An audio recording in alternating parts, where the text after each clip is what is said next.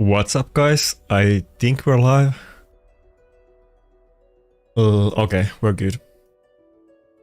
Anyway, so I had an interesting streak. I finally got through some of the Mario's missions, and I had to farm a lot of Sand Devil for them, by the way, which is super easy now. It's super cool. Phantom Shock Wound Sand Devil. 40% alennuksia. Foodora, koska minä haluan. Sitä yhteistä tulevaisuutta ei sit koskaan tullut. MTV-alkuperäissarja Rantavaari. Uusi kausi nyt MTV-katsomossa. Katso viikon jaksot ennakkoon MTV Katsomo Plus tilauksella. It's super. That's gonna have to wait until Phantom Shock Wound and keep it for now, but 40% alennuksia. Foodora, koska minä haluan. Sitä yhteistä tulevaisuutta ei sit koskaan tullut. MTV-alkuperäissarja Rantavaari. Uusi kausi nyt MTV-katsomossa. Katso viikon jaksot ennakkoon MTV Katsomo Plus tilauksella. It's super. That's gonna have to wait until Phantom Shock Wound and keep it for now, but okay. My bad. Is it fixed now? That's the second time I did that. That happened on the first stream as well. You can't hear me? Like, you were hearing the YouTube, but can you hear me now? Surely you can hear me. No?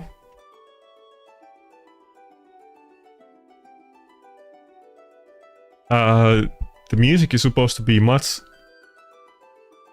lower than my microphone. Okay, good, yeah, okay. It was on a little bit delay. Oh, nice. Good start to the stream. People always get a little bit mad about the CC packs. It is what it is. I mean, of course I want to get free stuff, so if I can get 1000 gems and energy free, I'm not gonna feel guilty about it, but I know people always like even Boozor and Final Kenpachi, people always complain about them that they get free gems from Plarium, but it is what it is. If the music is too loud, I can turn it down, but it's supposed to be good now. Oh, the live arena. Oh, I guess I'm a little bit late. It's already started. Let's go.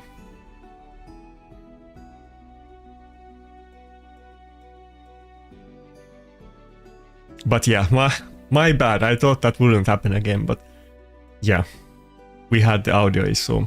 It was just that the stream was like, I had the actual video live stream open on YouTube as well. I like to look the chat from it rather than from the OBS, so that's what happened. I didn't turn the audio off. Okay, first pick Grixia, not Armans. I guess we'll take it anyway. Should I go with Mikage or Narses? Especially now that I got the gear on Mikage, I plan to use her a lot. But I think we're still gonna go with Narses first.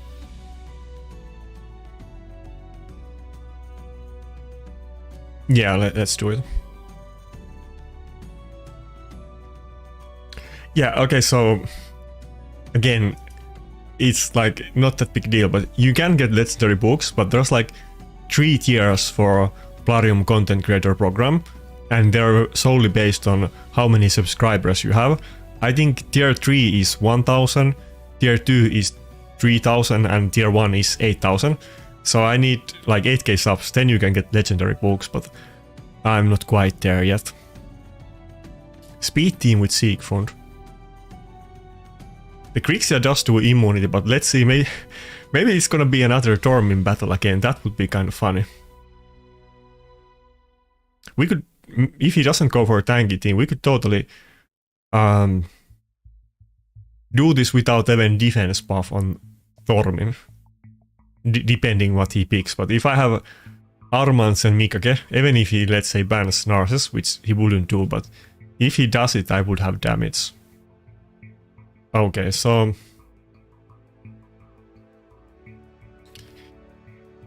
he does have Python too. I don't know about that. Would I really go for Tormin and ban the Python? That would be kind of funny, but I'm sure he has Stone Skin and everything.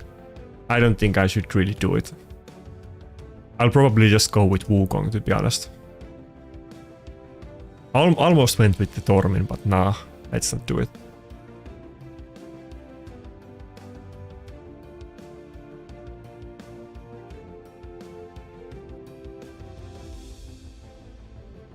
But yeah, I think if you are in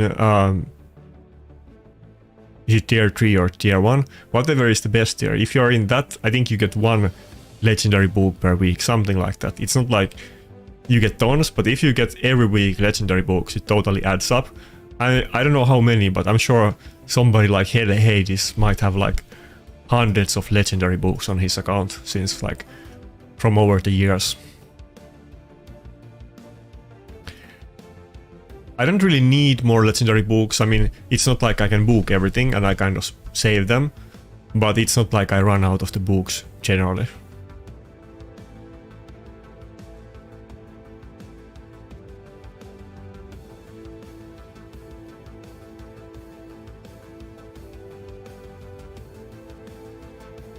By the way, the music isn't for everybody. Not good. The music isn't for everybody, of course, but people often ask about the music. If you like the music, it...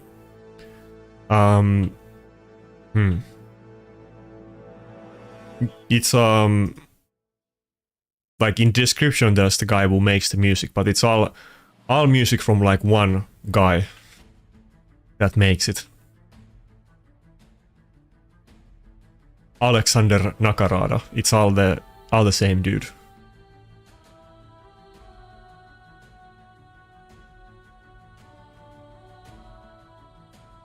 Okay, I mean we can kill everybody, but what about the Siegfried? Should I maybe go for A3 instead of A2? Maybe I can get block buff, step buff, but I don't know if I have enough damage to actually kill the Arbiter with the A3. Let's see. Oh, we did. Okay, even Python. But not the Siegfried. Maybe if I got the block buffs debuff, I don't think that... I don't know, I don't think he would have survived it. I know it like negates the hit, but I think he would have still died, right? It's kind of confusing because there's like some champions with those kind of effects that they nullify it, like the Joffred.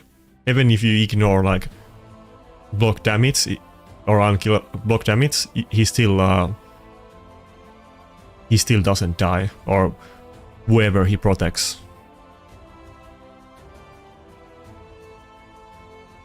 Yeah, Poison Cloud is not interesting. It's a weird mechanic. Dude, we're not even using the A2 at all in this battle. Can we steal the block damage? If we do, then we're good. I never liked that mechanic when they added it to Hydra, and I'm really surprised. I'm shocked that they actually are adding it to the champions. I don't think anybody's gonna like battling Poison Cloud. I guess we already have the Enfeeble debuff, but we're gonna have both that and Poison Cloud. I don't think that's gonna be fun. Should I change the form? Then we're not gonna... I guess it's not gonna matter. We should, yeah.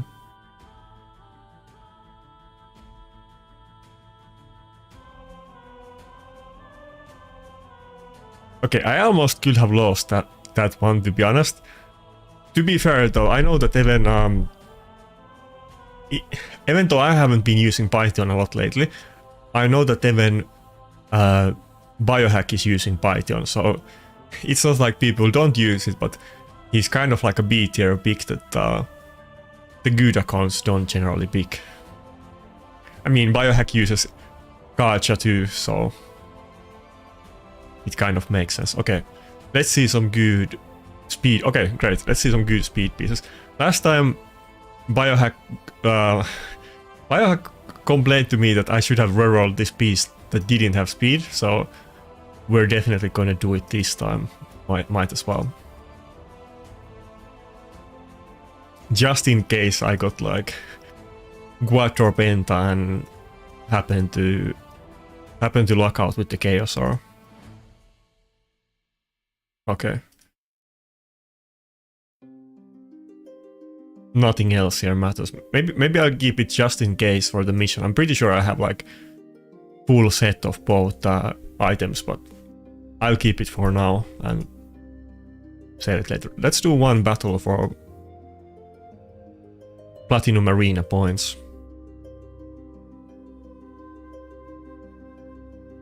I didn't pull shards. Okay, so I'm kind of curious what you guys think about. Oh yeah, I can show the Wukong stats.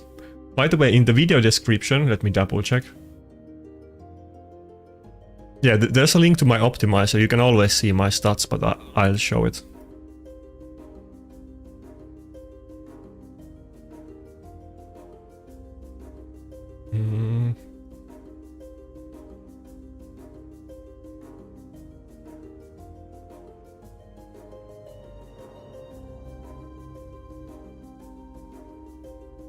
Here's what I... Oh, wait, he wasn't naked. I'm pretty sure he has gear. I just haven't updated. I think I stole some of his gear for Chaos City yesterday.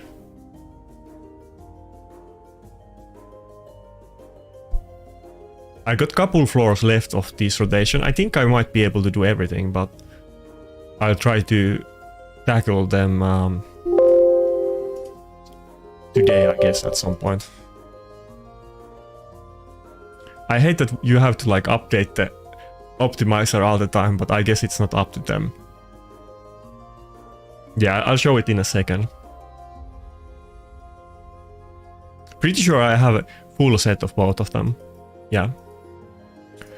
Yeah, we'll do that after live arena, but I mean, I kind of already explained the rules, but I'll go more into detail about it. I'll put my defense team up and you guys can hit me and we'll see the first 10 people who hit me or who beat me, they will get the gems. Or is it 5? It's 5 people. But we will have special rules for it, so we'll talk about it later. I didn't pull anything yet. Let me actually pull out the Fusion calendar. I have kind of feeling, and I may be wrong. I mean, nobody knows this for a fact. I mean, except Plarium employees, I guess, but let me find it. In the Fusion calendar, we have that special summoning event next week. I think like, was it like Tuesday to Thursday or something like that? Where can I find it? Can I get it from the in-game menu?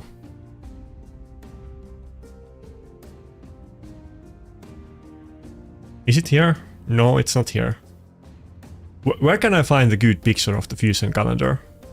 Do I have to go to the Plarium client? But that event can give you 50. You can find it here somewhere.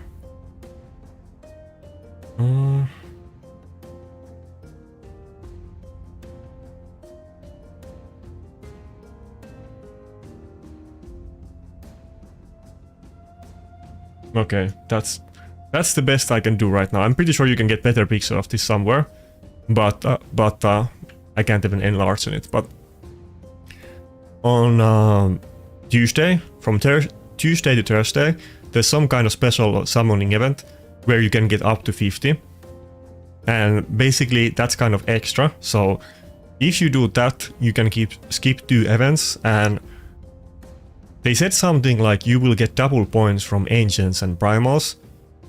But I'm expecting that since it's some kind of special event, I'm gonna assume it's better than the normal one. Even though we have pretty good event going on right now, considering that it's not 2x events, like there's many good champions. But I hate pulling on these 15x's. I have never gotten any good champion during these, and I rather pull in 2x, and maybe the special event is gonna be some kind of 1+1 or something like that, so I'm probably gonna gamble and pull on that one.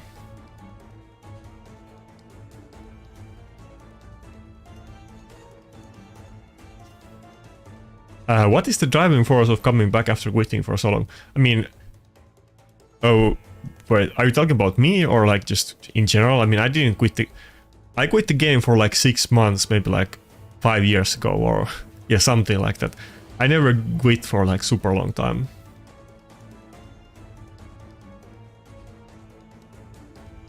But yeah, I'm kind of I could be convinced to pull on this event, but I think I'm just gonna save it for the Tuesday and we'll see if it's gonna be a good event or not. Okay, here's what I got on Wukong. that you wanted to see. Now you can see it from the optimizer on the link as well, since I updated it. But it's just full damage and speed. We don't have like a stone skin or anything like that. But I happen to get 2 accessories on the Slayer set, which actually give you 5% crit rate and 15% crit damage. So they do actually add a good amount of damage. And this is without like 6-star blessing, faction, guardians, and empowerment. So it could be even way more than this. I'm kind of unlucky on the Skinwalker's faction guardians that I think... Where is it? Yeah, oh no. Okay, I'm 8 out of 10. I only need speed on that. On Night Revenant I'm 2 out of 10 though, so... Ogrun I'm 0 out of 10.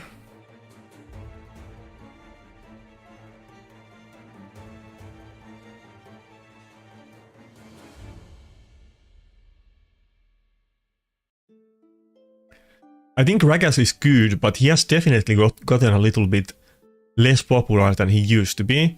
He was often paired with Taras specifically, and Taras is also used a little bit less, but he does do the like good amount of buffs for your team.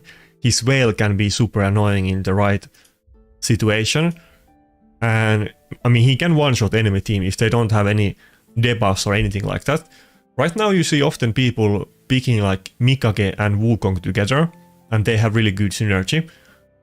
I have been wondering why nobody uses like Mikage and Ragas, but I haven't really seen people pulling it off. But Ragas can be pretty good against Harima, and overall it's a pretty good champion, but of course we got crazy primals and other super OP stuff, so it pales a little bit in comparison to those generally. But he does AoE nuke and stun and decrease defense on the enemy and self-defense buff, so he basically is like a one-man army, and in the ideal conditions he can one-shot any team. He doesn't really need setup, but you need to survive somehow.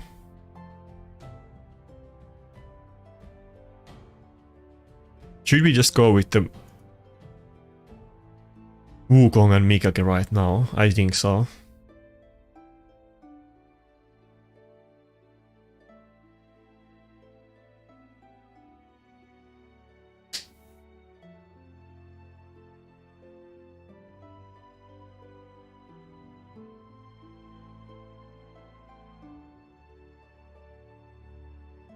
It never went off for me. Sometimes they like force you to leave the game for the maintenance and sometimes not, but I wasn't forced to restart the client at least.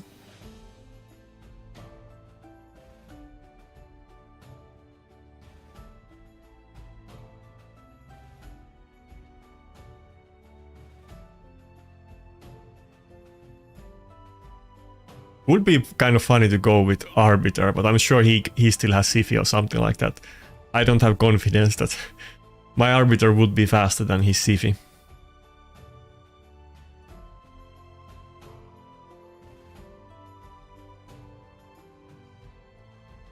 I think we're just gonna go with Ankara and pray that we get our cooldowns decreased with the A1.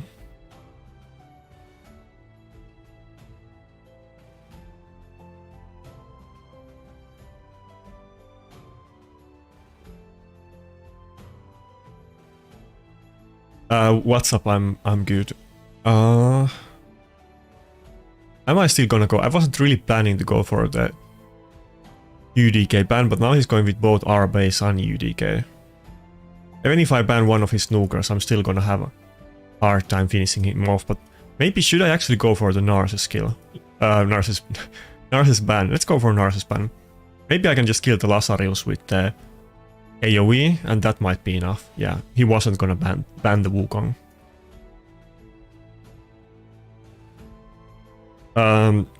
I think people are gonna experiment with that blessing. Doesn't see him blatantly super strong. I don't think Wukong is a good champion to put it on though, because Wukong could just polymorph the target, and instead of doing that, you could build him a little bit accuracy, or pair him with Mikage who does accuracy buff, and you could just polymorph the UDKs. Lazarus, by the way, does the revive, which is super annoying. I hate it.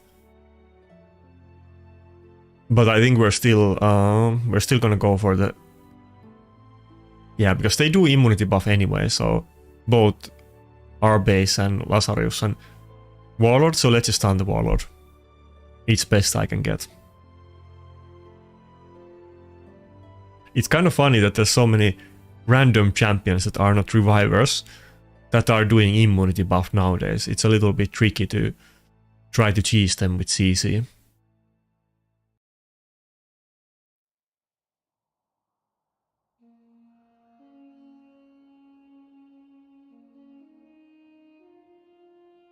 I mean, probably there will be other champions like our base that do Stone Skin in their abilities, so maybe it's in preparation for that, but it does seem pretty pointless, yeah.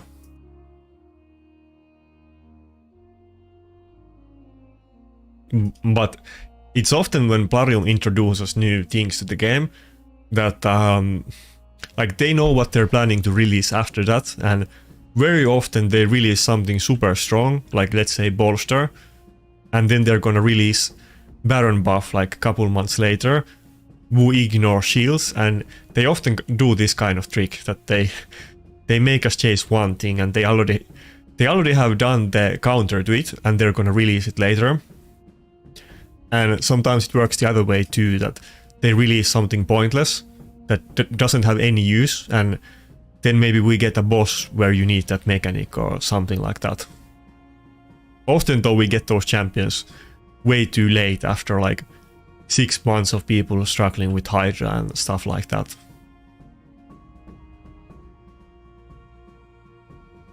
But like, they design a mass amount of champions beforehand, and then they just like trickle them down, so they know the big picture, and we don't.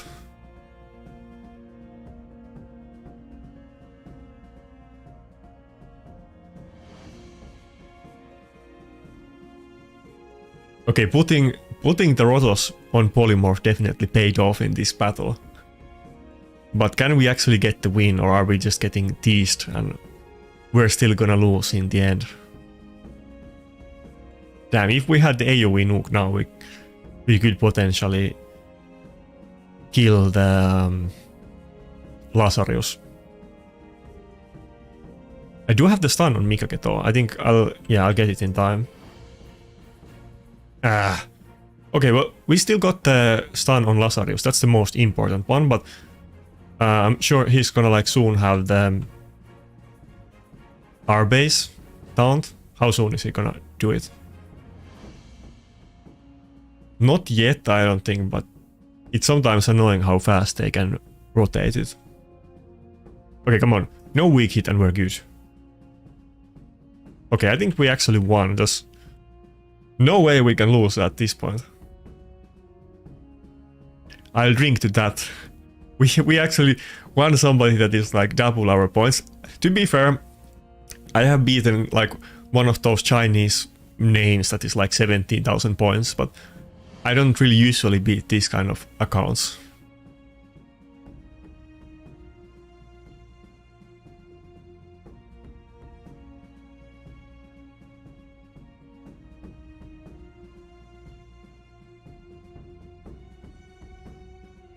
Yeah, I think our base is often used like as a counter to single target nukers, since she's kind of like pseudo UDK. Not just Rotos, but other ones too.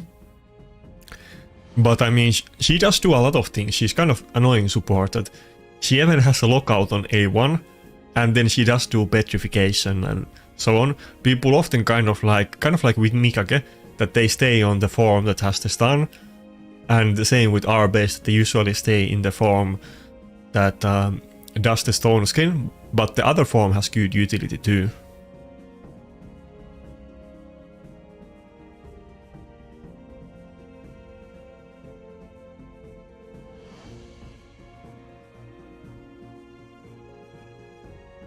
Yeah, I mean, I'm pretty sure I would have lost the fight without Polymorph, but I mean, we are using Polymorph for a reason, of course. I agree. I've been saying the same thing, that I think people sleep on our base. I wouldn't put it on the same level as like Grixia and Galatir, but our base is super good support. So like Grixia and our base are like the two best champions in. Grixia and Galatir are the two best champions in the game.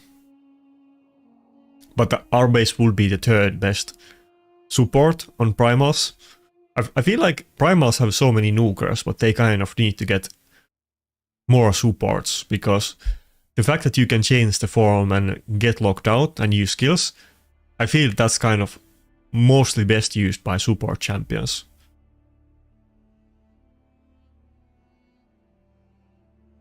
Like, in this battle, maybe our base would be super good for me.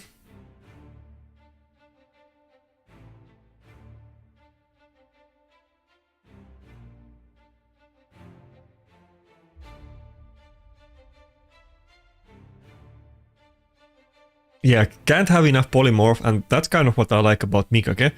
That since you do build some accuracy on her, even if you don't have 6-star polymorph, you can still use it. Same with Armans too, of course, but oftentimes, I mean, that's the state of live arena, but assuming that you're not using speed teams and you're using go second teams, oftentimes the fact that some champions have polymorph, that's almost more important than, like, if it's gonna like affect your decision making, that you need to pick the champions that actually. What do I guess we're gonna go with Staldos. I don't think Staldos is super good against this, but sometimes you have to go with the champions not because they are the best choice, but because they have polymorph. That's kind of the mentality that I often have in the fights, and that's why I generally don't really do a lot of weird picks and go with the same stuff, because I need to have multiple polymorph champions in my team. I think in this one we still want to ban the lockout. The nukers are super scary though, and we aren't gonna be very tanky.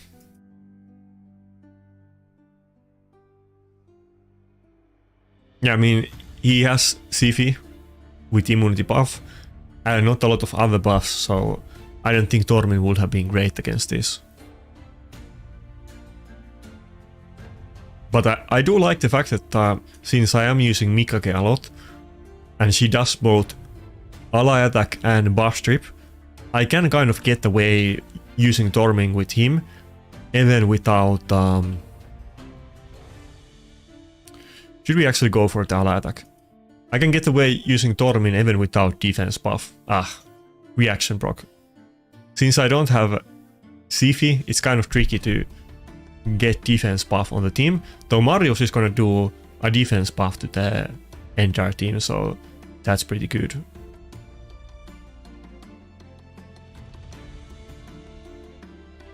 Wait, where did my Mikage get the shield from? Pretty sure Mikage just took double hit.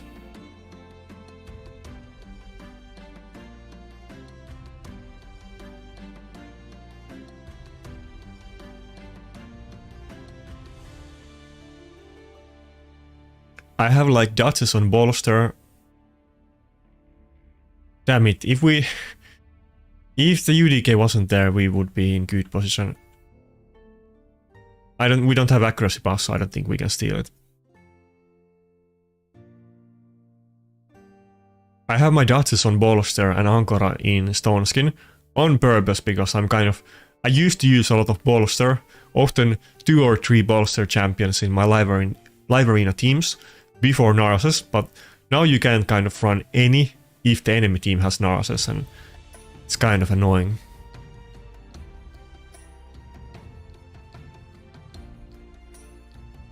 Oh, that's so I totally forgot that. What? It's like on her or the... Yeah. I never really used the first form a lot. I usually switch to the second form. I forgot about that. I guess doing the ally attack was a mistake.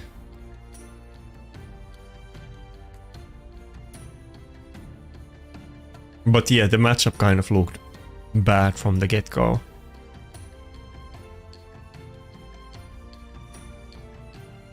Not because it's like the worst possible team, but he got like 2 of my main nukers and UDK, and I have to go with Staldos at that point.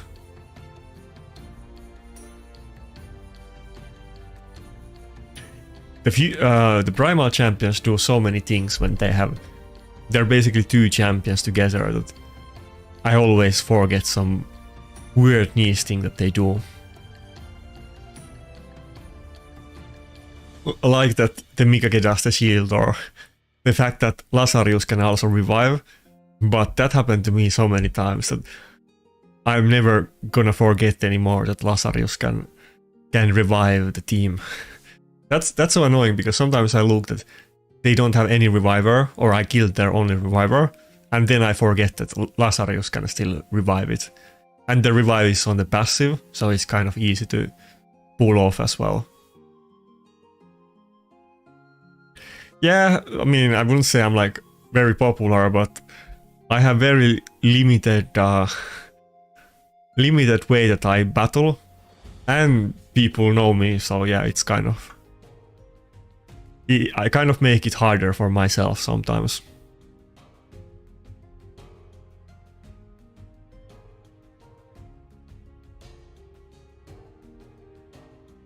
Oh, what's up, placing? Thanks a lot. Yeah, I'm kind of bad at chilling. I think, I mean, I've been doing it lately a lot more than I used to. I never used to do it at all, because it's kind of awkward and cringe, but I have been trying to chill my Discord mostly lately. Mostly Discord and subs, not really videos, but Discord generally.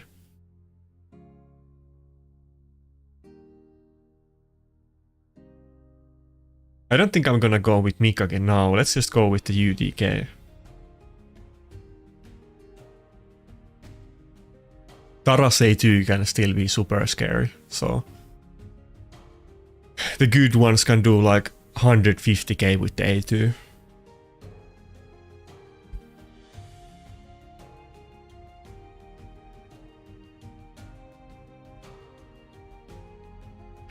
He's not using any lockout other than the Grixia. I hope he doesn't go for a second one. I kind of want to ban the Eva, to be honest.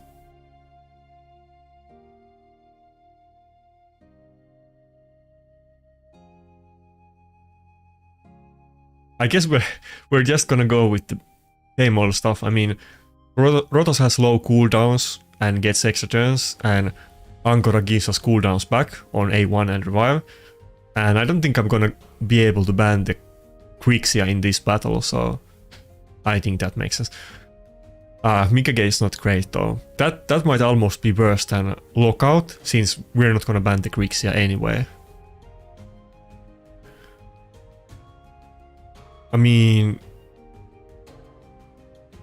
Eva could weak hit on Rotos. Should I just ban the Mikage? What do you guys think? I'm kind of torn between banning the Eva and the Mikage, but I am kind of scared of those Evas. I'll probably regret this, because the Mikage CC is gonna suck when he already has another CC champion as well, and both of them do boss trip.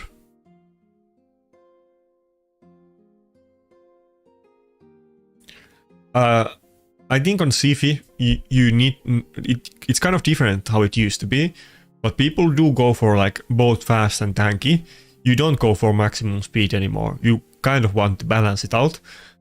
And it kind of depends on what gear you have. I mean, many people run a 5-piece protection.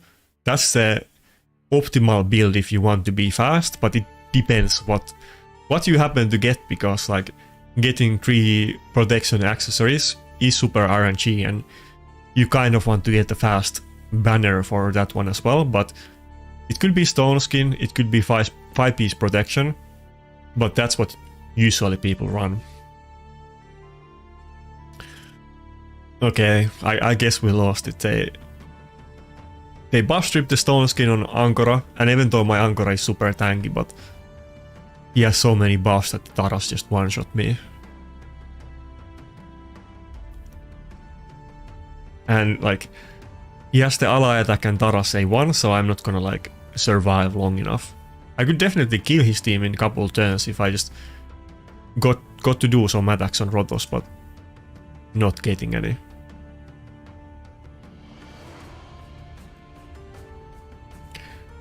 Yeah, I feel like maybe if he didn't get Helm Smasher proc, my Angora wouldn't have died, and the battle actually would have been super easy, but it was kind of like a coin toss. If my Angora didn't get buff stripped, or if she survived, then I think it would have been fine.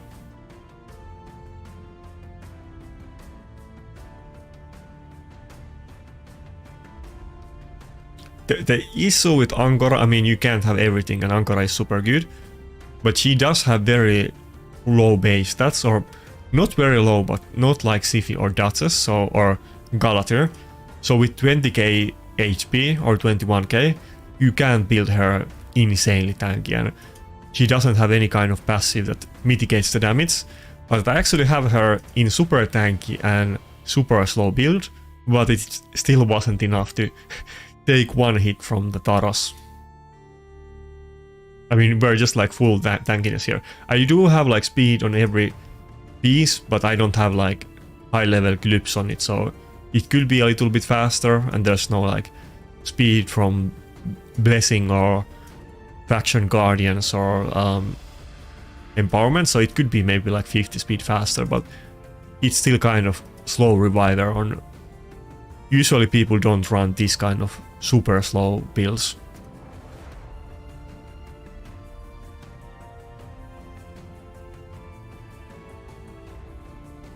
Kind of going back and forth now though, let's get some wins. We started off well and then we hit the wall.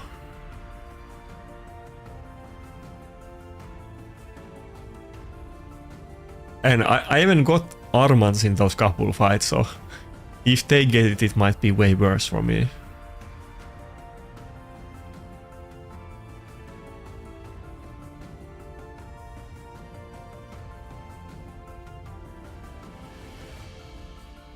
I mean, it kind of depends, and you could have 4 piece on Bolster and Stoneskin. That's what I run on my Duchess, but I would say that you want to have at least one reviver without Bolster, in case you need a reviver against enemy Narses teams, but of course they will often pick Angora and Narses, and I don't really want to run Duchess against it, so... But I used my Angora more, and I kind of didn't want to put her in the Bolster.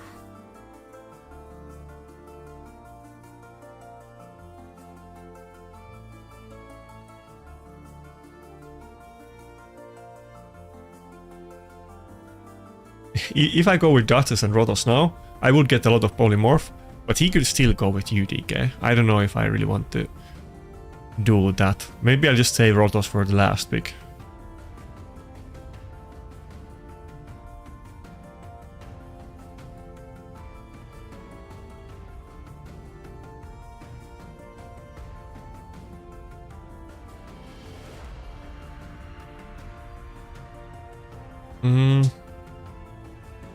Should I go with Torment? Let's see what happens with Torment. I mean, he does have double immunity. It's not easy, but maybe it could work. Maybe I can... Maybe the Lazarius is in reaction and not Stoneskin, and I might be able to freeze it before it gets a turn, if Mikake does ally attack. Who knows?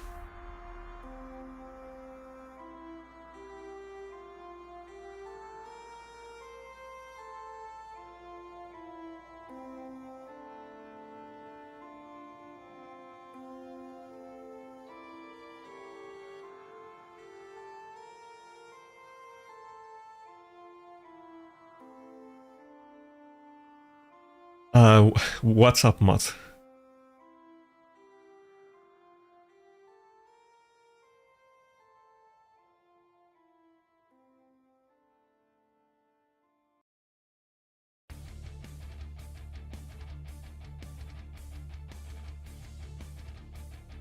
I kind of want to maybe get my Wukong in the Merciless set at some point, but I have been kind of unlucky so far. I don't really have any noteworthy nuke pieces on Merciless. I'm not really too worried about it because I have good enough lethal and I'm sure I will get it over time. But haven't really made any progress so far. And if I don't need stone skin on him, then I could just go for 9-piece merciless if I happen to get it at some point.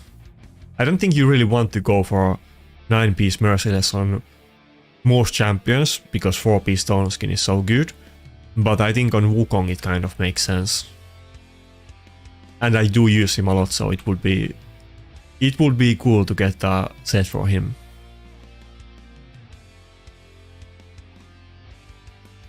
Okay, so this guy is running a protection Siphi, like I just said.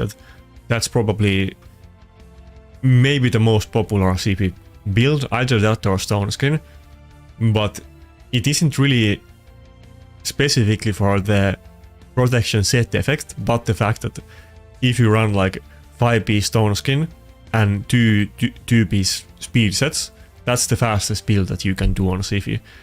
That's why it's probably the most popular build.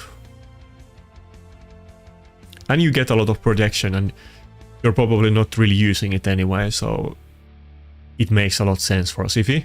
And protecting those immunity buffs can be super good too, especially when many of the most meta champions right now, like Mikage, Grixia, Wukong, Galatir, many of them do buff strip, so if you can protect the immunity, it's super good. What do I want to even do here? Can we taunt the Siphi? No, okay. She doesn't have life harvest on it.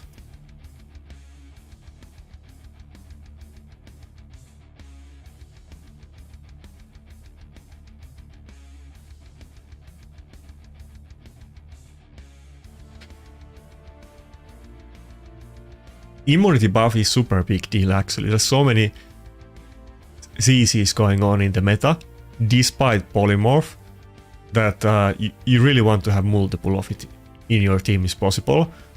And if you don't have any, then like enemy is certainly gonna pick something like Tormin or Mikage.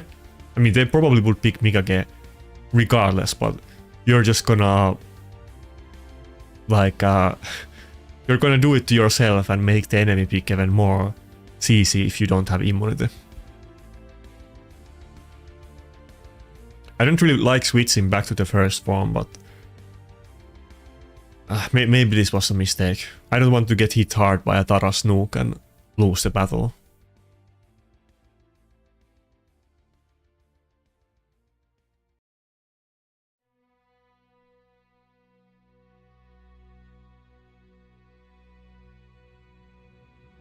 There are so many buffs when everybody except Taras is putting them out.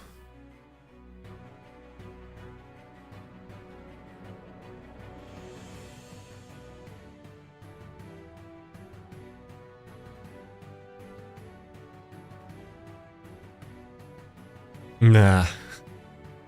I'm gonna be left. Yeah. I guess that's it. There's no comeback here.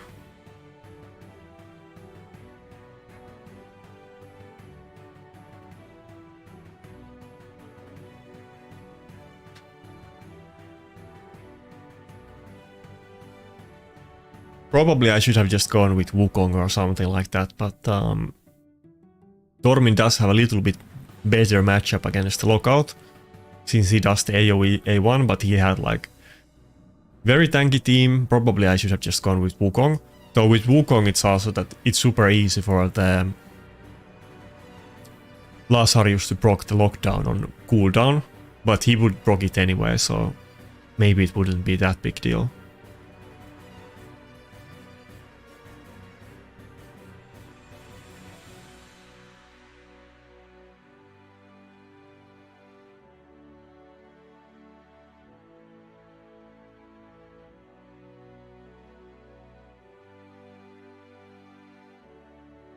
By the way, it was super annoying yesterday. I mean, it's good thing overall, but they did the update that we get the free gear removal, and I think they fixed it. But if you wanted to switch items on champions, it forced you to use the free gear removal. You couldn't like not use it, and I didn't know they were gonna fix it, and it wasn't intentional. So I used like 2 of them because I had to switch gear on champions. And I kind of wasted them, but I need to still do a couple floors today. I think I can maybe get them done with 1 free gear removal, but we will see about that. But basically, I know that I can do this 1 boss, but I need to switch gear for it. The hardest part here is this wave, and if I can clear that, then I think I can clear everything else here, at least the boss rooms. But I leveled up another Zargala yesterday. Neither one of them has any masteries, but it might be good enough now with double Zargala. But I need the free gear removal, of course, for that floor. And I kind of want to try to do the Zargala floor and the boss room in like 1 hour, because I need to do a lot of gear swapping on both of them. Okay, this is the guy that we actually won against, but surely we're gonna lose this time. And he got the Armans too.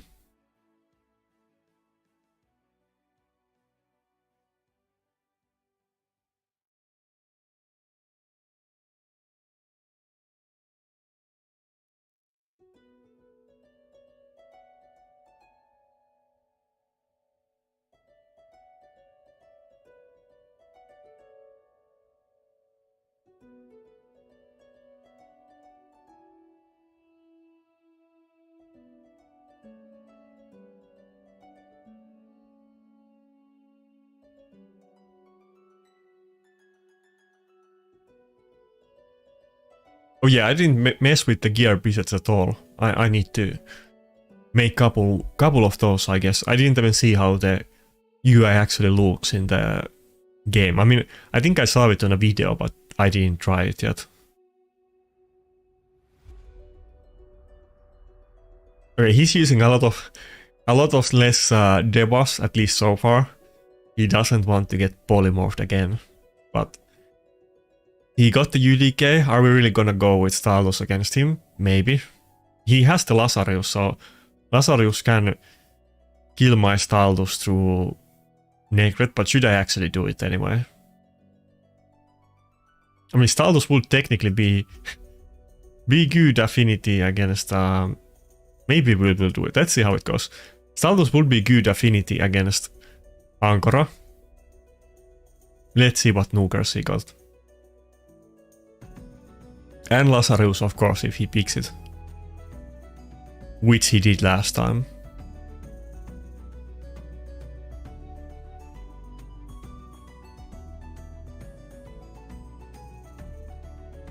I don't know why, but my stupid Windows is not allowing me to see the tap on my second screen. It's annoying when it does that.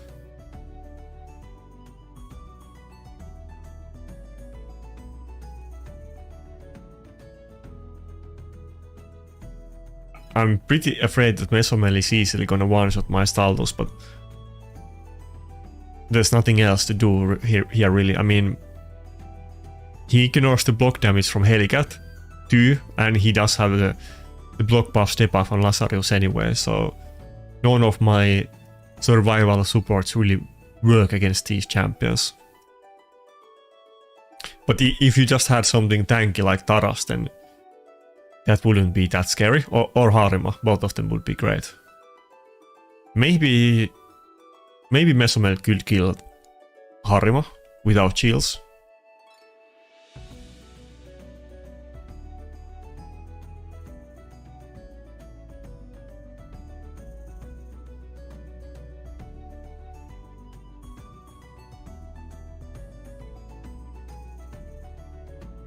Oh, okay. Thank God. I thought the Ankara was gonna stay alive with like 1 HP or some kind of tease like that.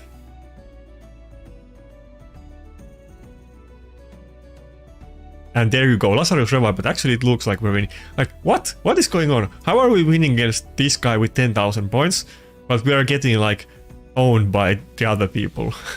This is kind of weird. I don't know if he's going easy on me, or he's testing new strategies, or he just he doesn't know my champions like the other people do, and he's not countering me as hard. But how are we winning against this guy? Yeah, he one-shot the Saldus like I kind of predicted, but considering... Oh yeah, he surrendered anyway. Considering that we still had the Narses, we were gonna be fine.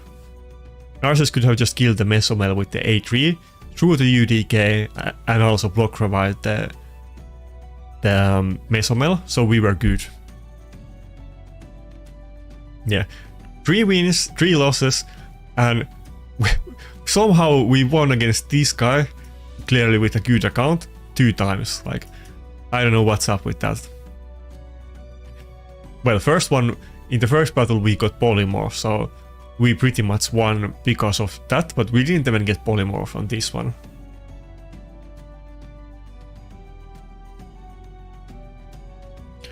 I can show my Rotos masteries, though. I mean, I say it, I guess, many times on the stream. Let me find it. On my...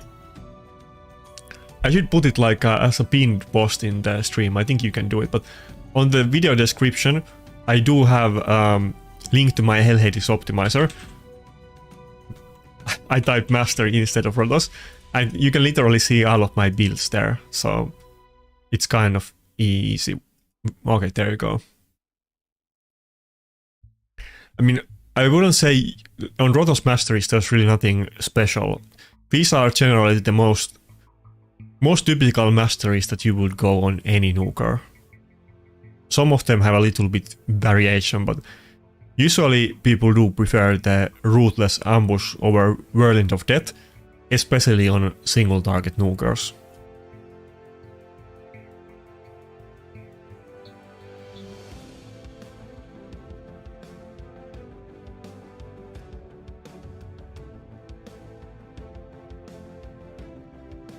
I posted it, but you can also find that in my video description. Oh, okay, we're against the clanmate.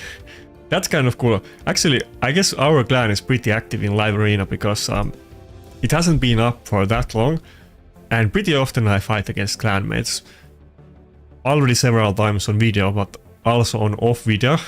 I've had many, pretty much like last week, I pretty much fight like daily against my clanmates, even though we're like 29 people. But obviously they are gonna know my champions, and I'm probably not gonna fare well against them. I usually lose against my clanmates.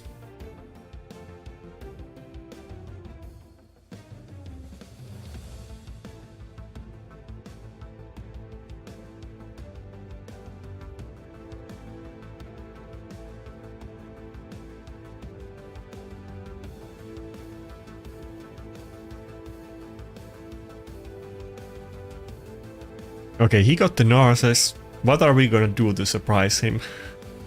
Okay, I'll have to go for early Angora actually, now that I think about it. Just in case he happens to pick Angora, which he may or may not since he already took Siphi.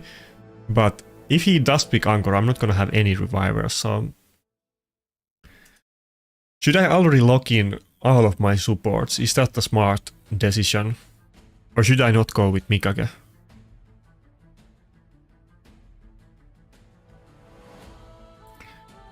I'm not gonna have a lot of polymorph, but let's not go with Mikage just yet. Let's go with Wukong and Angora.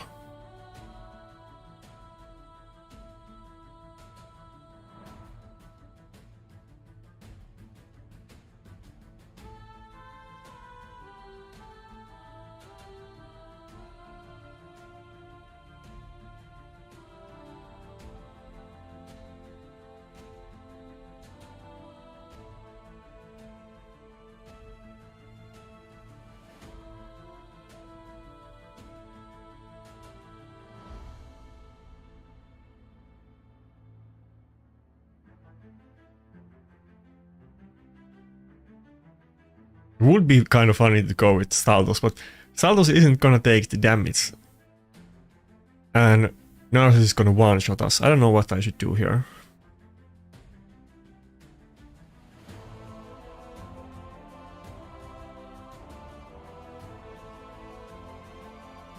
Maybe I'll just go with Rotos and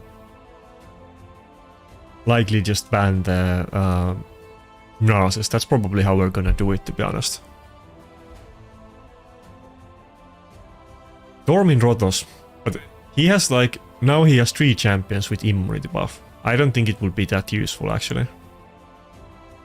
He had 2 and he still had 1 support pick left, so he definitely would have picked some kind of immunity champion if I did it. But okay, so I picked the UDK and he just had the R base, so it didn't do that much.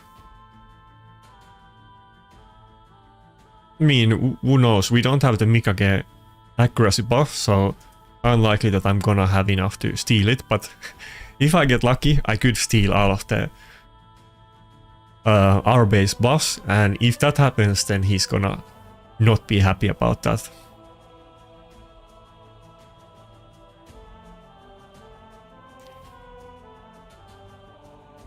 By the way, somebody was saying at the start of the video that the music is too loud. What do you guys think? Is it too loud or is it okay? I could easily adjust it, but I don't know if it's good or not.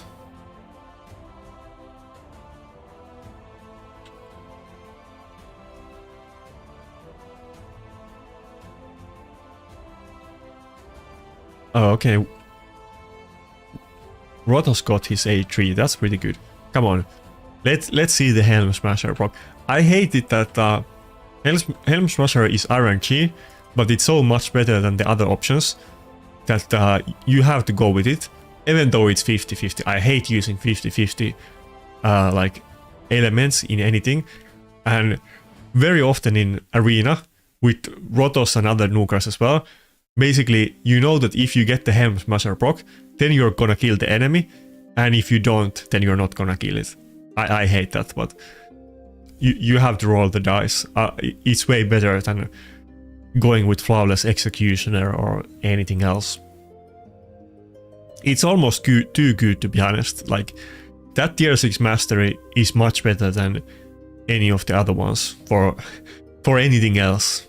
Like, not even just for nukers or PvP, but any other content.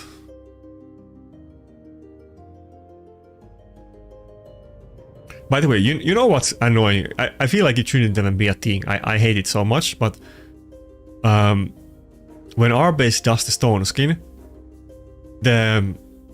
well, I forget what the mastery is called, but the one that has a chance to extend the duration of buffs, it can also extend the duration of stone skin. That doesn't make any sense. I mean, you shouldn't be able to extend the duration of stone skin, and you can do it with the skills that do it, I'm pretty sure. But for some reason, you can do it with the mastery on R-Base. I almost feel like it's a bug and oversight, and probably not intended, but maybe it wasn't on top of the Plarium priority list, or maybe they're okay with that. Okay, we're kind of on our last straws, but Rotos is gonna come back with Vengeance, with cooldowns up. Okay, never mind. I thought we were gonna be able to do something, but no.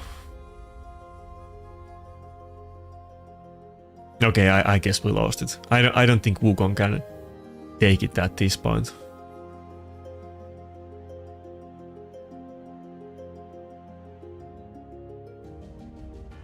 Maybe.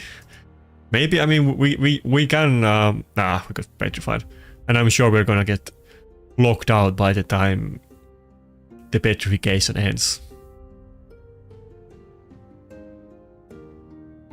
Nah.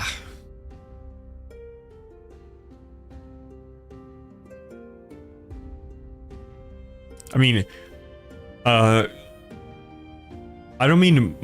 I mean more like oversight than bug. Oftentimes, like, there's some, like, because the game is pretty complex and there's all kinds of interactions that don't work the way that Plarium intended, and it's kind of up to them to decide if they want to call them bugs or not. That's happened with many things, that something worked differently than they thought, than they intended for it to make, and then they change it and people were not happy about it, and then they called it a bug. So it's kind of up for their interpretation that is that a bug or not, but I guess not, since I'm sure they know it by now and they would have fixed it if they didn't like it. But I think it's a bit too OP, especially if we get other champions with stone skin. Imagine that some champion might do 2-turn stone skin on abilities and it might get extended to 3 turns.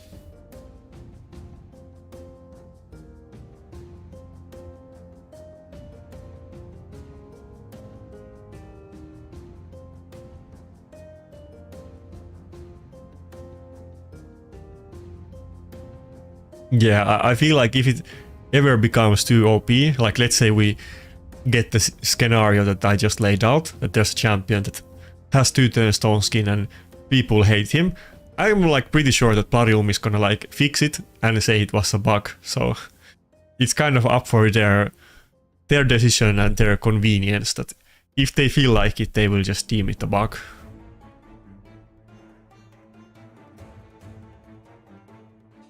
But I'm pretty sure they didn't intentionally want for it to be that way, because you can't extend the stone skin with other abilities, only with the mastery.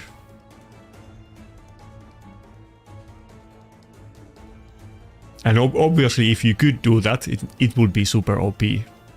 I'm not saying that you should be able to extend the duration of stone skin.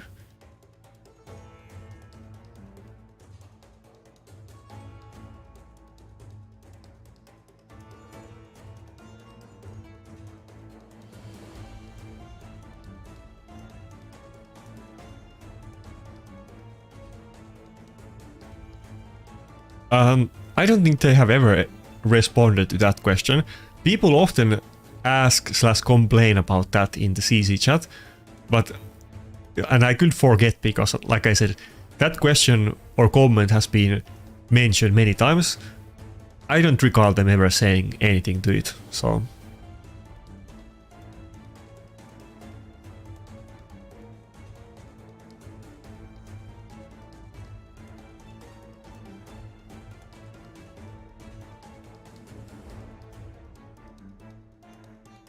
I hope this guy is not watching the stream. Maybe we can get the Helicat here. Maybe if we played smart and pick both Mikage and Wukong. I'm not gonna get any revivers anyway, since I'm not gonna pick bolster Duchess against the Narcissus. Maybe instead I can pick the Helicat if he doesn't pick any buff strippers or block buffs debuff champions. And I just picked 2 of the most common buff strippers, so maybe we can get away with it. Okay, he got Galatir and he still has 1 champion, but it's gonna be Nuker, so maybe we're good. Unless he has Lazarius, but I think we're gonna go with Helicat.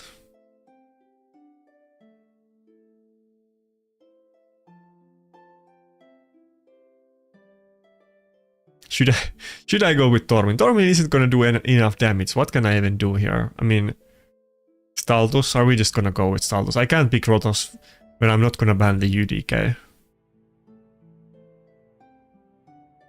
Marius will be good at this time. I super like the fact that you can get rid of the enemy stone skins and other buffs on Marius, and he's not gonna get polymorphed. I think that's super cool.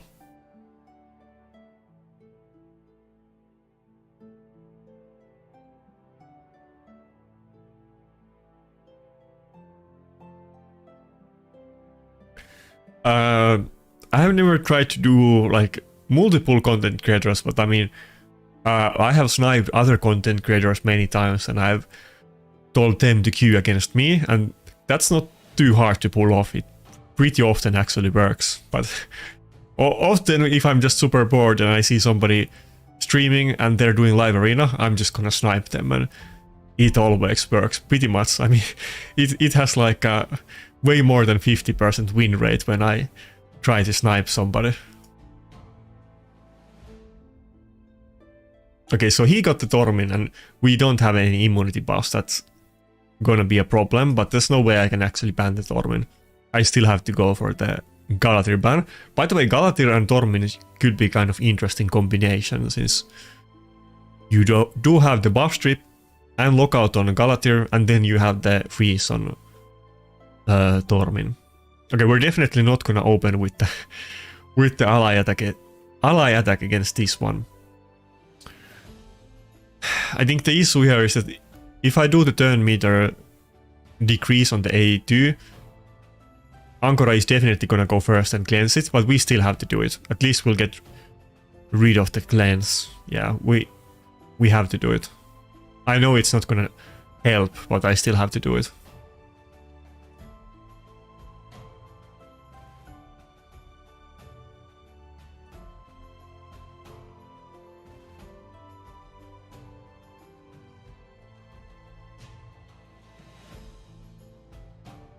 Okay, if we don't get frozen here, we could actually be in pretty good situation. Come on, don't freeze. Okay.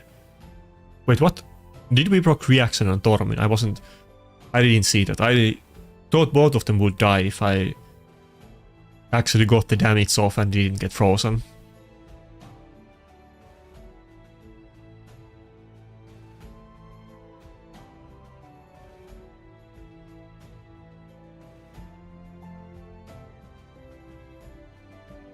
Okay, we need to avoid using the A2. It's just gonna freeze me, so we're just gonna spam the A once. Should I do the AoE right now? Should I save it? Maybe I should save it. Let's save it. Ah, we got frozen. Maybe I should have just done it anyway. Ah. Okay, well, it was a pretty tough battle, so if I would have won this, it would have been kind of unexpected.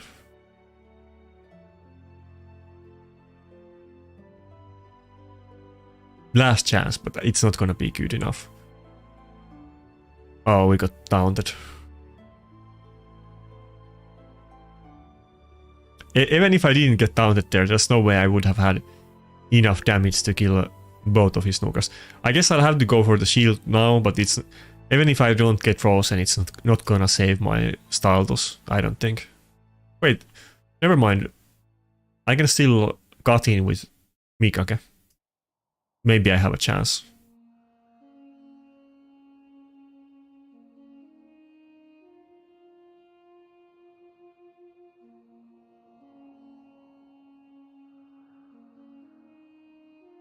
The status is so low that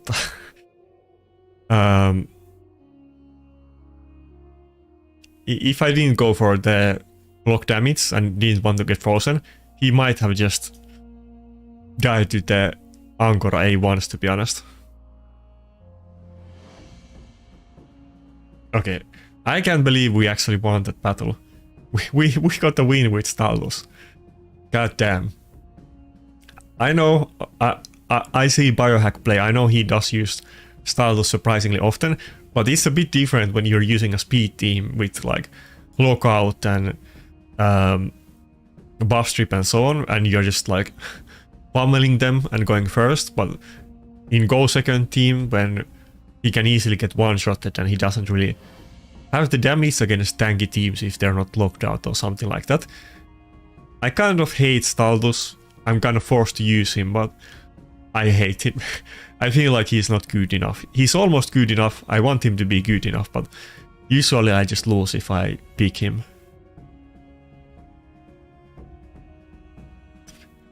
And he's definitely gonna get replaced by Mario soon.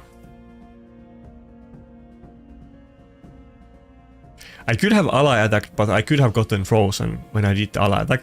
Honestly, I kind of got lucky there that I didn't get frozen that many times by the Tormin, but I didn't want to risk it.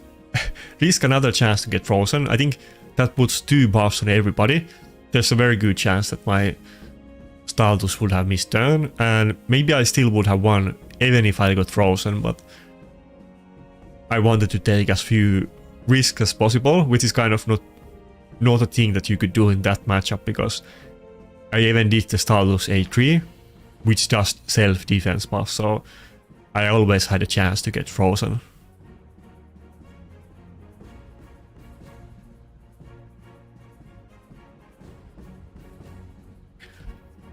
I don't know if there's anything else I should consider when they get armaments, other than first picking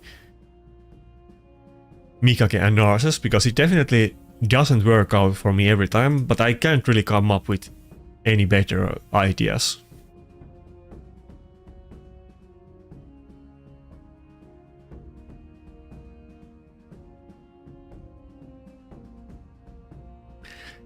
Yeah, I agree. I mean, Staldos is not a bad champion.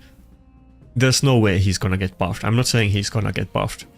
He's actually almost good at some situations. That's why it's so frustrating, because I mean, he's clearly the best I have after my main champions, if I can't use them or they are countered or picked. But he's definitely not on the level of something like Taras or Narses, and not even close. Okay, this time we're definitely gonna go with Rotos instead of Wukong. Should I just pick the UDK or not? No, let's pick UDK. He has the Siphi and Taras anyway, so let's go for it. I could have maybe gone with Rotos and Ankora, and he probably would pick something like Galatir anyway, but let's just pick it. If he went with the UDK, I still would ban the armaments, so I don't really want to let him have it, since he doesn't have to ban anybody on my team. He could easily ban my Narses and pick the UDK.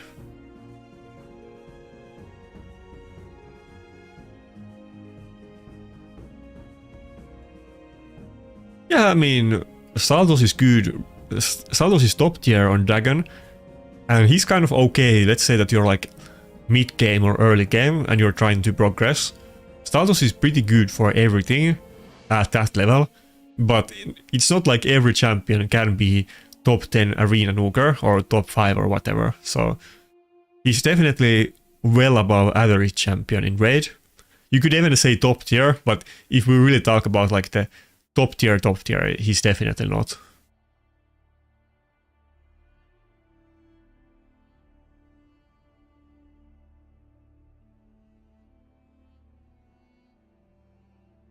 I could have even maybe gone with Duchess here instead of Ankora, but I do like the Ankora. Maybe Duchess would have been better with the Veil and Bolster. He's mostly doing AoE damage. Kind of depends if I get those Ankora A1s proccing or they don't. Otherwise, I'm sure Duchess would have been better. What's up, Skreliot? I'm doing good. The live arena battles are kind of going like 50-50. I think we have maybe one more win than loss, but nothing spectacular, and I'm kind of waiting for new champions like Marius and so on. I want to get more new toys to play with.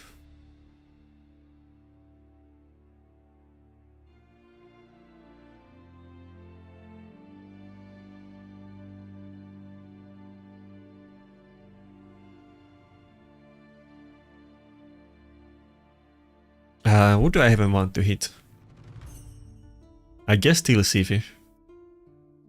I definitely don't want to proc the Leoreos passive. I guess I just let him be full health as long as I can.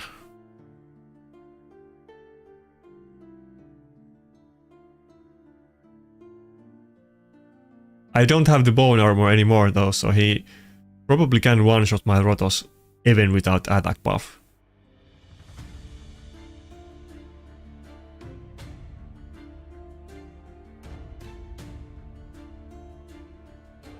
Nah, I'm not gonna use Kala. I put her in the thumbnail just for fun because I like Kala and why not, but I didn't mean it in that way that I'm gonna use Kala today. I mean, obviously Kala would not be viable against the current meta in live arena or any kind of PvP.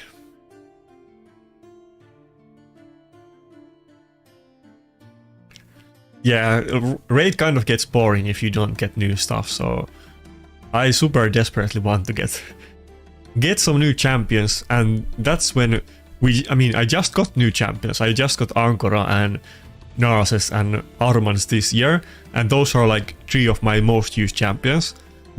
Yet I still want more. That's the way it works.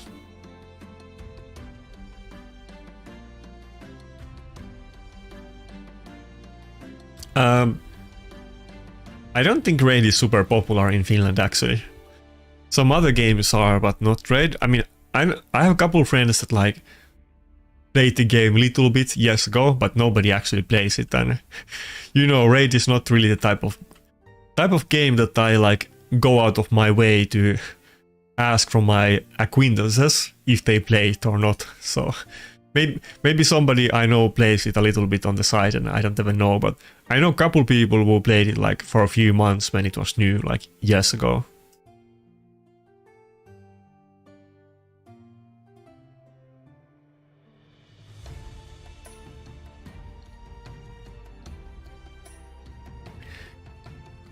If we talk about a game that is popular and has been popular in Finland, it's definitely RuneScape.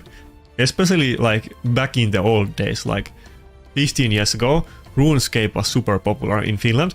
And I haven't played RuneScape for years, but I have played it a lot. Both the old school RuneScape and the actual old school RuneScape before like evolution of combat and before they removed the free trade and so on, the actual old school one. I do have a lot of friends who play RuneScape, and multiple of those people, they played raid when it was new, but this is like 4 or 5 years ago.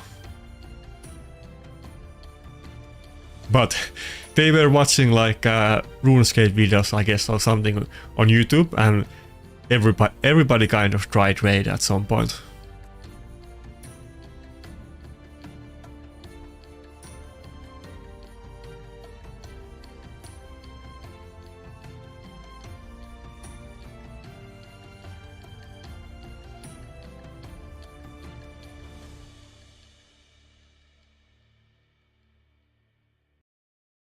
Yeah, I mean, I only played PvP.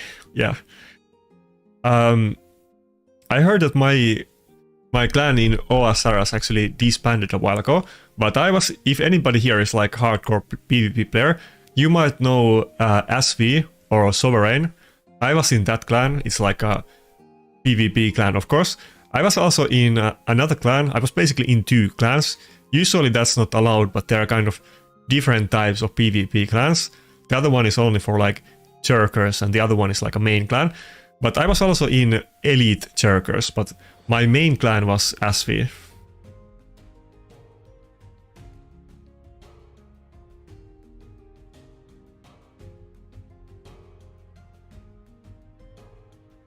Which basically was like a Churk clan that was allied with Rot, and they did a lot of like mass PvP. But I haven't looked into it, but I heard maybe like a year ago or 2 years ago that SV disbanded.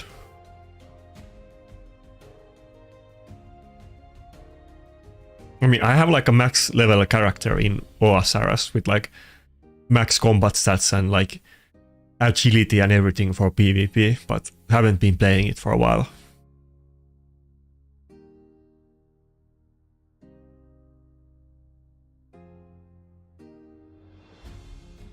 Do I really have to go with the UDK? He's so gonna pick UDK if I don't.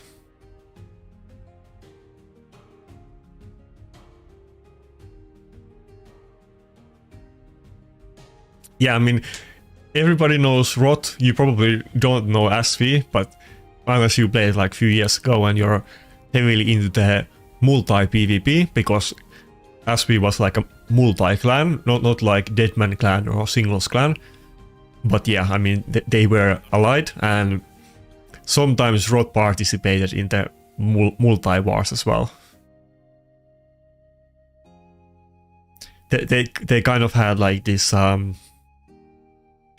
you know, agreement that we both like often our clan like we had skirmishes with other clans and they would like team up against us and so on, and often we kind of baited people that if multiple clans came after us, then we like waited for the perfect time. Like basically Rot was using us as a bait, that they waited for perfect time that they can just log in like one DD and one shot the like some clan with the barrages or something like that. But they were often kind of where it worked both ways, but we were often like using each other's as bait, and our clan was like ragging, and then Rot was coming with like at least mystics or something like that. The multi wars often in OSRs kind of turn out into ragging, even if you're normally like playing with actual PvP sets. But if you have like 5 or 10 hours multi battle with like hundreds of players or something like that, or even like 1,000 players, it's gonna turn into ragging at some point. Always happens. There's gonna be like looters and people like sniping strugglers and trying to make money, when the actual clans doing the battle are just killing people and not picking up any loot, and it always eventually ends up that everybody is just ragging.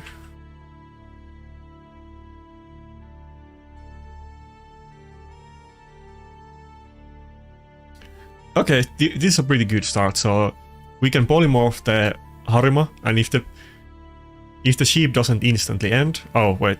Okay, yeah, Rotos is gonna move before it. If we just don't weak hit on Python, we should be able to one-shot it. Okay, I think that's pretty much it.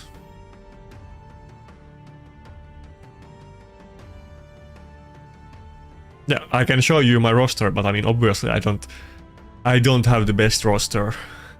I kind of got away with it when Necret was kind of meta, or at least relevant, but for a while I haven't been remotely relevant in the meta with my champion pool.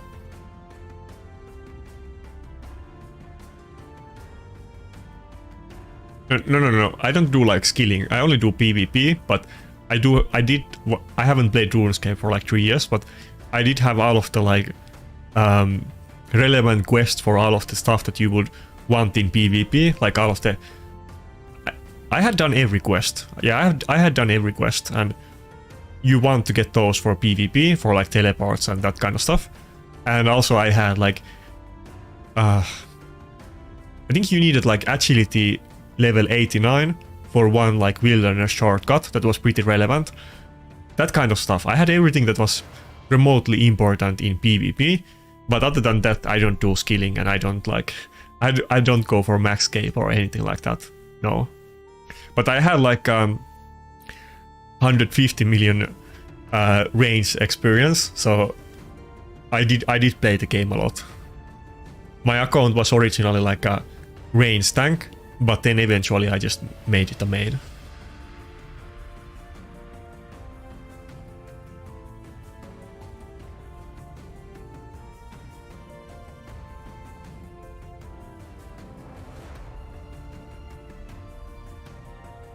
Like, by range tank I mean like 99 defense, and I was like, is it 106 combat level with low level strength and attack. That's why I had so much range experience, because I was mostly just PvPing with range for several years.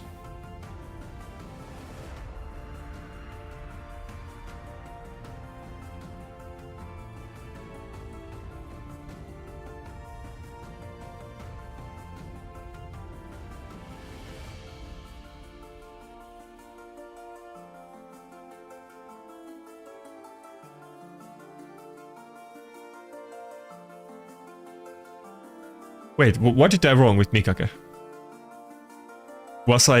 Did I do some massive mistake while I was talking?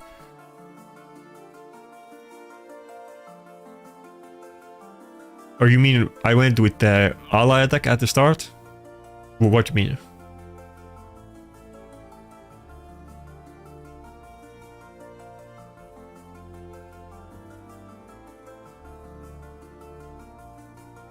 Okay, he got both of the revivers, but we have Narses, so I'm definitely gonna go with Duchess in this battle. It can kind of be good against Harima anyway, since we're tanky and we might polymorph Harima eventually. So am I gonna go with Rotos or Wukong? That's really the question. Actually, yeah, we're definitely gonna go with Rotos. I don't want to deal with the Angora affinity on Wukong. If he picks UDK, I don't think I'm even gonna ban it. That's why I just went straight with the Rotos and I didn't even go for UDK. If I picked UDK, he might actually just pick Rotos anyway.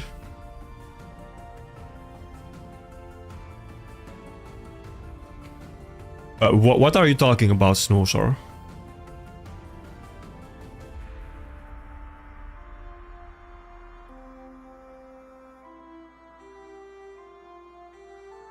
Oh, Marius. That's first battle where I see Marius.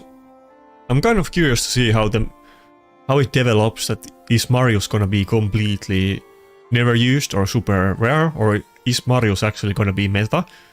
But I feel like it's almost better than people think it is.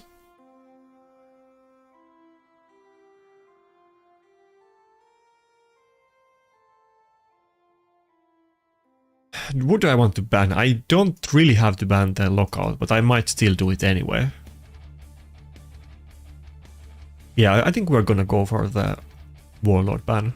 He does have 6-star polymorph too. Marius, I guess, is gonna do multi-hits, so he might be able to just one-shot Rotos with the A2, since it can remove the stone skin, and it's a triple hitter, but let's see if he has enough damage to do it or not. I kind of suspect that he doesn't, but it might be kind of close, but we will see. I mean, my Rotos only has like 60k health, so I mean, maybe he can do it.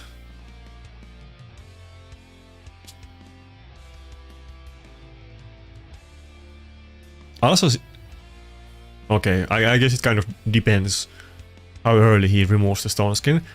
Also, I don't have like those good champions with defense buff like Siphi, so apart from just giving himself more damage, but he's gonna make my teams a lot more tanky. That might be kind of interesting.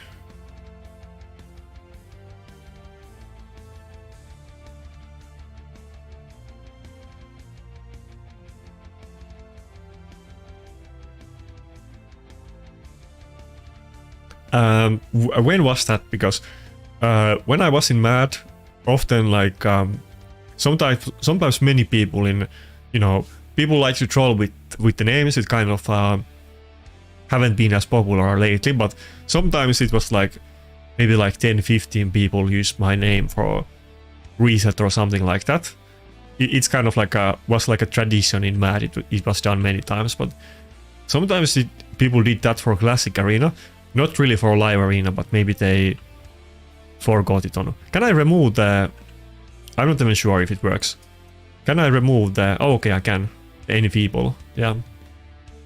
I kind of wanted to go for the buff strip, but I went for the enfeeble removal. If I polymorph the Harima there, or my Narcissus didn't get taunted, then it would have been super great. We probably would have won at that point.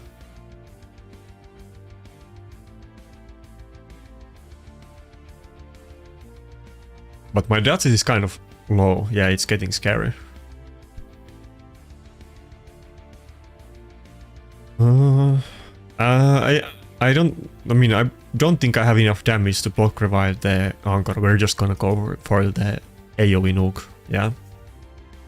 He does have double reviver, I mean, so that could be an issue, but we couldn't do it anyway.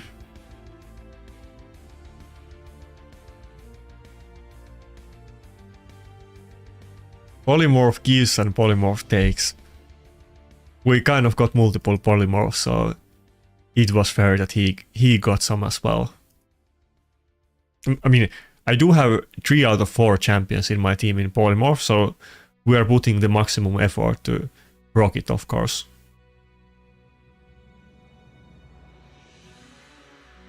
That's basically my best way in dealing with Harima these days, to be honest. It's so, when you have stuff like Armans and multiple top tier lockout champions, I can't really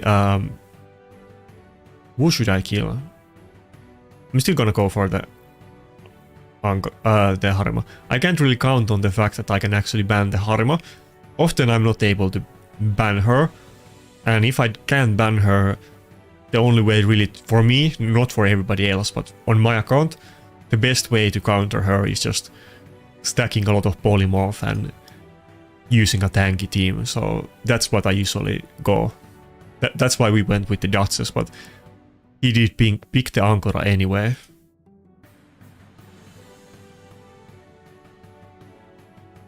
But by the way, speaking of Sweetberry, I know, okay, somebody might get triggered. I don't think everybody's gonna love this idea. I hope we get Swiftberry accessories. Swiftberry and Deflection accessories. I feel like that's almost something that Mario might do. And if they do them, I'm sure they're gonna be used a lot. I think people might even prefer 4-piece Swiftberry over Reaction for multiple different reasons, but if they do it, I would be interested. I hope they do it, but we'll see. Not like they are gonna take my suggestions and run with that, but it almost sounds like something that they might have done or planned to do anyway. So I feel like there's a good possibility that we could get it. Imagine if you can. I double checked it from Zap, but if you had both of them, not just Swiftberry, but if you had 4-piece Deflection, you can deflect the polymorph. Like if you get sheep from polymorph, you can deflect the polymorph. That would be kind of good thing to have sometimes. But also Swiftberry 4-piece would be super interesting. It would kind of be like pseudo reaction. Like 2-piece reaction basically make sure that you survive 1 turn, assuming that you proc it, or like you have 50% with 2-piece reaction, but with Swiftberry you would also have 50% chance to survive, but you will also get extra speed and damage, and it wouldn't just be for the first turn, it would be basically any time that you die, of course still 50%, so triple reaction would be 75%, but probably Swiftberry will still be, I mean, it will definitely be better, let's say. And if they did that, I mean, it probably would be from Platinum chest, so it wouldn't be super easy to get. Are we still gonna lose this battle? I thought we had this in the back. But, well, weak it. It would give more reason to push Platinum Arena, and it would make the stupid CVC that most people in this game hate less important. So I think it will be super fun update. Super close fights. I almost thought that we were gonna win, but somehow we were not able to finish it off, and got some weak hits and enfeeble debuffs on us and not enough polymorph at the end, but it was kind of like a coin toss.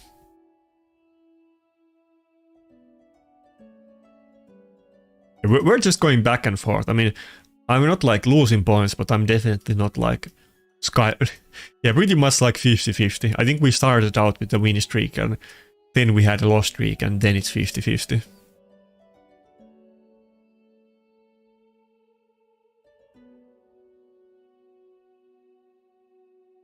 But what do you guys think? Would Swiftberry accessories be good? Let's make a poll about it. I learned it from the last stream when people said it in comments that I should do a poll. Let's do a poll.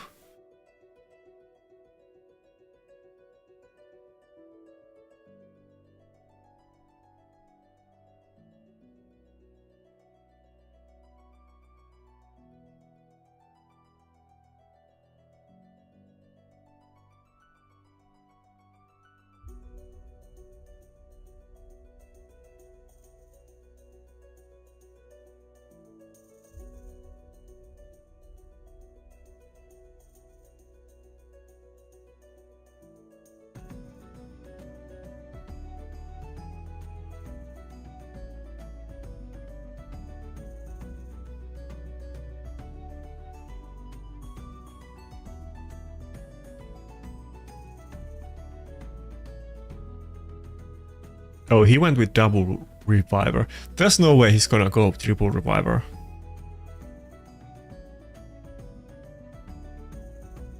I don't think I'm gonna pick Mikage in this battle.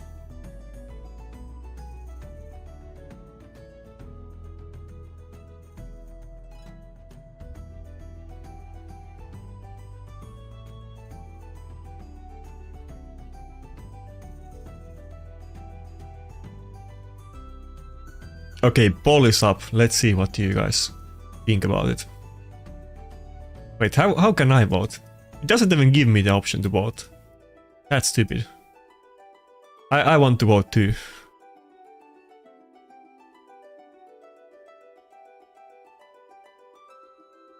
Oh nice, you went with Tara 7 after I picked the UDK. Maybe we can even... maybe I shouldn't say it. Oh, never mind, he has the last pick. Okay, I think we're gonna go with Helicat. That could be kind of funny. Should we go with this then? Or should... I mean, he did go with the triple reviver, so... Yeah.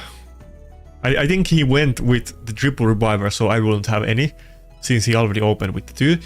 But I'm not sure if he's gonna be happy facing the Helicat, since he doesn't have any kind of buff strippers or block buffs, debuff champions. Yeah, Swift Parry would be game changing. I'm not saying it would be like small deal. I think Deflection actually would be good too. If you can get the 4-piece from like having 2-piece in accessories, or MN3 I guess, but 2. I think we're gonna go for the Gizmark ban for sure. I mean, no question about it.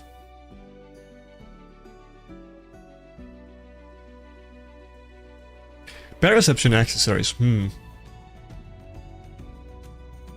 I mean, yeah, I guess I don't think they would do that. That would just be like a stat stick, but all of the accessories on like the special sets on accessories, and even the non-set ones like refresh and so on, they all kind of provide some kind of like utility. As would Deflection and Swift Parry. I think that's why it kind of makes sense, and it might even be something that they plan to do, but I don't have any kind of inside knowledge. It would be super funny if they had planned to do it anyway, and I'm just like, you guys remember when Noobs made that video a while ago where he was saying that Plarium employees told him that often they have fixed some kind of issues in the game, maybe like 6 months ago, but they are not released yet, and people keep complaining about them and they can't talk about it. It would be kind of funny if Swift Parry was something that they planned to do a long time ago on accessories, and now I'm like, now I'm complaining about it or asking it, and it might just frustrate them. I hope they do it though. Well, what do you mean it doesn't have any place? Dude, it would just be a direct upgrade over reaction. Stone Skin would still make sense, but I'm telling you, if we had 4-piece, if you could get Swift Parry accessories, and then you could either get 4-piece Swift Parry or Deflection, people would use it a lot. It would just be direct improvement over reaction, and you could kind of debate if you want to use that or Stone Skin, or whichever you happen to get accessories on in the first place, but I think even Deflection would be used if you could get it with the 4-piece set on accessories. Yeah, I mean, I do see Swift Parry sometimes. You might see like a Sifi or something like that in Swift Parry. I don't think I have anybody in it, but if you could have 4-piece from accessories, I guarantee you it would be meta. It will definitely be used.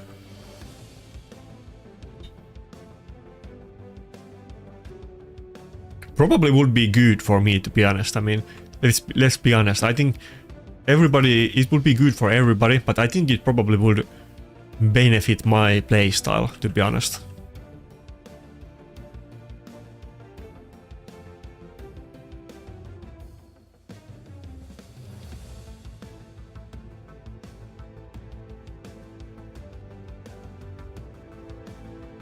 Yeah, right now they don't get used, But if you could get them as 4-piece set with accessories, I guarantee you they would be used.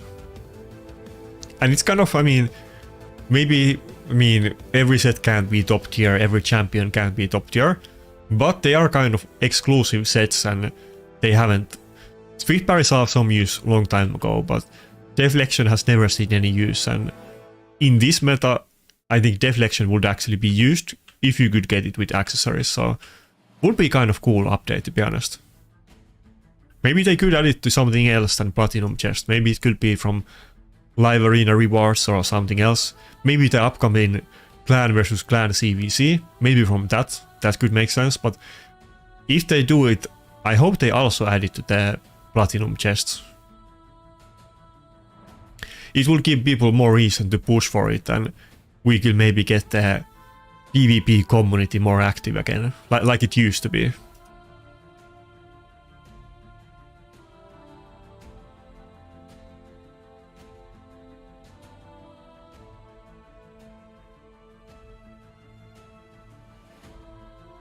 I don't see them a lot, but I do see a little bit Swift Parry. I mean, you never see Deflection, but I do see a little bit Swift Parry.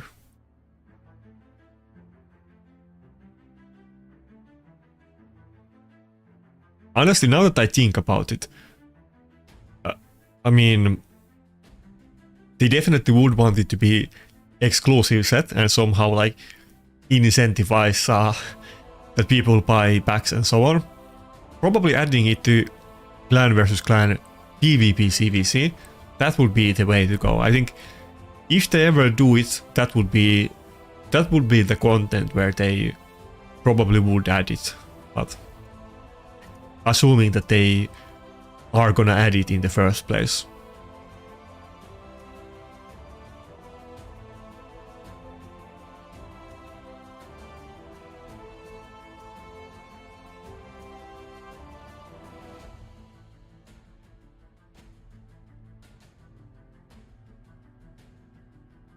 Wait, did we fight against this guy just a couple battles ago? Was it somebody else? I feel like it was this guy.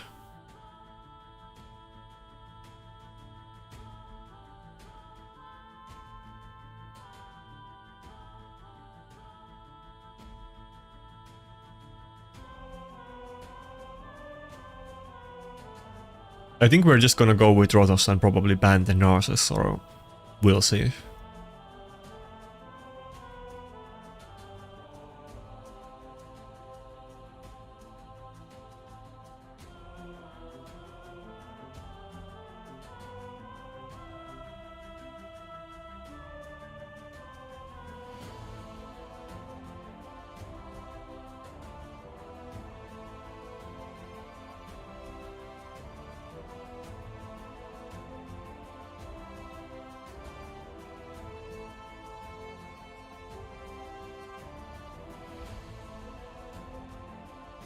He's probably still gonna pick the Angora as the last one, I would assume.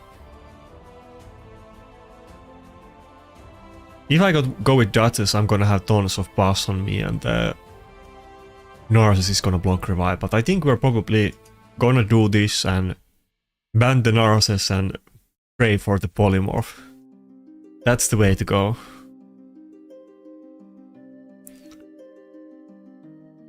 It is kind of funny if some people is like watching the stream and listening what I'm gonna do and using it against me, but I'm kind of prone to snipe if I leak my tactics before they pick.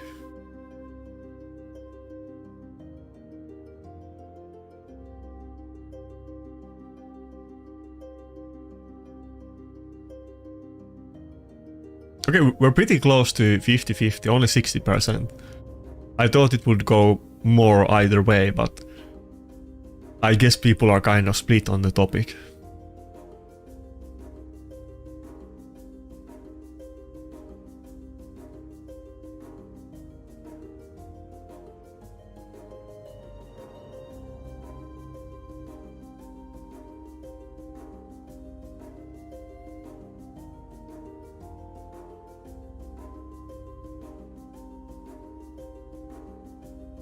I mean, Deflection set does give you some defense, so HP too, but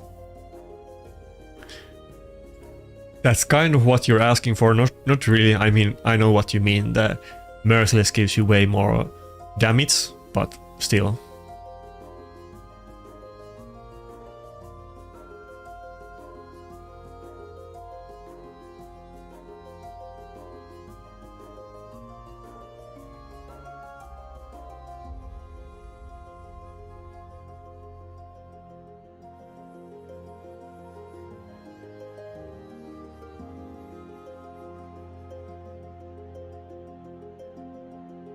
He has everybody on polymorph.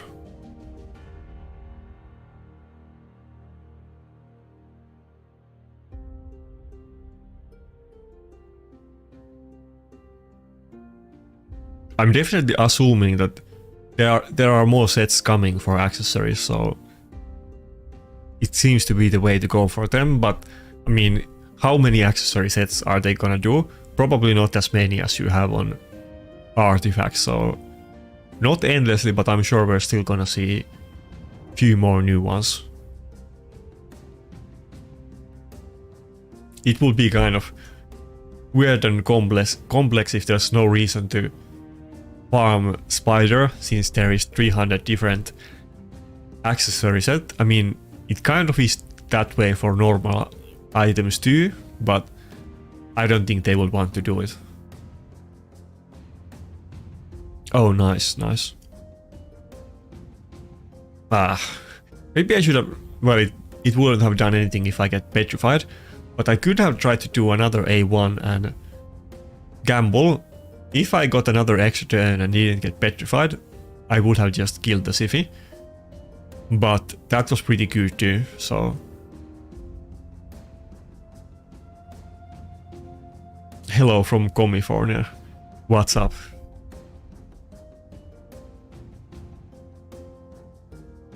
I do follow, I mean, politics is super divisive, but I do follow politics a little bit. And I do know that, I mean, I guess that's a thing that happens a lot in US, but I do know that there's like people in California trying to like create their own state and leave it. And it's basically all of the more rural areas in California, they would want to make their own state. That's kind of funny. Basically because of the political divide and so on. Okay, I probably shouldn't have done it with the attack debuff on me, but the fact that he got polymorph was kind of lucky.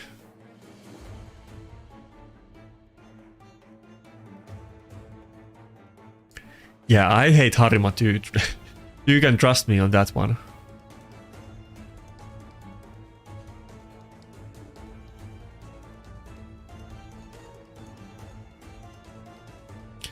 I mean, I'm not that familiar with the US demographics, but isn't California like one of the bigger states in US? I mean, how big is it? I mean, pretty sure it's like one of the biggest ones.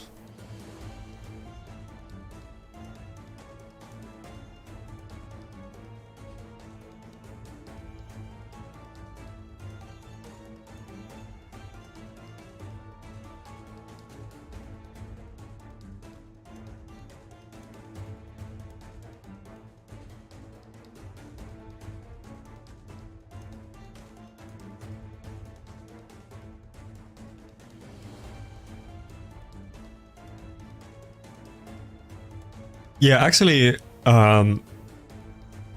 there was a similar. I don't know how much you guys follow European politics, but there was a very similar situation a couple years back. It was in Spain. It's a couple years ago. I might get some details slightly wrong, but not intentionally.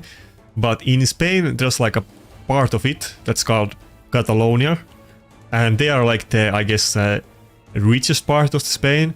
And they pay much more taxes than the other parts, and they were trying to like succeed from Spain and create their own country, and they had like a vote for it, and there was like literal Spanish cops, like there was video about it and it kind of became a scandal in EU, but there was like cops coming to like vote in polls and like assaulting like some like elderly grandmother or whatever who was like in line to vote, and it was like super horrible optics, and Spain looked pretty horrible with that one. But I don't think they were ever able to create their own country. But they basically had the same deal, that they felt like they were getting the raw deal from Spain, and they were like, I guess, culturally distinct, maybe ethnically, I'm not sure, but culturally distinct, and they paid a lot more taxes that they got back, and they felt like it was like unfair, but they didn't let that happen for obvious reasons. Okay, yeah, okay. If you work in Spain, you probably know more about it, so correct me if I'm wrong. I'm not. It's many years ago, and I'm not like an expert on Spain, so tell me if I got something majorly wrong.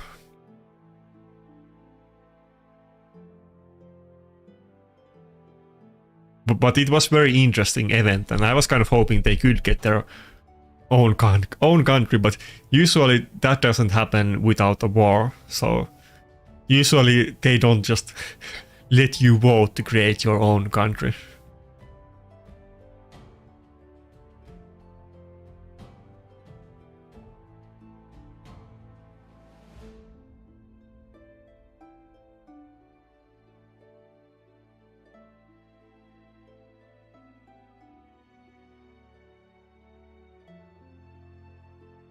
Finland is pretty peaceful. I mean, we do have our own issues, but relatively speaking, there's not like a massive like ethnic or cultural conflict here.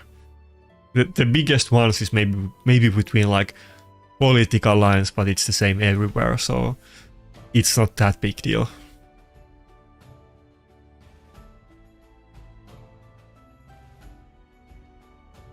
I think this is a Tormin battle. He does get the immunity from Warlord, but I still think we're gonna do it.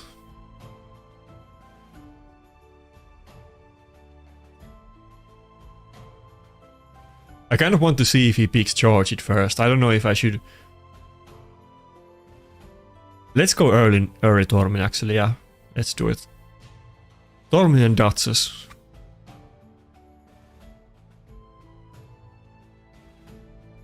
If he has something like Charge it, he definitely would pick it at this point, but if he doesn't have something that ignores shields, we might do pretty well. I mean, I guess he could have Ronda, maybe.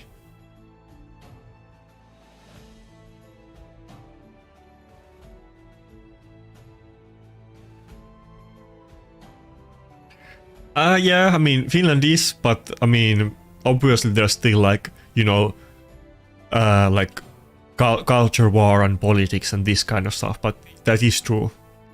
Kind of, I mean, not if you ask the Finnish people, but like if you compare it to other countries, sure. Yeah, we're definitely gonna go with Necret against the Garrel. We're not gonna have defense buff, but I don't think that's gonna be the reason why we lose battle.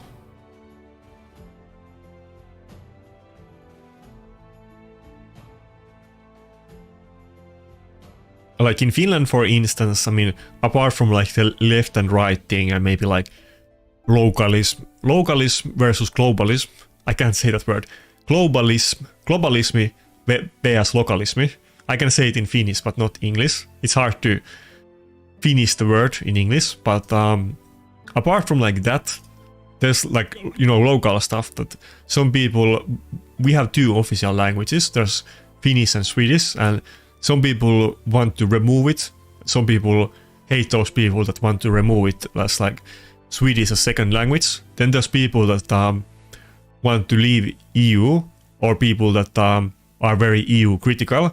And then there's people that are super pro EU. So there's those kind of conflicts here, but not some kind of race war, no.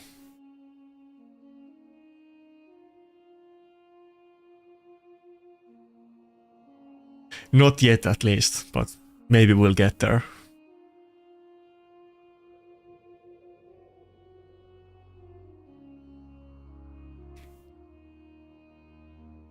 Definitely, I would say, of course, very subjective, but definitely I think our politics is more chill than you have it in US. That's for sure.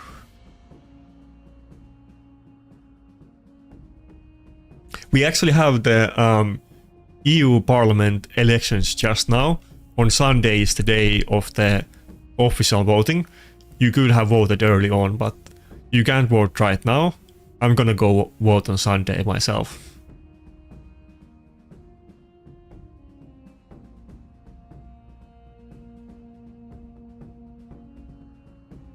Yeah, I'm from Finland. I mean, I'm like totally Finnish. I do also have like dual citizenship, that I'm also a citizen of Cyprus, and I speak Swedish, but I'm not like ethnically Swedish or anything like that. But I'm just plain Swedish, plain Finnish, but it's a little bit with some nuances to it, let's say. My mother lived in Cyprus for like 10 years or something like that, maybe more.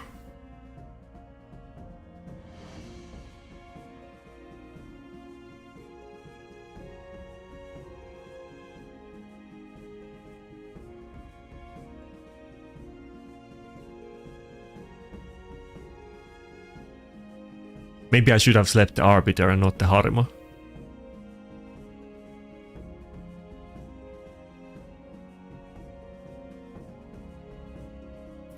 Yeah, I mean, we can talk about the EU, since we literally have the elections coming up, so I don't mind. I kind of know what I'm gonna vote for, but I can definitely talk about the EU. I think it's kind of complex. I would say I'm kind of like EU skeptical, but I'm not like I think EU does some good things, and I think as an idea I like the point of EU, but there's many things that I have big issues with EU, so I'm kind of EU critical.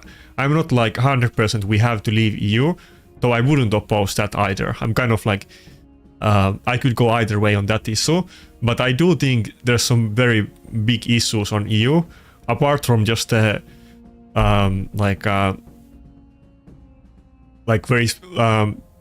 very like specific current events and so on. But one thing I hate about EU is the fact that like it's a very big coalition, and there's obviously very big like cultural divides and like just geographic differences between the countries, and Finland often kind of gets shafted that we're a small country in the edge of EU, and often the policies that EU does are not like designed around us, and often Finnish people kind of get screwed a little bit more than the other people. That's the way many Finnish people, probably most Finnish people, feel that way, even the ones that are very pro-EU. But yeah, that's some inside Finnish baseball about the EU.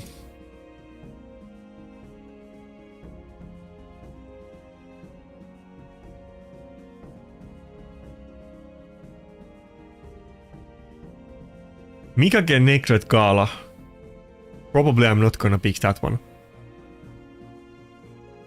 But hey, I got another win with Tormin. It wasn't just one battle, we actually got another one. Oh, that was the last one. Goddamn.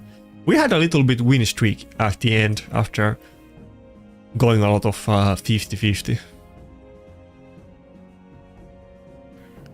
Actually, I think I used Tormin maybe on 3 battles. Not even just 2, but I think it was 3.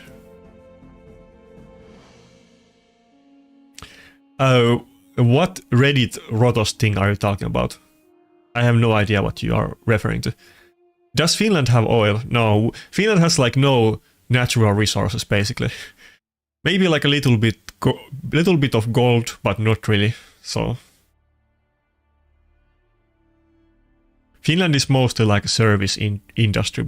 We don't have like even though Finland is kind of well-off country. I mean, not the richest country, but we do well. But we don't have like some kind of natural resources that are like bankrolling our country. Not like Norway or like some like Saudi Arabia or something like that. Nope. The Marius battle was super close. It wasn't really the Marius itself. It was a very long battle. I thought I had it, but I wasn't able to finish him off. No.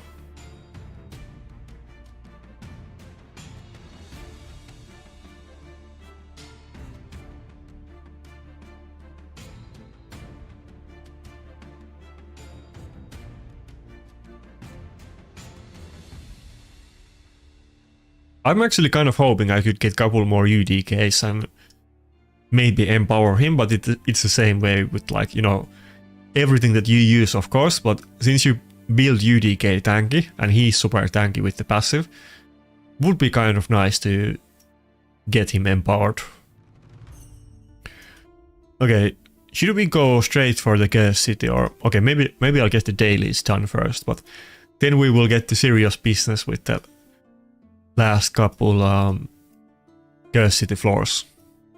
If you have any questions, now is great time to ask anything.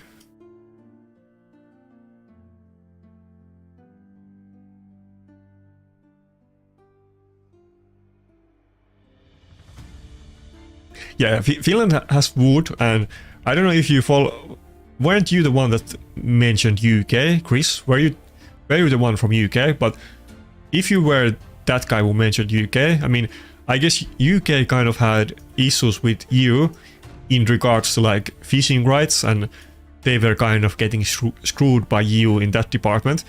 The same thing is happening with like wood cutting in Finland, that we already had very strong regulations and Finnish people take that kind of seriously, but EU is kind of putting like extra restrictions on us, even though Finnish people generally feel that we're like much better, we take care of our woods much better than anybody else in EU anyway, so that's like a very common issue that people talk about in Finland in regards to like the biggest problems in EU.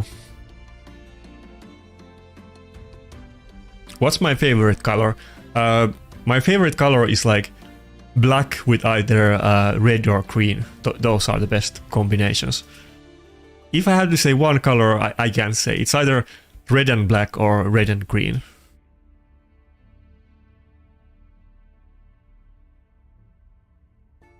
Damn, I can't beat any of these mid-peak defenses. I have to like refresh, maybe we'll come back to it.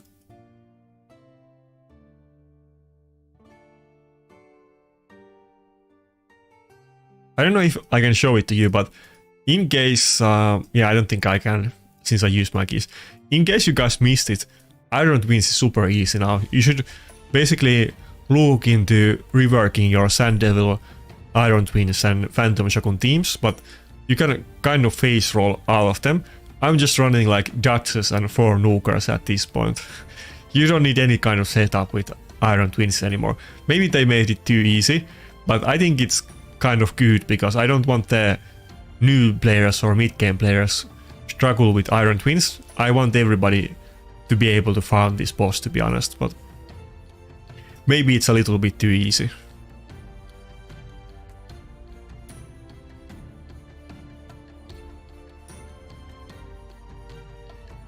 I put like 50 ancients for the Harima. I actually got 2 legendary champions, Sneakdrak and Kalvalax, but didn't get Harima.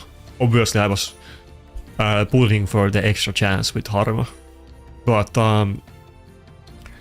I said this before, like a couple times during this week, but I'm very seriously considering just buying the Prism shards the next time that we get Harima in their pool.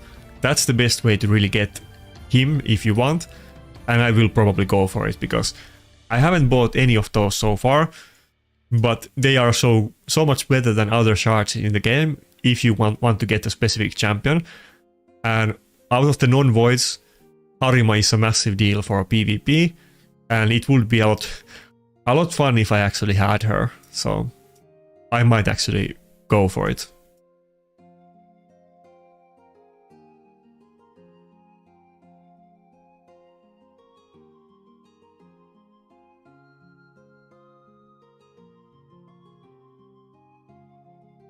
Yeah, I usually like to pull during the 2 axes or during the 1+1 legendary events. I don't really like pulling for the 15x. Prism shards are kind of the whale version, but better way of doing the 15 axes. And since the pool for champions is so small, you have very high chance to get the specific one. So those are the way to go if you want to do it, but then you have to buy them because you can't actually farm those shards by design. Have I done stage 6? Is it the one that like unlocks the... Pretty sure, yeah. Isn't stage 6 one of the kind of earlier ones? Yeah, it's this one. Yeah, I have done stage 6. Like, the only ones I really need to do anymore is this boss room, and this one. And I think I can do all of them. The hardest parts are doing this wave, which I'm gonna try to do today. I just leveled up a second Chargala to do this, and then this boss room. I think I can do this, I just need to regear everybody. I'm gonna attempt to do those in a second. But I only got one of those item swap tickets left, because yesterday, if you wanted to swap items, you were forced to use these, even if you wanted to pay silver. And then they later bug fixed it, but we didn't, like, it could have been like always like that, and I had to swap gear, so I didn't know that they were gonna fix it later, so I'm down by 2 tickets. So might be that I'm not able to do it in 1 hour, we will find out. I will probably first go for the boss, because I think I need to switch everybody's gear for it, but I think I can do it if I go for that. The Sargala room might take many attempts.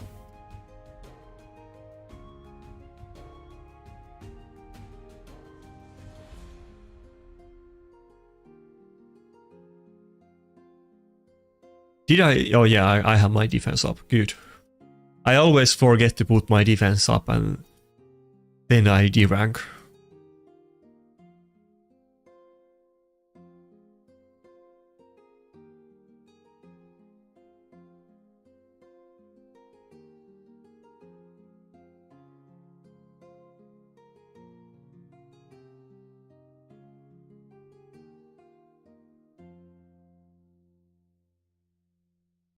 Yeah, you might have to pull for the fusion event right now if you're going for it, and there's definitely many good Noogars that you could pull today, like during the 15x, but I'm gonna skip it and I'm gonna see what the mystery summoning event that we get on Tuesday to Thursday next week. I'm gonna wait for that one, and hopefully I can do that and skip this summoning. I guess the other summoning is gonna be 2x, so I'm gonna pull for that one anyway. I'll probably try to skip 1 dungeon divers and this summoning event.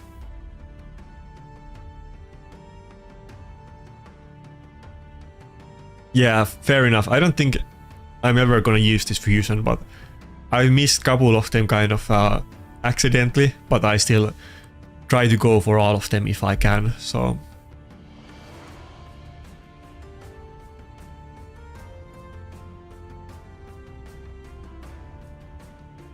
I mean, it's kind of easier for me when I get those content creator games, so it's kind of unfair in that way. There's really no excuse for me to not be able to do fusions, even though that has happened a couple times.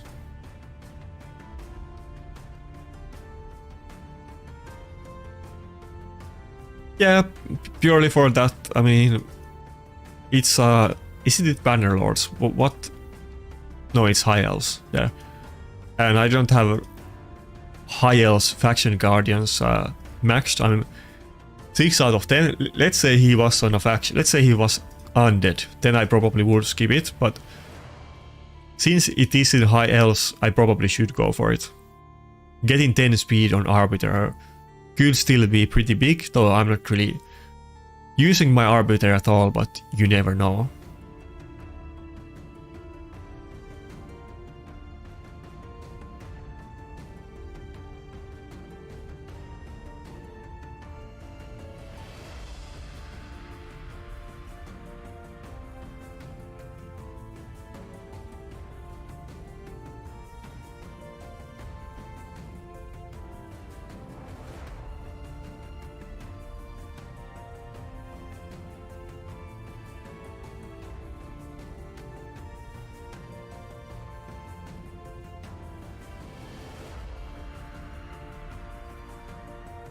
By the way, if anyone has any good music ideas that are kind of the same type of music I normally use, I definitely will use them if there's any good ones that are some kind of like common creative free license, then sure.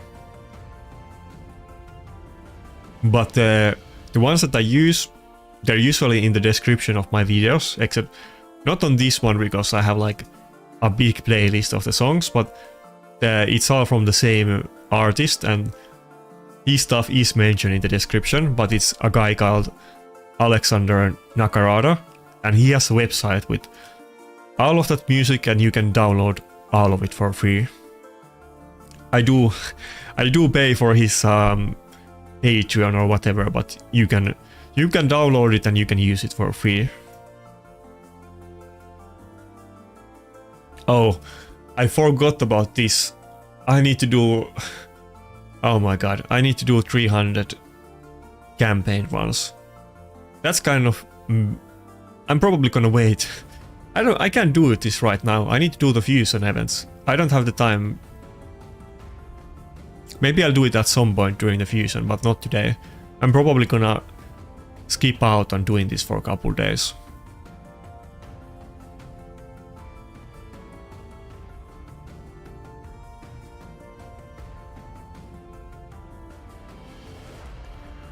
That too is in the description of the in the description of the stream and all of my videos, but yeah, you should join my Discord.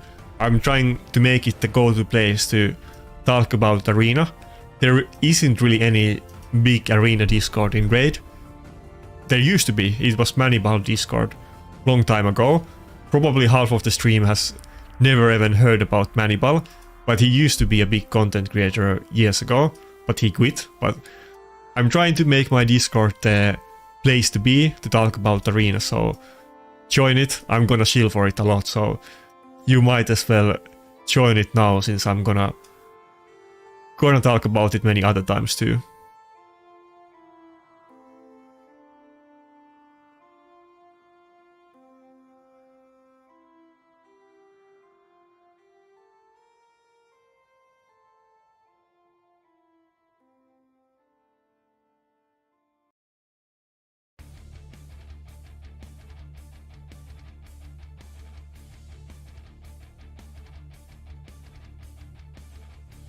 Yeah, I hate the monthly quest. I mean, I get it. I mean, they are grind, but only early game players would do that naturally, and it's super annoying that you need to like arbitrarily farm campaign at the end of the month, even though it probably isn't that big deal, but everybody hates that quest. It's just there to annoy people. I mean, you have to do it, it's still worth for the sacred shards, but it's annoying.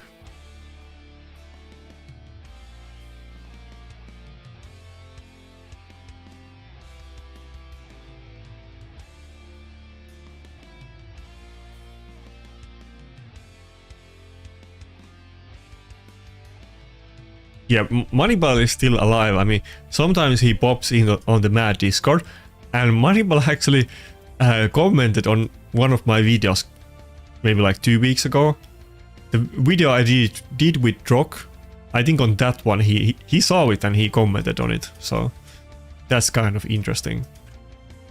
But I don't think he has any plans to ever come back to Raid, but I guess he still watches a little bit of Raid content.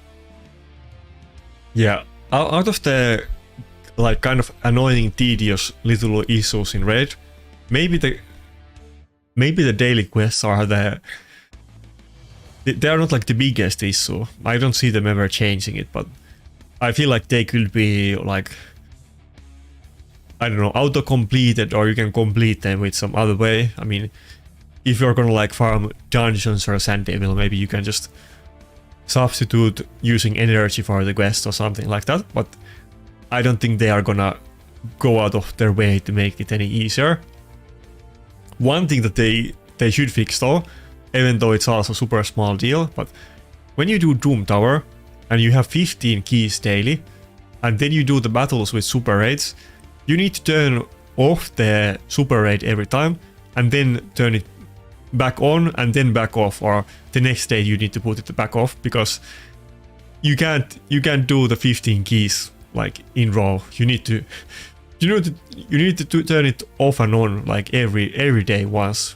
I don't know why. Like, it could just auto complete them, and like manually it should know that you can't use 2 keys and do it by itself. Like, why do I need to like bother fixing it? It's so little thing, but it's so stupid.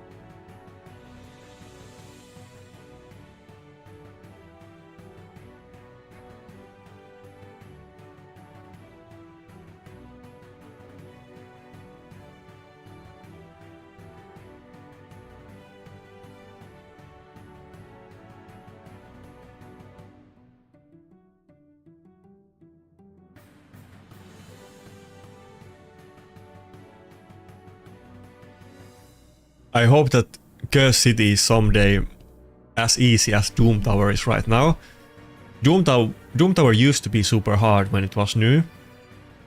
People made lots of guides about specific waves that were way too hard, like the Tormin waves and the Rotos waves. But now it's super easy.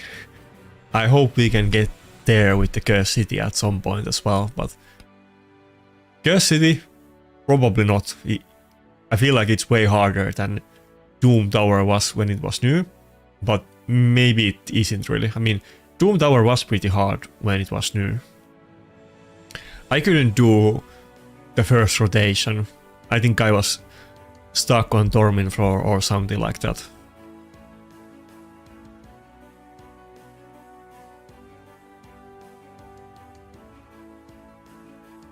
Yeah.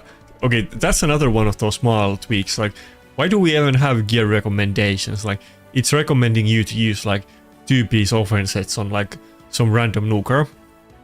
Those tooltips don't provide any kind of value. I don't know why they even bother to add it to the UI. It's a weird thing.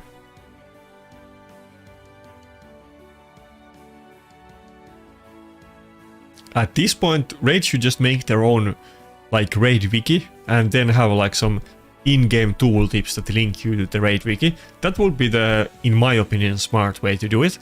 I would do it if I was them, but clearly they are not gonna do it, and instead Hell Hades and Ayumila websites get all of the traction.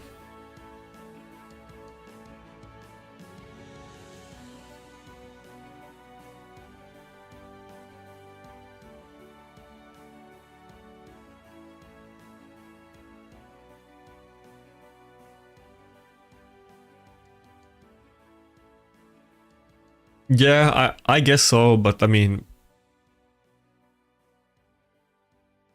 well, there's so many, like, I have talked about this many times before, but there's many mechanics in game that are actually not explained in the tooltip, and they are much more complex. Like, Tranda A2 is a good example. They actually have much more complex way than they work, and it's not explained anywhere.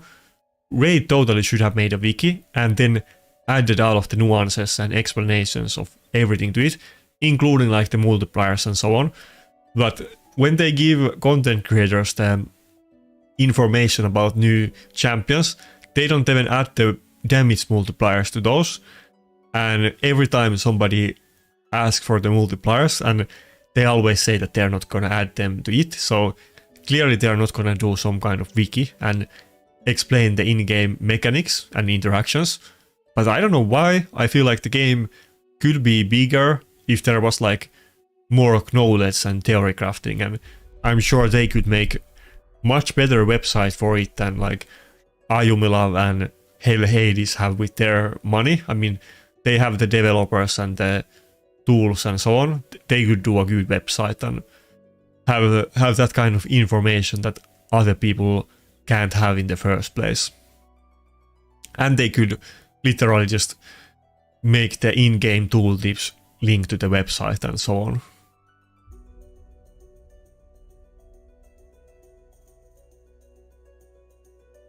Yeah, that's what I mean. They totally should. I mean, that would make sense.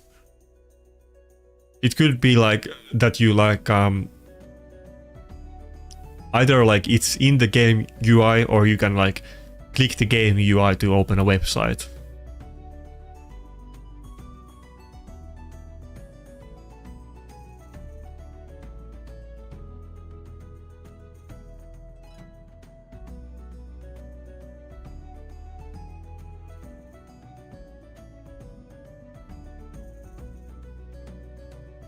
Okay, I think we're gonna soon get to the Curse City stages. I'm still gonna finish the tag team if I can get some refresh, but I'm avoiding spending any gems there. So if there's no easy battles, then we're just gonna go to the Curse City. Maybe we can get them done on first try, and it might be super fast. Oh, never mind. I need to do the boss battles first. By the way, if you need a good Dark Fate team, I made a video about this.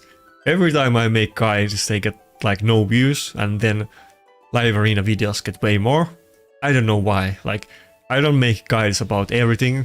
When I do make guides, I feel like they have some good information, but nobody saw the Dark Fate video, and some people got mad at me in the comments that this wasn't free to play enough to use only fusions and epics. I mean, in the video I didn't use Accessory, I used Armiger, to be fair. So, but this is really good setup. You can do it faster if you have like multiple Knuts or something like that. But this is the most like low effort way to speed farm the boss. This is super good team comp. I haven't, but I don't think Dark Fate is something people really theory craft a lot, but I have him, but I'm not gonna level him up since I don't really need it, but yeah.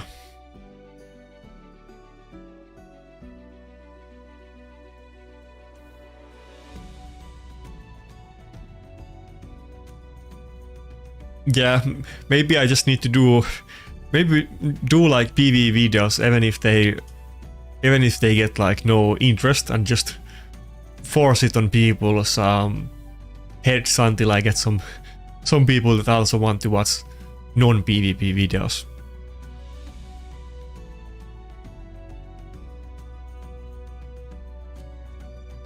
But yeah, since like the crux of it, and there's some other mechanics that I explained on the video, but the good thing about Bardrake is that not only does he do ally attack, which of course is good on the boss, but he does turn meter boost at the start of the battle, meaning that you don't need as good gear on your nuker. You don't necessarily need to have nuker faster than 250 speed, which you normally need for this boss battle, unless you're like using like Hegemon or something like that. I think we just failed.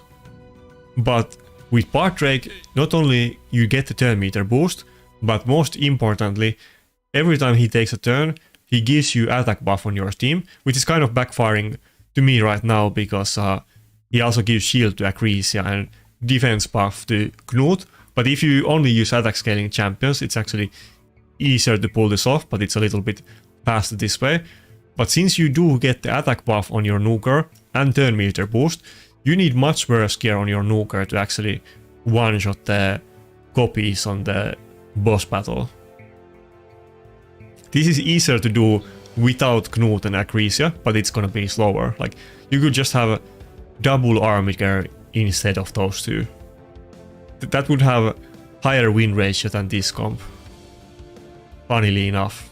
Since, as you can see, the Knut is getting the defense buff and the Accessory is getting the shield. Actually, I could like take the banner and ring off my Accessory. It would make this easier because he would be less tanky. I think I didn't have them on him before, but I put them for Hydra. Let's do it. I wasn't getting this so a couple days ago. I think, oh yeah, I put like a quad HP amulet on my, no, not that, don't use it. It's still forcing me to use the gear removal. If I click continue now, is it gonna use the gear removal? I don't want to use it. This is so stupid.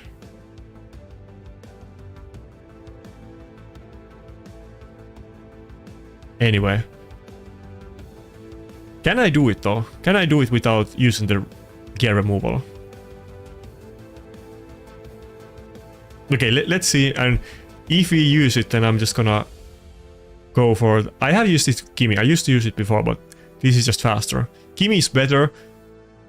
If you want to have highest win ratio with the setup, you're not gonna have any champions with HP or defense scaling, and you want to have decreased speed debuff on your team. So Kimi would be good, but you also don't want to build your Kimi tanky. So if you have her build for Hydra, then it might be too tanky.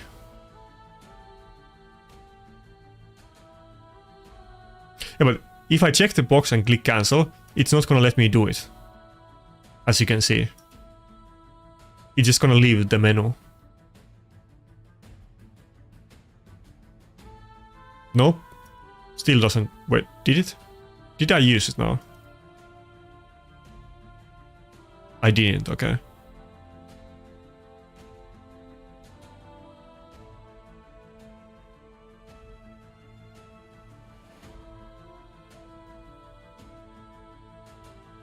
I probably should do it without Accessory. I don't really want to go back and forth with the accessories to min-max this. I might just perma do it with army gear, to be honest.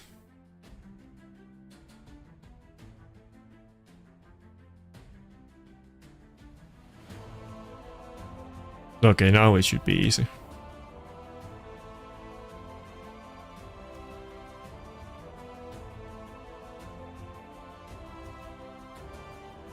But yeah, I thought they already fixed it, but I guess they didn't. Somebody said it was fixed in the hotfix. That UI thing is like a trap that they did on purpose. Surely they didn't. Surely it's not supposed to be that way.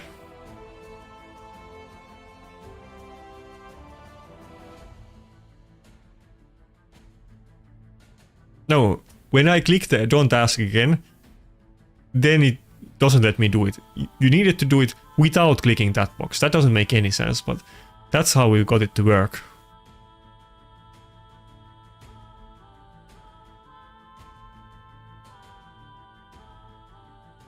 Wait, isn't Accessory...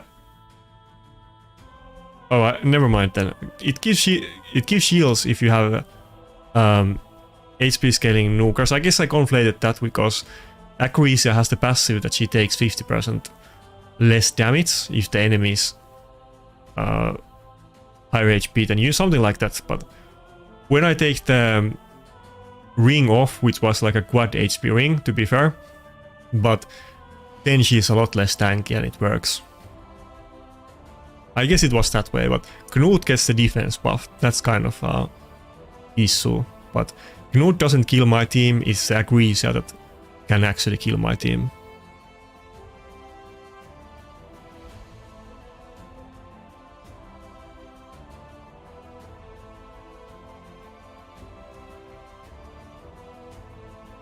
Accessory is too good for this setup. Ideally you would just run like triple Knut, of course, if you have those. That's the best way to do it. It's kind of funny that I'm using Knut now on Iron Twins and Sand Devil, and I didn't do a single battle in Phantom Shogun yet, but probably I'm gonna use Knut now in there as well. So basically, since they made those 3 boss battles easier, you're just slapping Knut in every single PvE boss battle. Unless it's like Hydra, but even there you can use Knut if you have like a Hex team.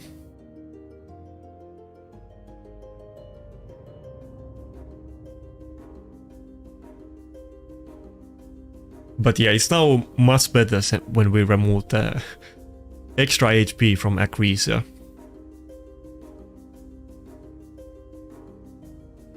Yeah, I mean, I guess technically you can like lose with any team if you get a lot of resist on you, but basically it's 100% win rate. Just now it wasn't because, like I said, my Accessory was too tanky with her passive, and I had like Quad HP ring on and I removed it, but Accessory makes the boss battle faster, that I still run it, but you could just run like Allure or any champion with decreased turn meter or decreased speed debuff, and it would be more consistent than the setup that I'm actually using with Accessory. If I get a second Knut, I'm just gonna replace the Accessory with a Knut.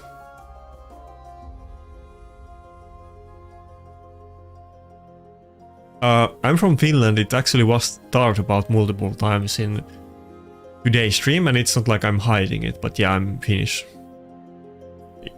If you're like European, you probably will notice the Finnish accent, so it's kind of obvious to some people, but Finland is a pretty small country, so most people are not gonna know the accent.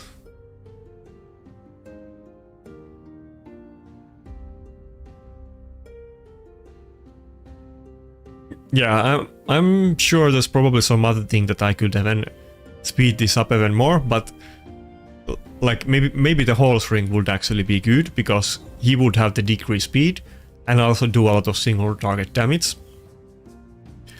But I don't really need to make this any faster than this, and I'm using these champions in other content too.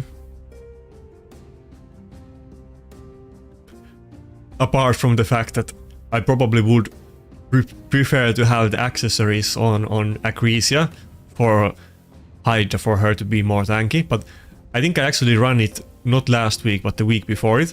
I actually just used my Accessory without accessories or without ring, and it totally worked fine. So maybe I'll just permanently leave the ring slot empty on her. I don't think she even needs it. The passive is too OP.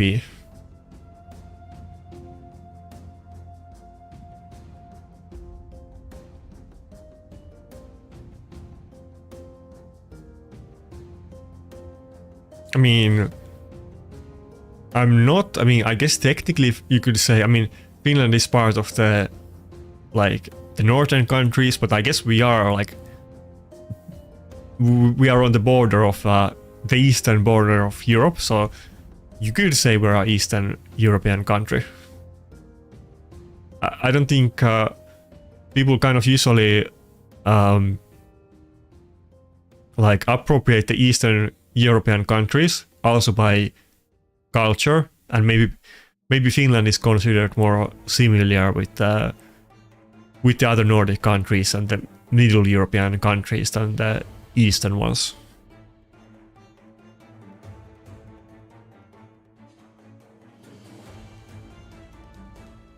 I mean, I'm not that far away from the eastern border with Russia. I'm pretty close to it, actually.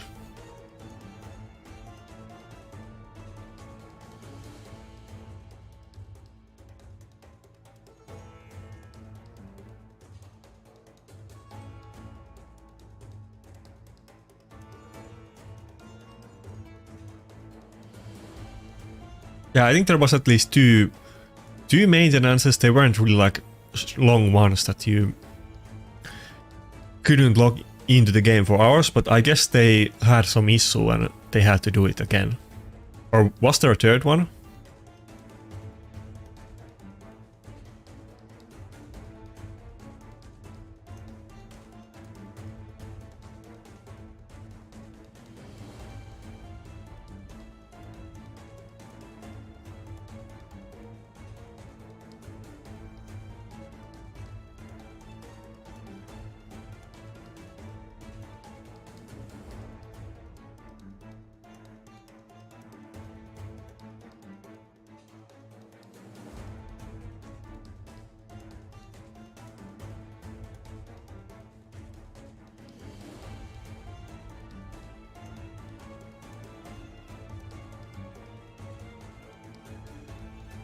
Oh, somebody was saying that I could then run this team on Sand Devil now. I just need somebody else with Sleep instead of Sifi.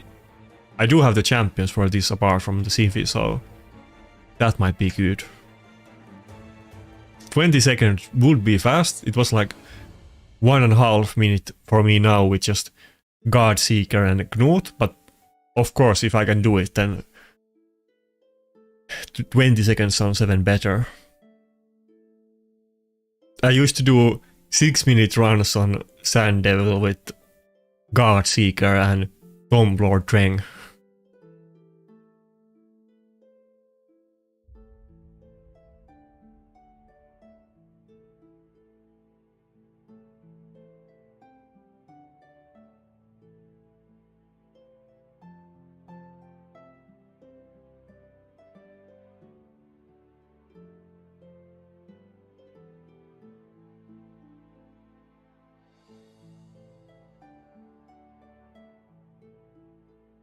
Yeah, we got like 2 losses in a row when I had the Acresia with the wrong build, but now it's like super easy, so it completely went away.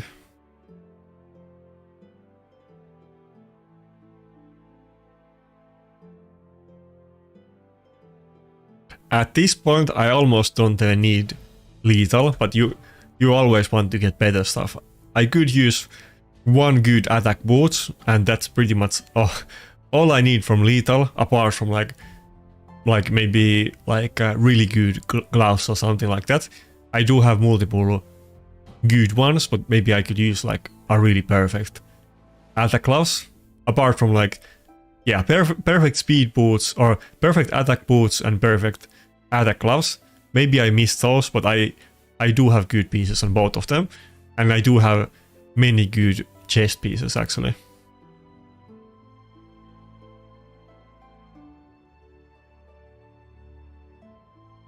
Be right back.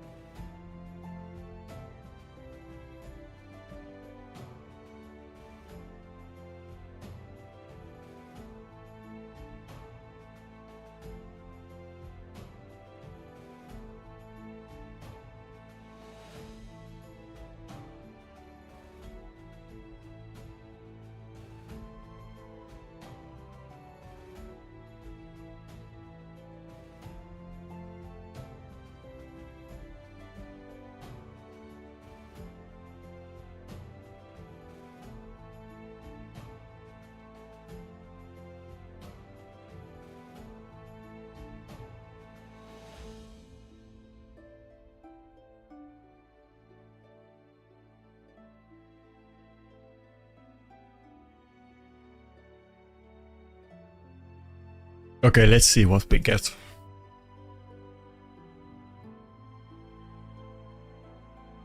Oh, yeah, we didn't do that competition yet. Maybe now's the good time to do it, actually. That's a good point. I guess I'm in Platinum right now. Yeah, let's do it. I probably should have done it right after the live arena, to be honest, because that probably was when most people were online. Let me get into the Platinum. Dude, I would have probably forgot about that if somebody didn't mention it. I did the same competition, I think, twice before, but there's quite some time ago since I did it last time. But okay, the rules are gonna be very simple. So I have the Wukong UDK defense team up right now. I'm gonna be like in the border of Platinum, so it's gonna be kind of reasonable to be able to find me. And the first 5 people that defeat my defense team, but you can only use basically 3 champions, like any past fusion or like UDK or login reward or anything like that, and epics. You can use any of those, you can use Lady Mikake, but no other primals and no champions that you can get from, like, can't get without just everybody having a chance to get the same one. Can you use Narcissus? You can use Narcissus, okay. You can use Narcissus and other guaranteed shard pool event champions. That's basically the rules, and first 5 people that beat my defense, you will get the gems. And 1 ancient. I think it's like 540 gems and one ancient. But yeah, if you want to get 3 gems, now is the best time to find me and come hit me.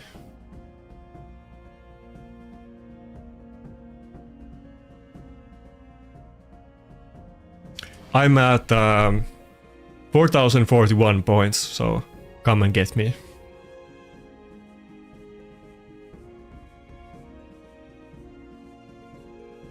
I remember this, he's probably not on the stream right now, but both of the times that I did this competition, I think the same guy was the first one to complete it each time, and it's one of the, it's a player in Mad who like a driver that he plays on other people's account, but he was the first one to complete it both of the times. But yeah, if the rules weren't clear, then tell me what you don't understand. But only 3 champions from fusions, guaranteed pulls or like login rewards. Use those and epics and beat my defense. Then you get the gems. I mean, I did warn about this, I think, was it like on Tuesday's video or Wednesday stream, that, or was it on Monday stream, that I'm not gonna do it yet. I think I said on Monday that I'm not gonna do it yet because people are not gonna be in Platinum, and it's easier to do it on Friday when more people are gonna be in Platinum more close to it. So you have been warned, and you definitely have time if you're like close to the border right now. Do a couple battles and come find me. I think I don't think we're gonna get winners that fast. I think last time I did this competition, granted it was on video and not on stream, but I think it took like a couple hours for all of the 5 slots to actually be filled. Too high. I don't want to go too high either, because that would kind of force other people to do battles. Should I do one more? Okay, I'll do one more in case you can find me with that.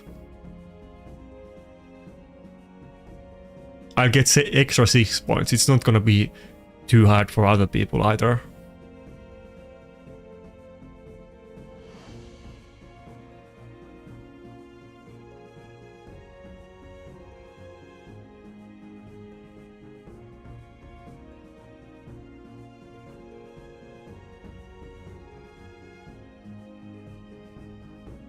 I hope it doesn't take too long though, because I don't know if I should do the Curse City meanwhile or just wait for people to do it so we have the winners and then go for it. I hope we actually have people going for this event, because if we only have like a couple people doing it and the rewards stay unclaimed, that wouldn't be good. Oh, you meant it that way? I thought you meant that I need to get more points. Okay, I'm like 4047. A little bit more than top 500, but it's maybe easier to find. It's definitely easier to find me if I'm a little bit above the platinum cutoff, because there's gonna be less people in this range. I think actually I might have gone for like top 100 or top 200 or something like that the last time I did it. I think I was a good amount higher than top 500, but it's many months ago. I don't recall the details. Anyway, I guess I'll do some other things meanwhile and see if we actually get the winners for it. Next time I'm sure I'll do like a lottery or something like that, easier, but it's kind of fun. Nobody's doing PvP events, so I could do it sometimes, but I get that it's a little bit bothersome. Winning lottery would be less effort, but on the other hand, you have much easier time actually winning this one, because it's not about lottery, and if you just want to get the gems, you can right now come to Plat and find me. By the way, to be clear, you have to beat me, so a loss doesn't count. You need to win against me within the rules, but you can do as many battles as you want, so it's not game over if you lose once. And to be clear, I'm sure some people are gonna get lost. I have my actual defense team up. This might not be too easy. If people get a lot of losses, I might change my team. Yeah, if there's a lot of losses. It wasn't this time. I think the first time I did the competition, it was like way too hard. It was actually kind of funny. Like we were looking at my defense logs, and I got like 200 attacks me or something ridiculous like that. I think we counted that it was like 160 or 180 attacks that I got on me. It was a ton, and lots of people lost against me because we had the same rules that you had to use like 3 champions, and it made it a lot harder. And not all of the accounts were like top 20 platinum accounts that were trying to beat me. I'm sure you're gonna get it after a couple tries, Lucas. But yeah, it is super hard. I hope that like you still gain gems from it, that you don't have to actually spend more gems than you will gain, but I'm sure you can do it.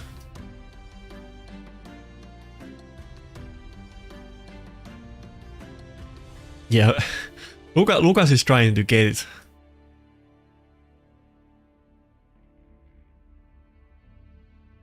But by the way, it's 5 winners, so the first 5 people that do it, they will get the rewards. Plarium lets us do these game giveaways like once every month, but just saying, in case you're not subbed to my channel, if you have 8k subs, you can do these twice per month, not once, and you also get Void Shard instead of Ancient, plus the gems, so give me 1k subs and you can get better rewards next time.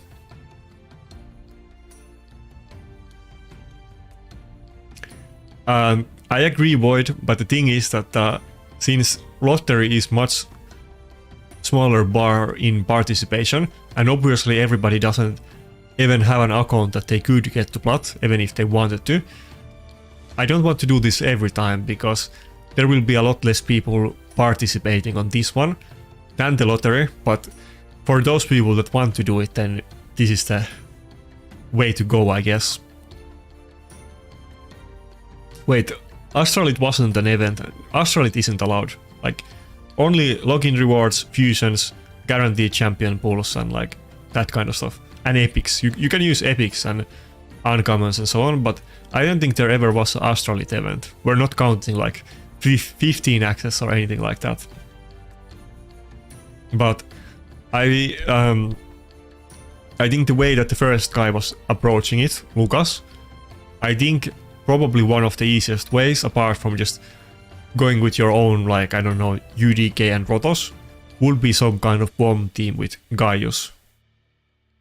Or Gnishak, I mean, either one of them. If you just have a speed team with bombs, that should be able to do it. But let's see what other strategies you guys come up with.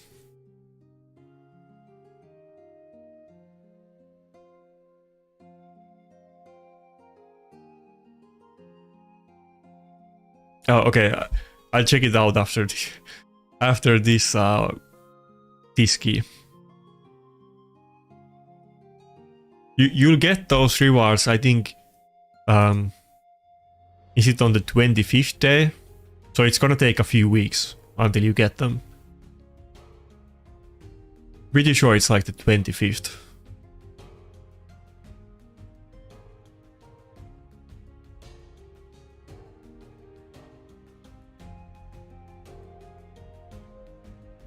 Yeah, just a sec.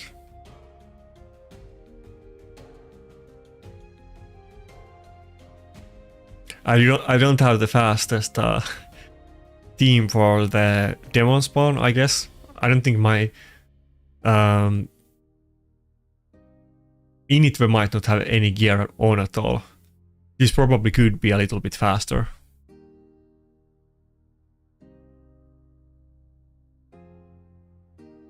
Oh wait, he did do some damage. I think he might be missing a couple of pieces, but I guess he does have some type of gear on.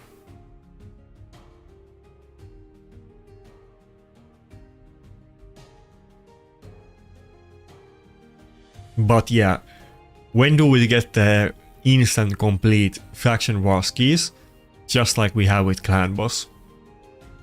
I hope they do it. I don't know if they are gonna, but I hope they do it.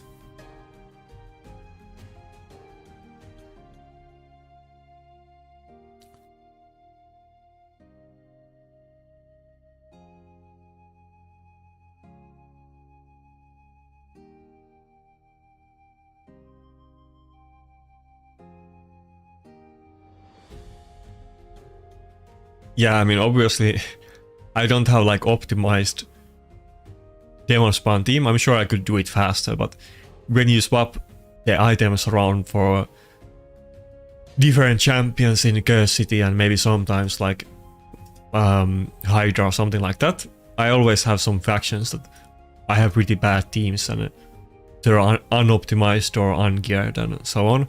And then some of the other factions are super fast and easy. I think both of these two factions are actually very slow, yeah. Undead and some of the other ones can be very fast.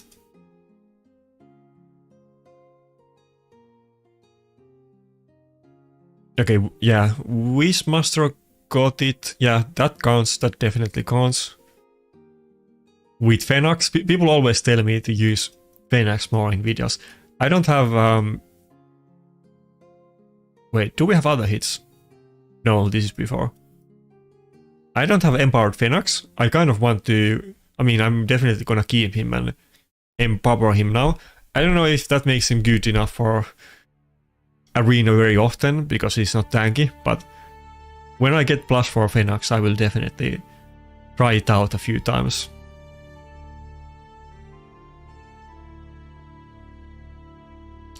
Can you send me your in-game ID on Discord? In case you don't know. I might not know. Where can you find it? Oh, there it is. So if you go to the character profile and the info section, send me this ID.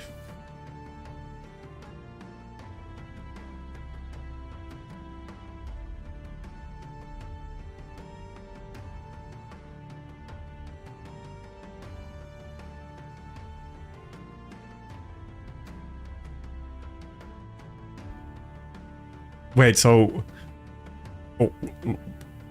what's the issue, Lucas? Like, you are able to beat it, but like what do you need to actually beat the team? Like is the issue that you don't have enough damage to kill the Angora, or you're getting weak hit or on UDK? Like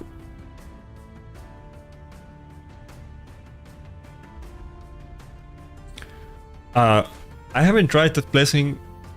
I think probably some people will try it. I don't have super high expectations for it because Stone Skin lasts for 2 turns, and there definitely are ways to deal with Stone Skin right now.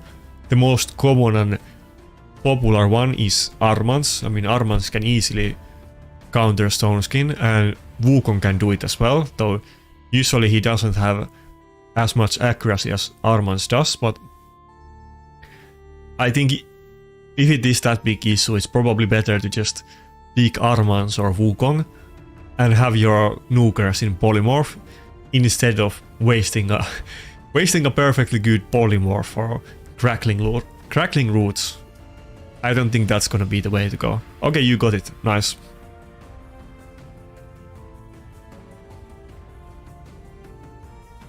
Yeah, send me your IDs on Discord.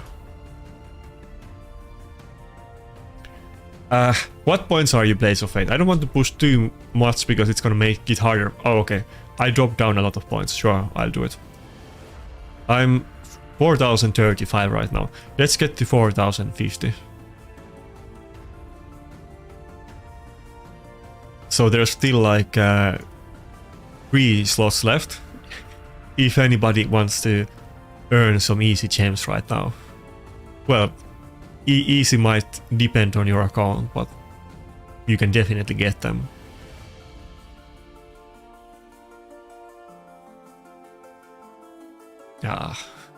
Did the Wukong really just polymorph my Taras? I just want to do some easy fights. I don't want to deal with this.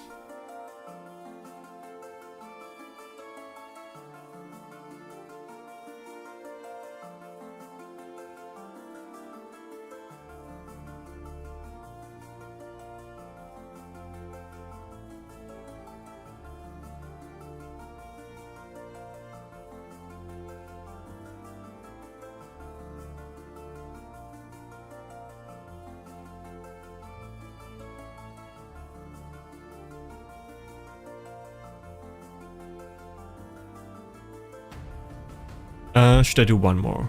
No, let's say I'm at 4045. Let's just stay here so that I'm not too high for some people. If you're climbing to blood to do this, you're gonna have to waste some gems potentially, so I don't want to do that if possible. Okay, I'll do one fight since you're gonna find me, sure.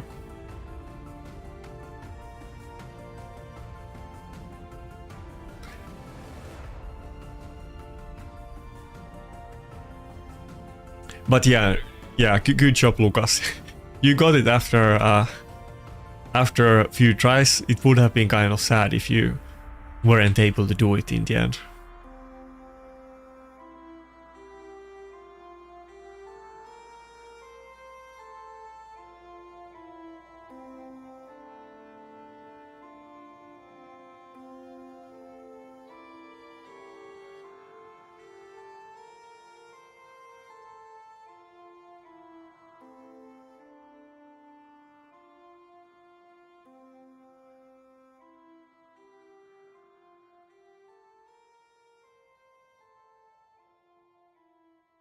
Yeah, it's 540 gems plus 1 ancient, so it's not the biggest deal, but maybe it will help.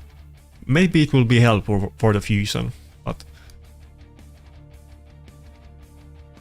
I mean, Parium is giving us something, so you can't complain.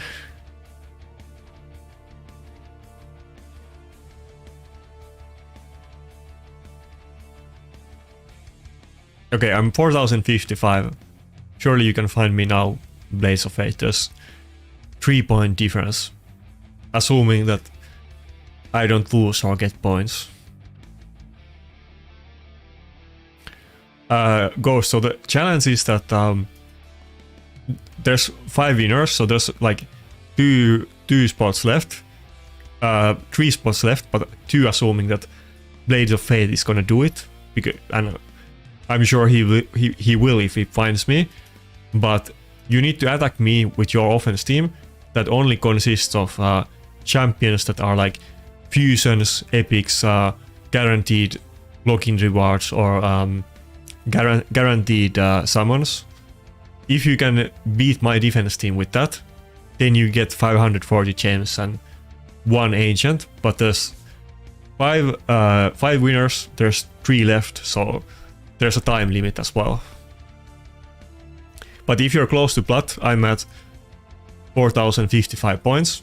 If you can find me and beat me, then you will get it. It's basically the normal content creator giveaway, but we're doing it with a little bit of twist into it.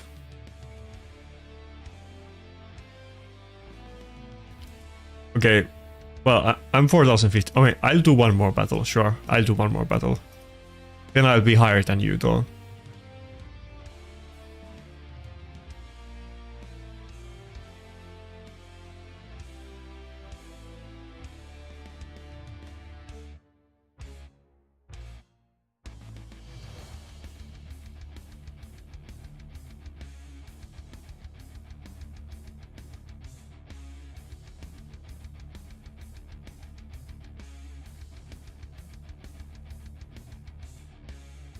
Okay, I'm 4064 and there's still 3 winner spots left.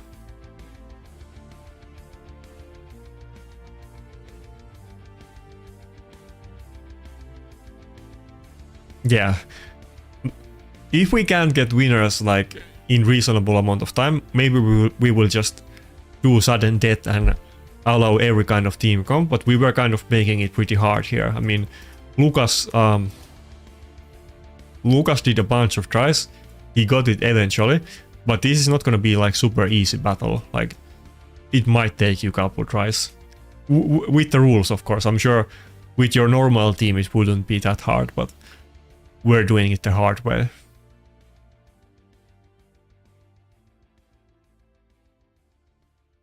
Yeah, I'm gonna do it as a lottery next time, so everybody can participate.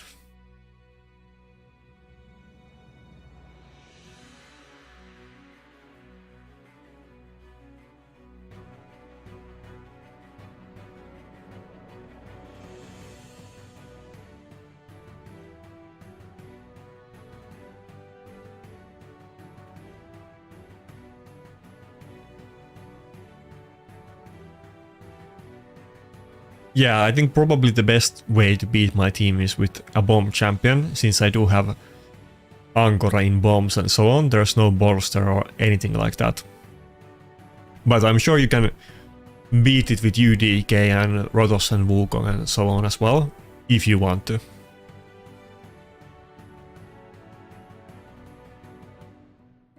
Or you could probably just like, you know, you could maybe might not get it on the first try, but maybe you do like Lydia, Madame Ceres, and then some Nuker, maybe Arbiter and Nuker.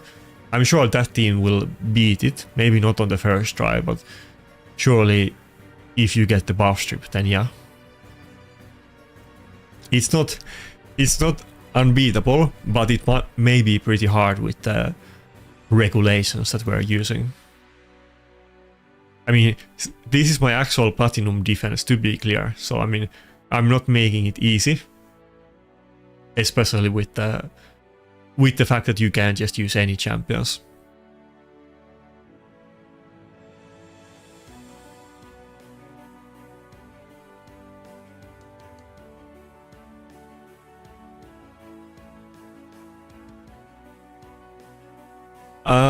Okay, I'll finish this faction wars, then I'll check it out, but we'll go by the battle order, so if you got it, then there's nothing to worry about.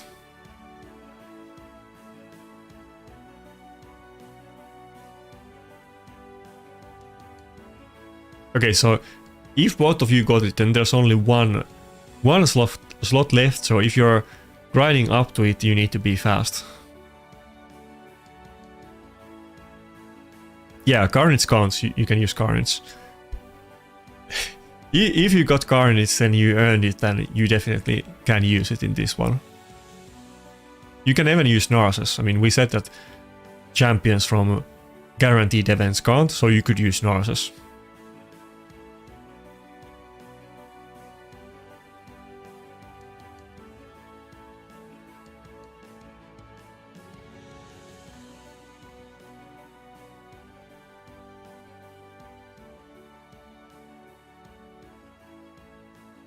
But if you have that strong account that you have Carnage, then probably you can just beat me with like either Gaius or Gnishak and like Arbiter. That should do it.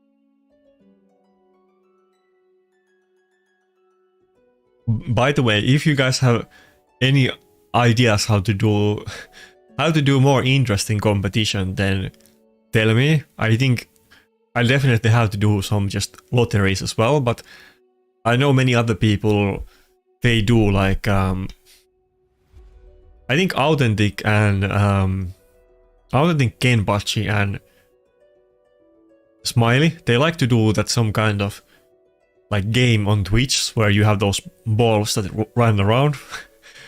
I don't know if we're gonna do that, but any kind of good ideas, then I might do it. The easiest way is just to have a lottery on Discord and you click on it and you get the reward. I will definitely do it like that as well. But it's kind of fun to mix it up a little bit. I don't think most people want the game giveaway the way that we're doing it today. Oh, okay, if you got this bigger card, then you're gonna be like the 5th one. So let's see.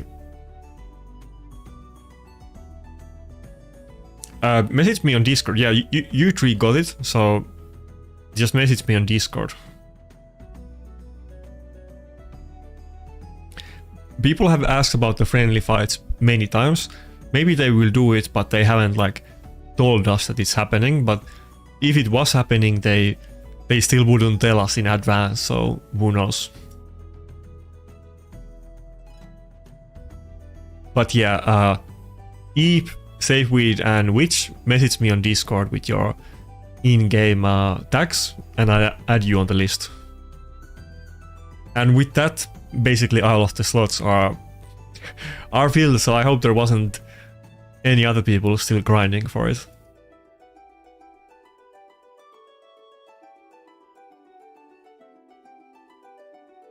Yeah, that's gonna be all 5, assuming that they claim their rewards.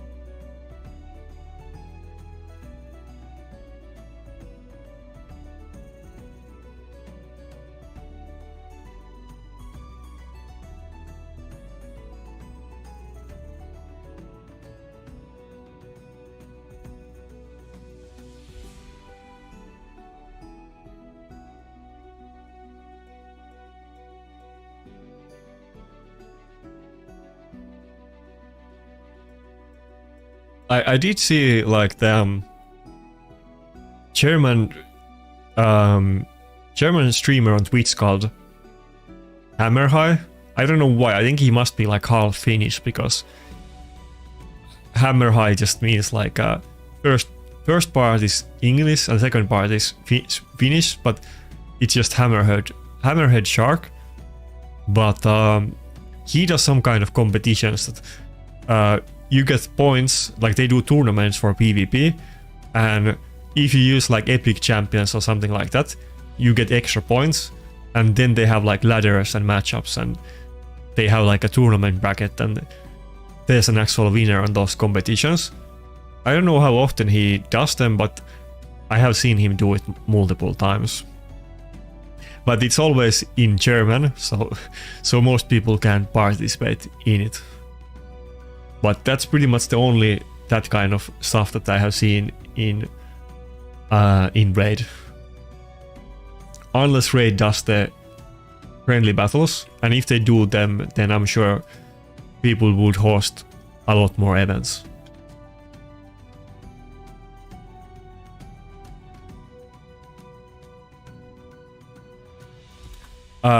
Safeweed, can you message me? You're the only one that I didn't get into my list yet.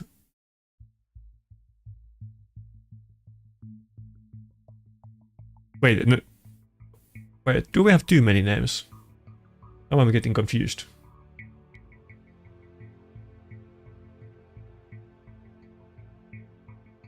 Oh, wait.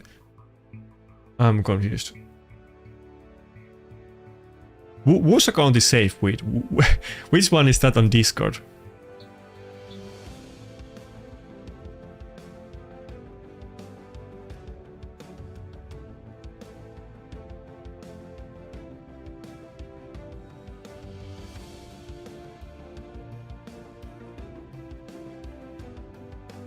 Wait, Safeweed is Pages of Fate. Yeah, that's how it is. Okay, I was getting confused. Yeah, sure.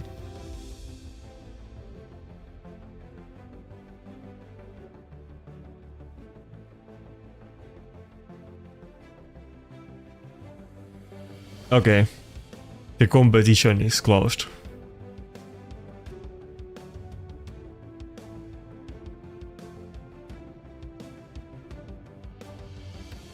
Yeah, I recall it now. I mean, I knew, but I forgot about it. Okay, I'll quickly finish up my action wars, and then we will do the city floor. I hate this mastery mission. I don't know if I have anybody with unleveled masteries. I think everybody just has unclaimed blessing, but I haven't formed. Oh, okay, I got there. Nice. Why do I have empty slots here? I probably avoided something on purpose. I don't think I want to get this Whirlwind of Death. Yeah, I didn't want to get the extra speed for some reason.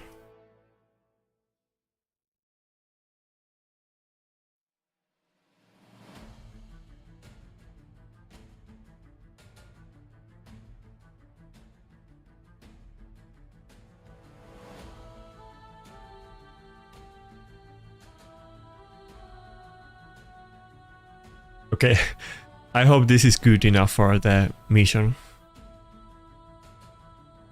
How would I build Galatir? I mean, it's nothing like a very basic build.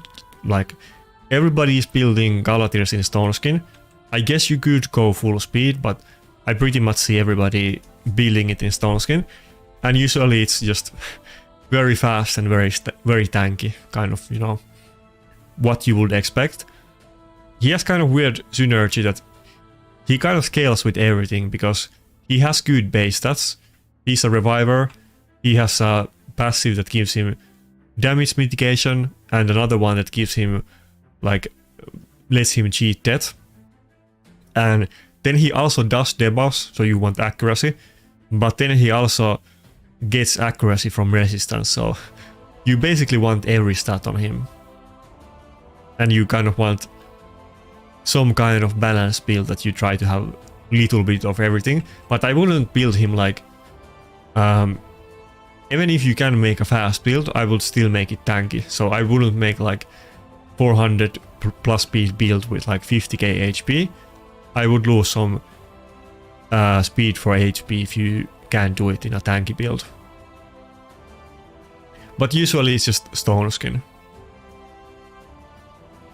Yeah, Bolster and Stone Skin can be good.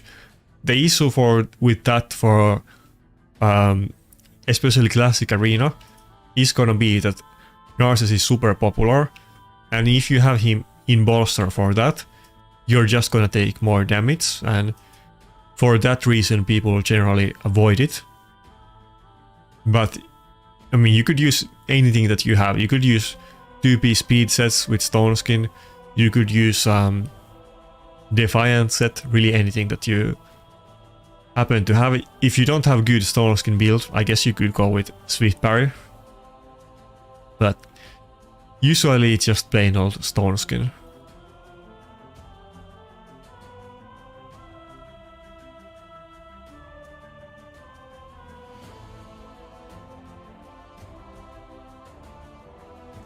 Yeah, don't laugh, but I don't have very good Ogrun team.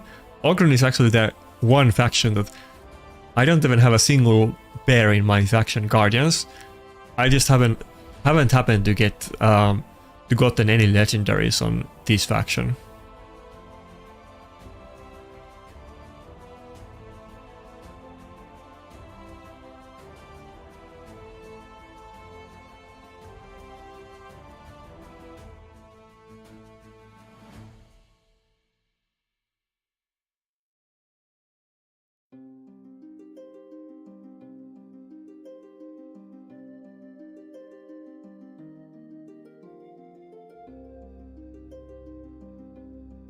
By the way, I'm curious, for instance, you Blaze of Fate, have you been able to actually complete this Scarcity rotation? How many people are actually doing all of the boss rooms? Am I just the only one that isn't actually able to do it?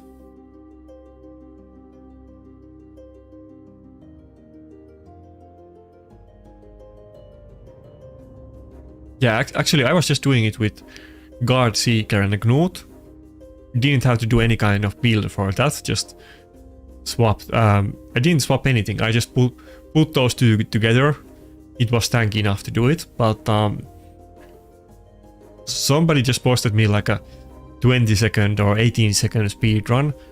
I think it was with, okay, it was with Accessory, but I happened to have it, but I think it was just Accessory, Gnut, Sifi and Tramonto. I think that was it, and it was like 18 seconds, so I will probably try to do something like that. They basically made all of those 3 boss battles, Phantom Shogun, Sand Devil and Iron Twins. You can pretty much brute force them now, and you don't like, even if you're not fully able to follow the mechanics, you can still do it. I'm sure instead of like focusing on trying to be able to do them like it used to be, people are mostly gonna focus on the speed runs, and it's much easier to do speed runs now. I mean, I just put like Duchess and 4 nukers on my Iron Twins, and it was like 40-second farm, so it was way easier. Oh, what's up, Nubs? You actually just missed it. We did a gem giveaway with a little bit twist on it, that people were basically hunting me in Classic Arena, and everybody that was able to beat my defense team got the gems, but you just missed it out. It was kind of hard because we made it only for like 3 champions, but it didn't take that long for people to actually do it. I think Lucas took quite many tries, but apart from that, I think half of the people got it on the first try.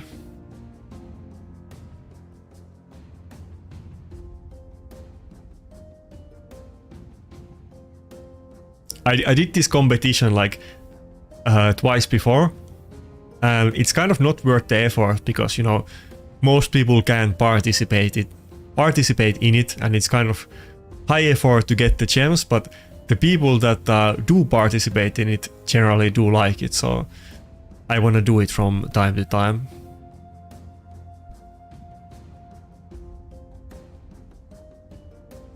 But basically, you need to be super endgame to win the games that we had today.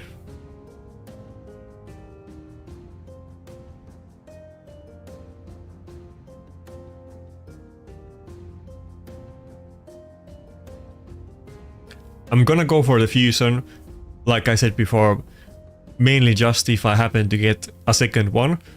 I don't have the High Elves Faction Guardians maxed. I'm 6 out of 10, but I don't expect to ever actually use the champion, so I'm purely doing it for that. By the way, I'm curious, noobs, are you gonna pull charge on this weekend, or are you waiting for the surprise special event that starts on Tuesday? I think I'm just gonna skip the summoning right now, even though we have pretty good champions in the 15x.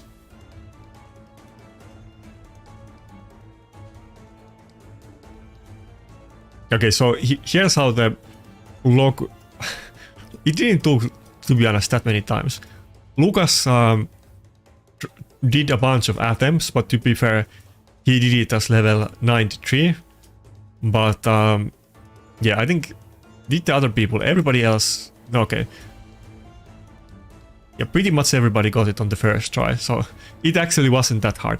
I was kind of expecting it to be harder. Last time I did this competition, it was way harder, but I was using Rotos defense then, and I guess the meta is different. Actually, I'm kind of disappointed that only Lucas had trouble with it. Okay, Eep lost like one battle, but that's it.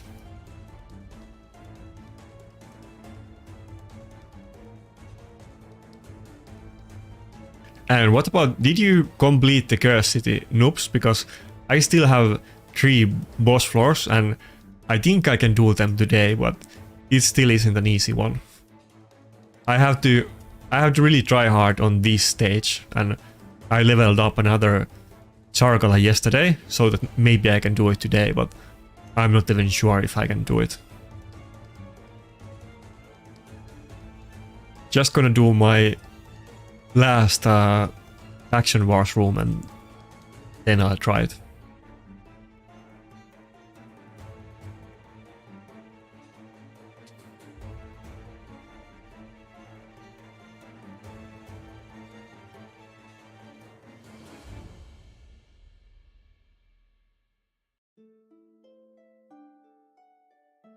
Yeah, it was hard because of the restrictions. Yeah, I know. I didn't want for it to be too easy, but to be honest, it was easier than it was last time.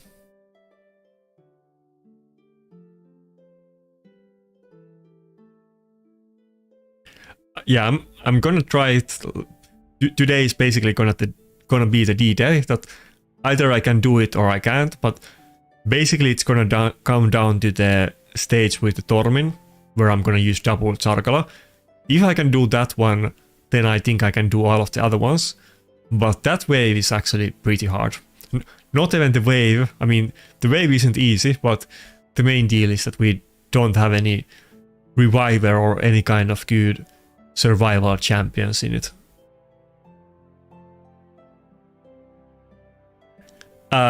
Yeah, I mean, I still gear for other stuff. I'm not trying to speedrun the faction wars, so often like half of my faction wars champions are missing gear. But it doesn't matter as long as we get it done. On some of the other factions where I have like good nukers, it doesn't matter if everybody is half naked, as long as there's like one nuker like Rotos or Wukong, they will be able to do the stage by themselves. I think it might be in Poison Set or Stun Set. I can't recall, to be honest. I don't really use it, and I probably stole some gear out of it. It might be in a Poison Set that it's not actually getting the set bonus.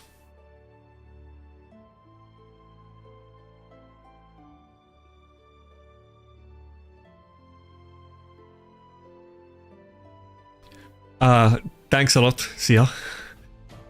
Wait, are you like what do you do? Like you're working on night shift? I mean, it's pretty late, at least where I am, so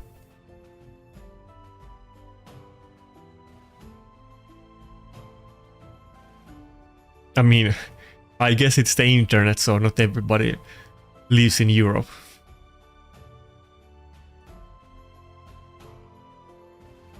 Wait, what blessing are you talking about? The one that it makes the debuffs the second form?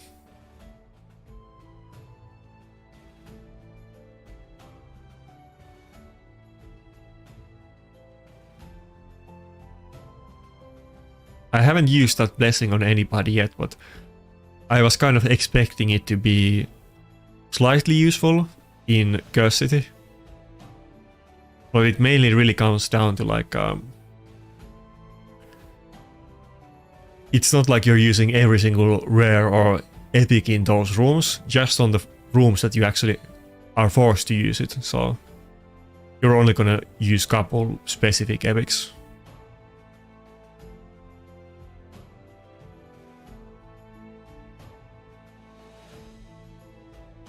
Oh, what's up, Muller? I don't know how I'm supposed to say it, but I guess Muller? Is it like German pronunciation?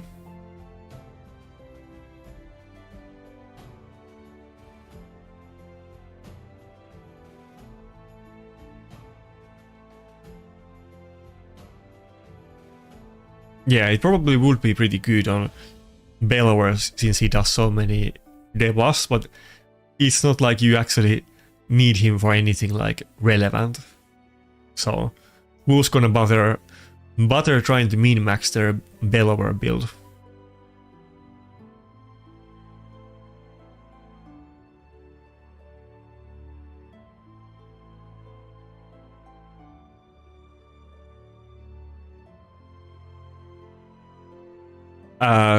I didn't pull for him. I don't know if I should, but I was kind of planning to... Oh, I got actually 2 6-star speed clips today, but I was planning to skip this event and pull on the special event on Tuesday to Thursday. We will see if I regret that choice, but I think both of these voids, people are pulling for both of them. They are some of the most wanted ones. To be honest, for me, still probably the most wanted void would be actually Sifi. But, I mean, Sifi, Maritzka and Taros would definitely be the best 3 ones. Maybe Yumeka as well. For me, not for everybody. I think for some people, Shu Chen is definitely the best void to pull. If you're running some kind of speed teams with Georgid, Shu Chen is much better choice than Arbiter actually. Obviously I haven't really like kept a lot of epics. I mean, I don't have any epic at, where is it? I don't have any epic at +4 and I didn't even look that much into it. I just looked does it even show the epics? I just looked the main, most important ones and I was barely able to empower any of them. But I'll probably just empower all of the epics that I can.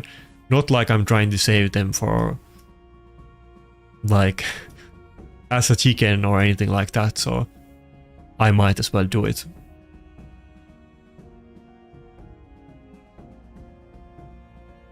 Yeah, nowadays in the Georgid teams, and people still do use Georgid offense a good amount even in top like Platinum Arena. Usually it's not with Arbiter, it's either you can have Arbiter, but you could for instance have Shu Chen and Sifi, or you could have Mikage, but there's other good champions that do the attack buff and other utility, so you don't really need Arbiter in speed teams anymore. Okay, let's start with this floor.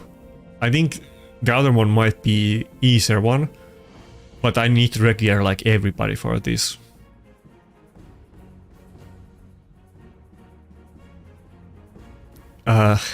If anybody has any good ideas what setup I have, what I should run here, then tell me. I think most people are running like Elva and then some kind of AoE nuke and burn. I don't have Elva, but I can do this guy, Old Hermit Shark, and I guess I'll put my best nuke here on Ronda, and then maybe use like Shark, Ronda, Kaimar, what was his name? Artak, and then one more. Maybe Oela. Probably that's gonna be the team that I run, unless anyone has any better ideas. I don't know if I'm gonna need like Archmage for stuns or something like that. But yeah, I guess I need to go. Do I have enough accuracy with Artak?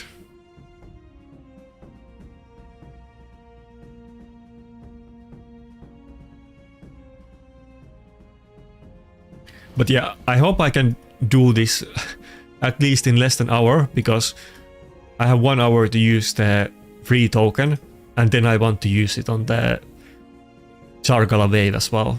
But yeah, I guess we'll go and see what happens. Wait, now it's not using the token. Before it was like forcing me to use token, but now it's not even asking me if I want to use it. Okay, let's use it.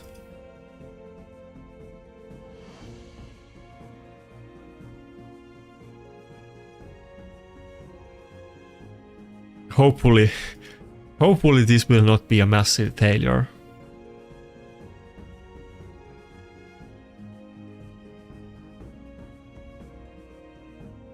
I don't know if this is enough accuracy, but I'll just try it once with that, and I'll give him more if needed.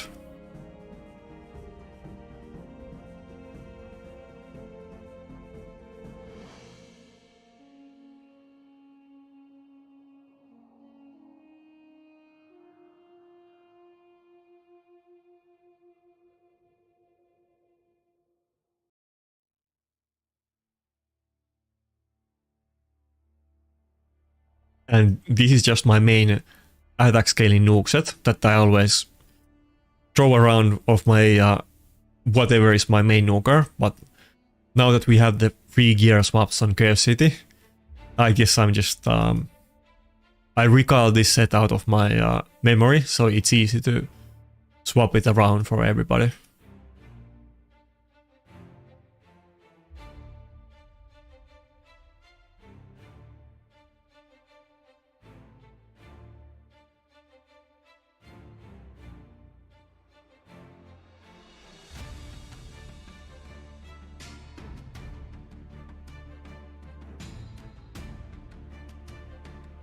I don't know why he even had 5-star banner. Now that I think about it, I should have just destroyed it. You're right.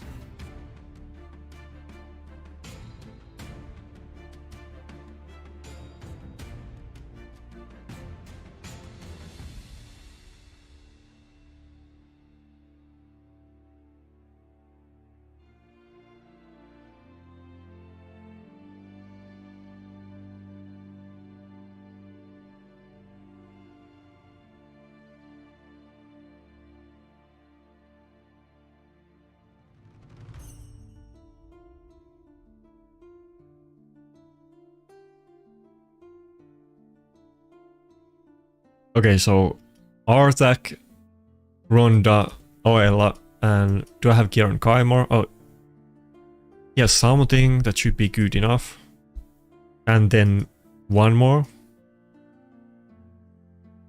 Okay, let's see if I can do it with this.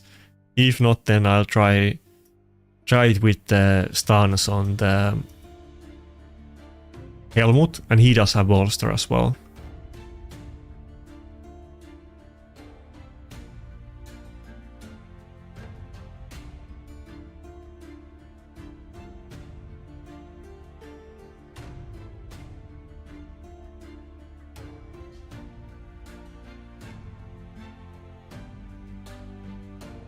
I don't think we can beat it on the first try, but let's see how it goes.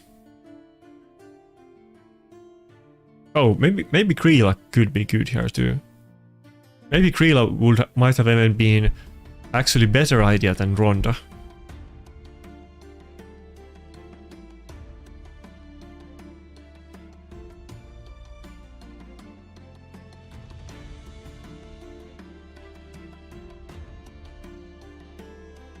But yeah, if anyone has any better setups I should do on this floor instead of this, then tell me, because I'm not confident it will be super easy.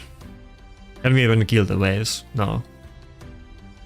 Yeah, not without attack buff. That's why Trela probably would have been better here. Wait, doesn't pretty sure that Reviver actually does do attack buff. If I have him as the fastest, or does he do it? I need to run either double nuker or I need to have more damage on Ronda. But we lost it, I guess. Or maybe if I had... I don't know. Yeah, this guy has an attack buff, I need to make him faster.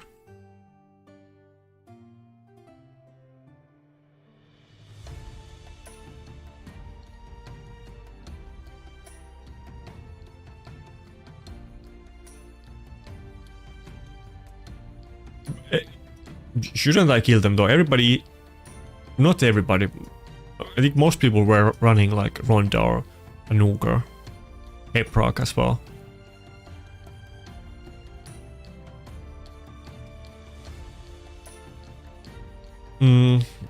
Yeah, maybe if I make this one guy faster, I can instantly one-shot the spiders.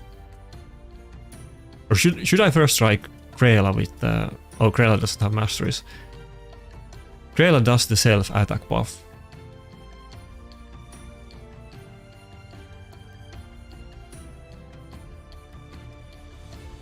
How fast is the Ronda?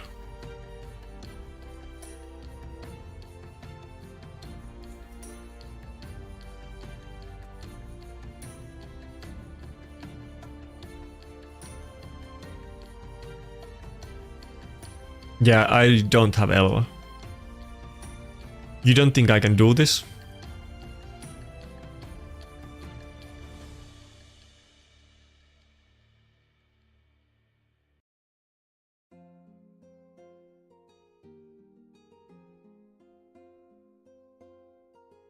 Damn, I have like attack banners with triple speed, but I don't want attack banner.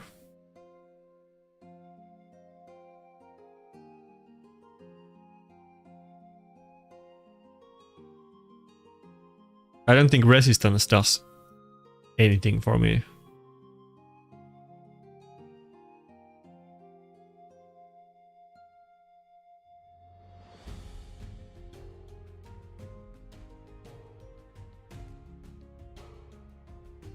Yeah, I was using Oela. I don't know if I should put Oela in bolster or something like that for this. I didn't have anybody in bolster. I do have Helmut in shield.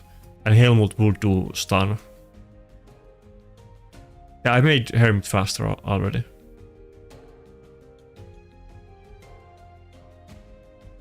Maybe I should just run Helmut instead of Kaimar, but let's see how this goes. I know, but it was the fastest banner that I had. Wait, I thought he was supposed to be faster.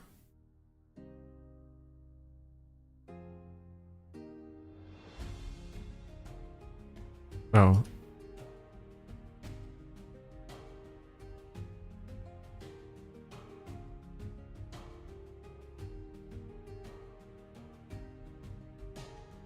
Okay, now he's the fastest.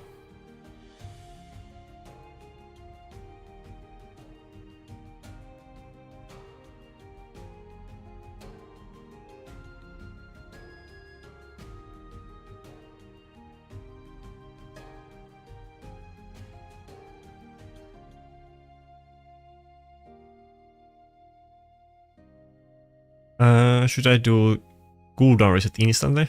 I don't think I need to do it right now.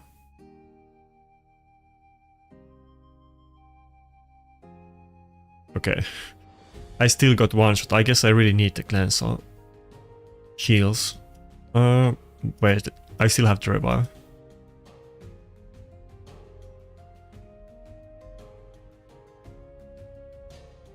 Oh, can we still do it on this run?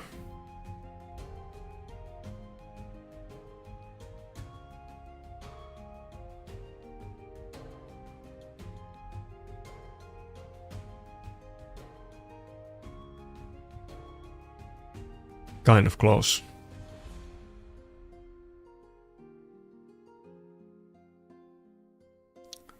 Who is better early game, Elhen or Apothecary? I mean, it depends what champions you have. Other one is a nuker, another one is not. But if you're literally talking about your first champion, of course you should do Elhen first, if you don't have any nukers. But I don't know what kind of situation are you specifically talking about. People do use Apothecary even nowadays on some content like Curse City and so on. He used to be pretty good at some point even in Clan Boss. And he's definitely one of the better wares.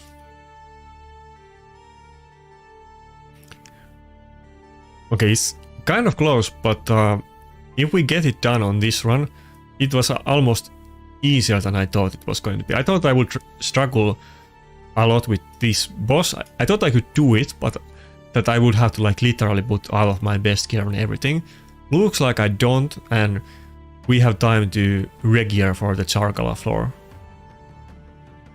Oh, I guess I should have maybe killed the ads, but it doesn't. Wait, did I just lose? Maybe I can still do it with the bears. But I guess I should have not hit the boss and killed the ads instead. Yeah, we still have the bears, so I don't see how we would lose it.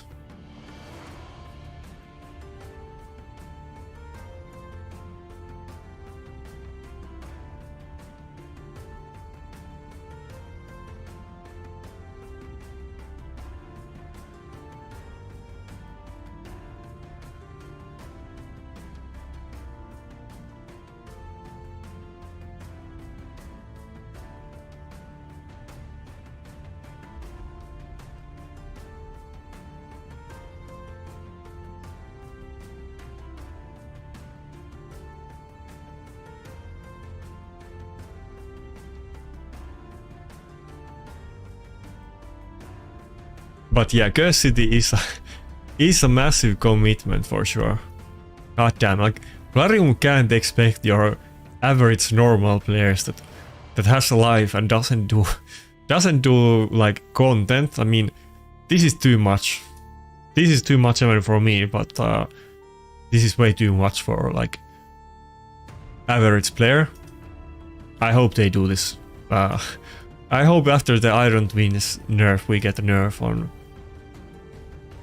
Curse City. And of course I didn't get anything even useful here. There's only one 6-star piece and it's not good. But happens. Okay, so we still have time for re-gearing the Chargala room, and I'm gonna go with the same setup I used last time. Last time I didn't have 2 Chargalas, now I have 2, so actually, yeah, let's do like 1 dungeon run quickly, so we can get the crit rate and crit damage mastery on the Chargala. But I guess we'll put both of them in like Nukia, and maybe I can do it with double Chargala.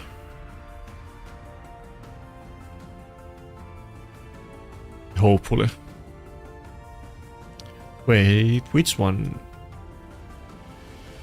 Does the other one have blessing? Okay, it does.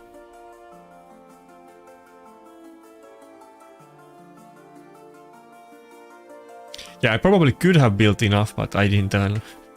I went kind of half-hearted with my build.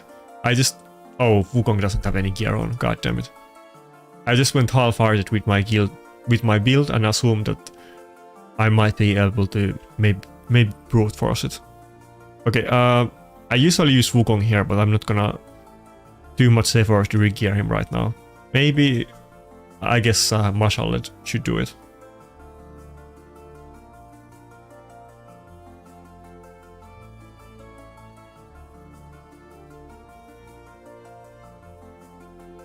Five-star Merciless. I don't have super high hopes for 5-star bottom pieces. I mean, the set effect is strong, so maybe if it has good stats, sure, it can be usable, but that's not really the end game that I'm aiming for.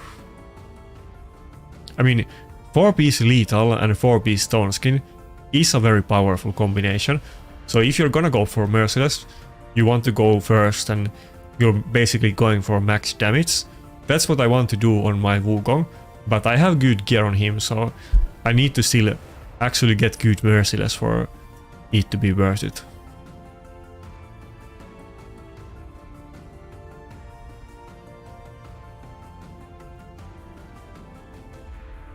Oh, I still need to do one run. Okay, one run and we can continue. Okay, yeah, if I didn't notice it, but I'll check it out.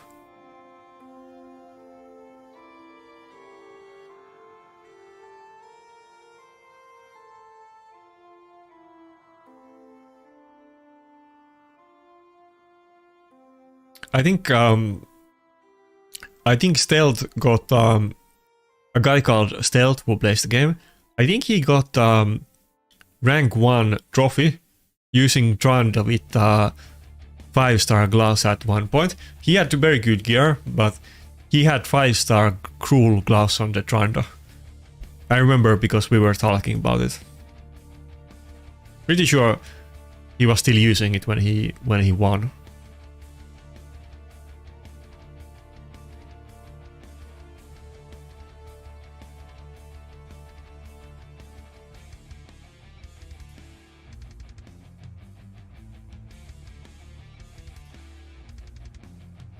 Okay, let's see. Which class? These? Yeah, okay. Speed, HP, crit rate, maybe it's usable. I mean, you can Chaos Sword these, even the 5-star ones, because it's not like you're doing anything with Chaos Sword. So if you want to be super tryhard about it, you probably should keep 5-star bottom pieces, maybe even the mythical ones, because I guess you could get something out of it, but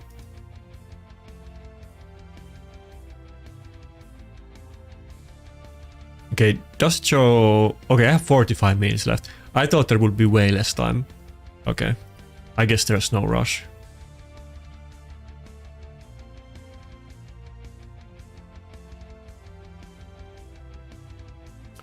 Do I have blessing for the other Sarkala?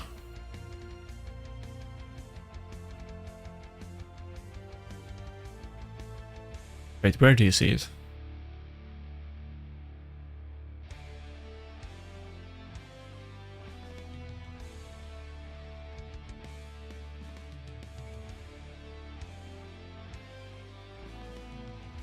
Yeah, that's a new one. I'm not really very familiar with him, to be honest. Isn't that one of the ones that was like... No, which one is it? Is it Skinwalkers? What faction is it? Oh, it's Sylvan Watchers. Yeah, this one.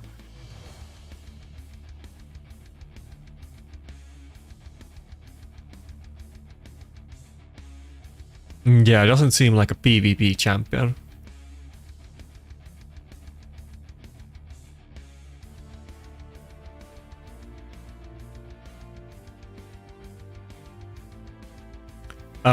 Again, it depends on your team. Do you need heals or do you need damage? If you don't have super strong team, I mean, you probably would use both of them. You can use Dark Elhain as campaign farmer, normal Elhain as campaign farmer, and Apothecary is good on many bosses, and both of them are useful in faction wars. So if you don't have a team, you might probably want to level up both of them.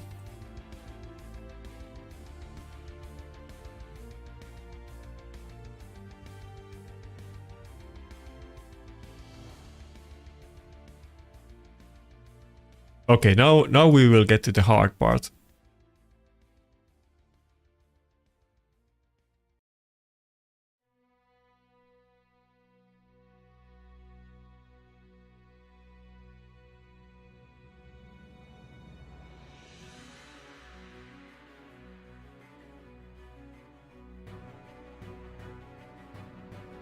But maybe if I have double Charkal and I put both of them in good gear, maybe that will be enough.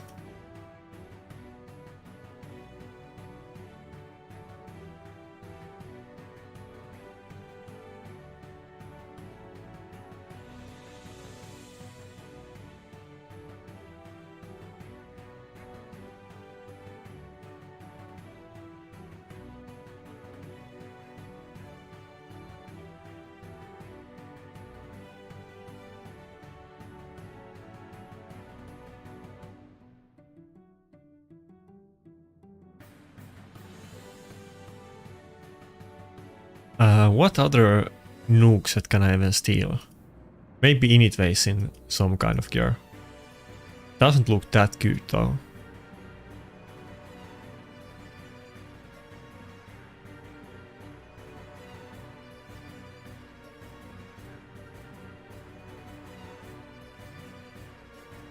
Wait, does Initway not even have a Savage set on? Do I have to run the optimizer? God damn.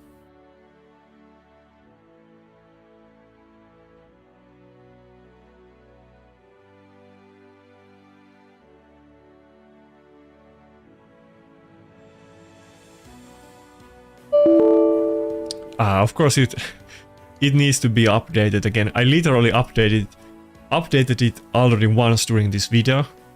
Okay, you can't even update it right now. Yeah. Barium is doing way too many updates today. So I'm not even able to run the optimizer. Unlucky. Okay.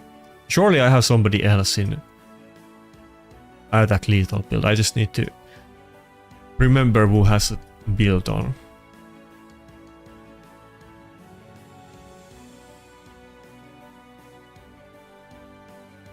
Everybody's kind of half built and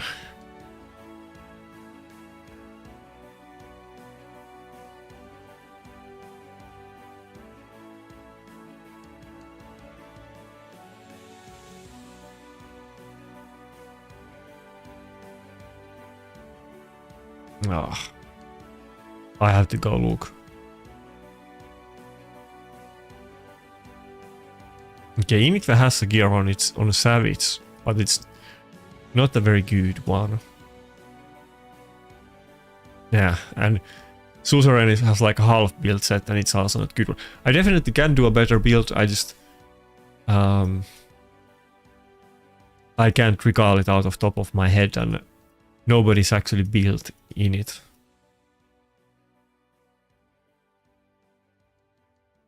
Everybody else is in some other type of builds.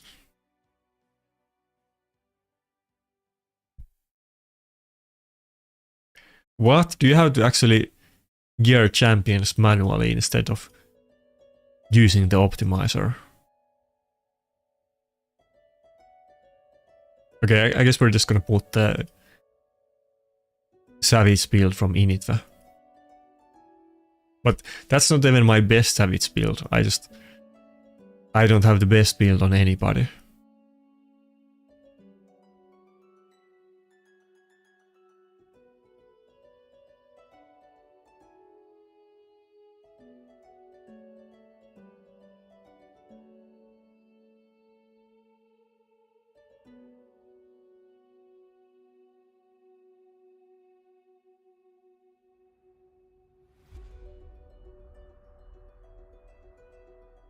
I hope you're at least crit capped with this build. We might not even be.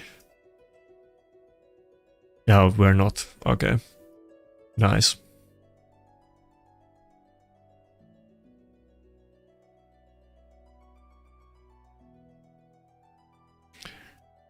Because I have to like switch the item set so often. That's why everybody's half geared and I can't put anybody on the normal nuke set apart from like the main one that I actually use unless I run the optimizer.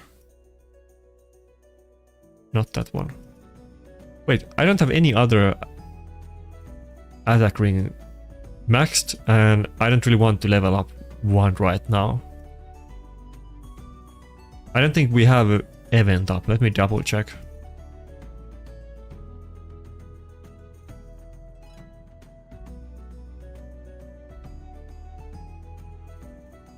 I don't know if, yeah, 14 hours. I don't know if we're actually gonna be able to beat that for It's So Hard one.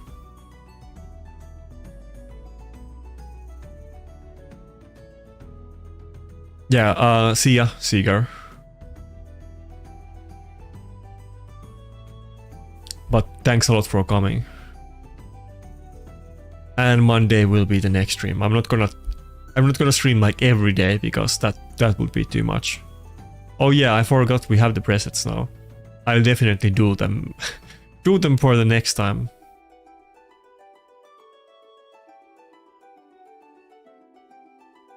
Wait, optimizer works, but did I do all that effort for nothing?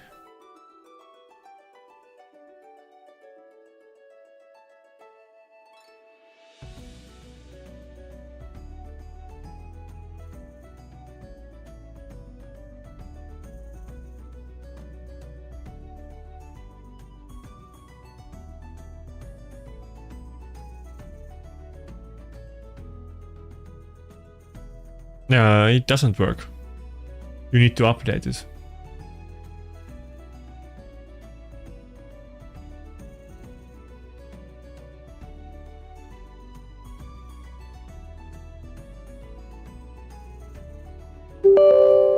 Okay, wait. Does it let me... No, I can't update it. Wait, can't run... Oh, it's running. Oh.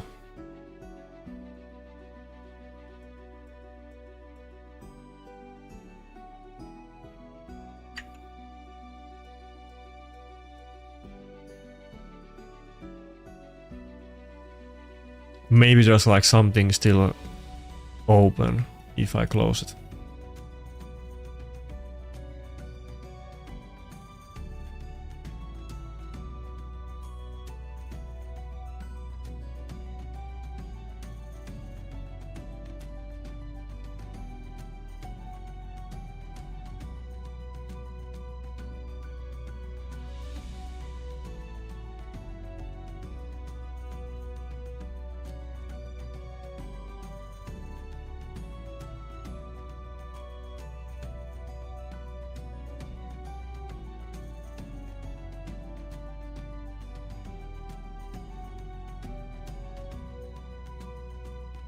Wait, what's the file name of the optimizer? I can't find it, but it says it. I have it open and it doesn't let me run it. Sometimes I guess that it just even when you close it, it doesn't actually close.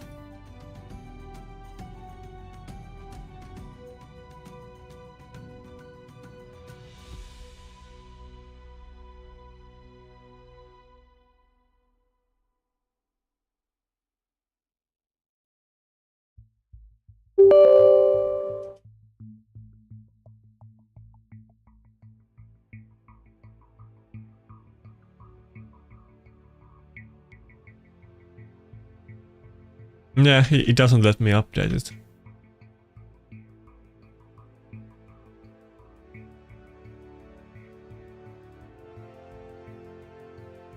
Okay, never mind. Now I got it. There was like one random bar somewhere left and... Okay. Let's see though... How far do we get this while I run it?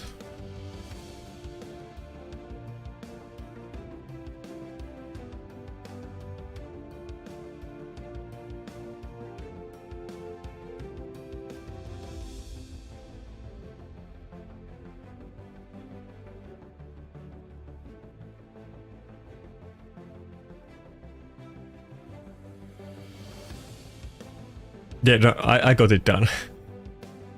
There was just like part of it that was still open and that's why it didn't let me run it.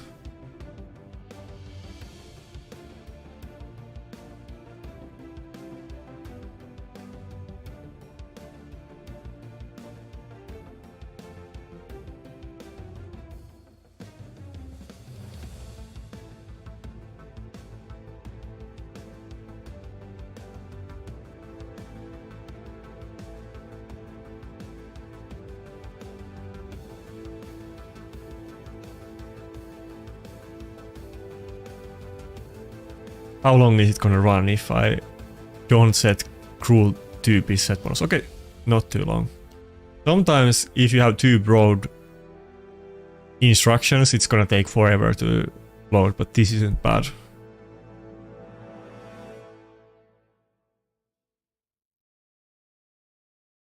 Yeah, I also got some epic souls and like souls on random bad champions during the last event, but just the mere fact that I got some crappy high level souls, I was able to do many rooms that I normally can't do. Like those what are they called? Not secret rooms, but the red star rooms, that challenge rooms. I can't recall what you call them.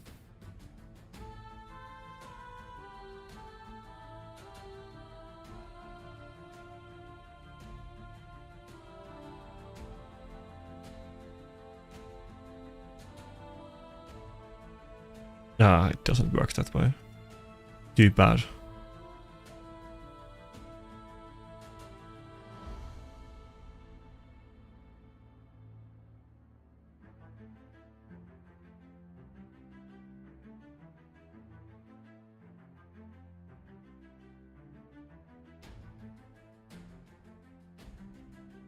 But yeah, it's a lot of effort to swap all of the items around just to do one wave of like one room. Okay, that's good enough.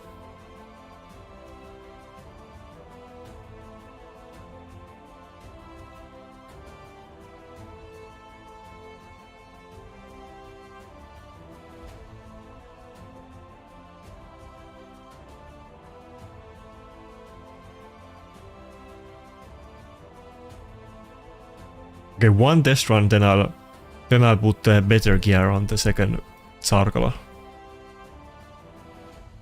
Oh, actually it's like almost the same gear. I'm just gonna swap 2 pieces. Okay.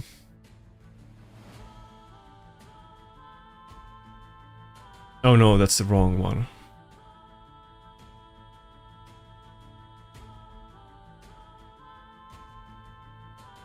But yeah, basically the issue here is that these Cupiduses hit you. Oh, okay, let's start this. We need to get a freeze on them, but these Cupiduses do a lot of damage and they kill us. And if we kill them too fast and we don't have our cooldowns back for the next wave, then the same thing is gonna happen next wave. So we need to kill them slow without taking damage, which I wasn't able to do. But maybe with double Sarkala I can do it. The other one should have their cooldowns for the next wave. Maybe that's good enough.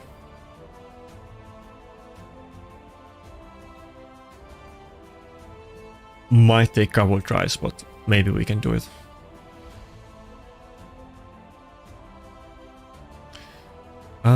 Maybe I don't waste the stun.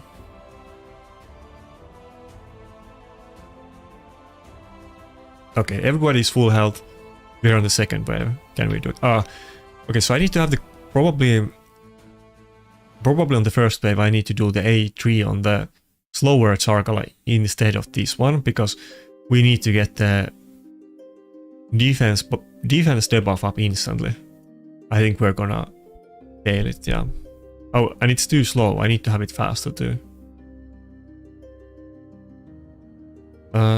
I wonder if I can check the speeds of these waves somewhere. Maybe Hellhades' website has the Girl City wave speeds too. Probably. Never looked them up before. Did anybody do this wave? How did you do this wave? Kind of curious.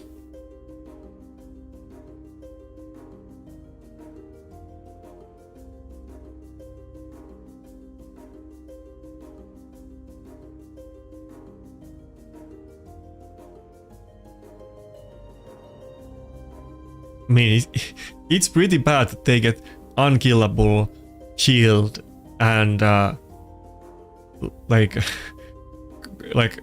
block damage, shield and counter attack. Like that's a lot.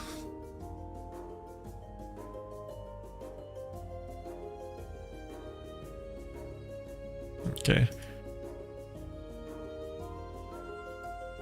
Yeah, I need to kill it fast. The issue was that my second Sarkala was too slow, but that's why I was asking about the speeds. What speed do I need to be, actually?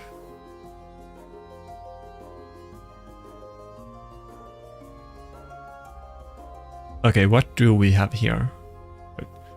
Why did it just close? I had it and it closed. Oh my god. This happened like twice now.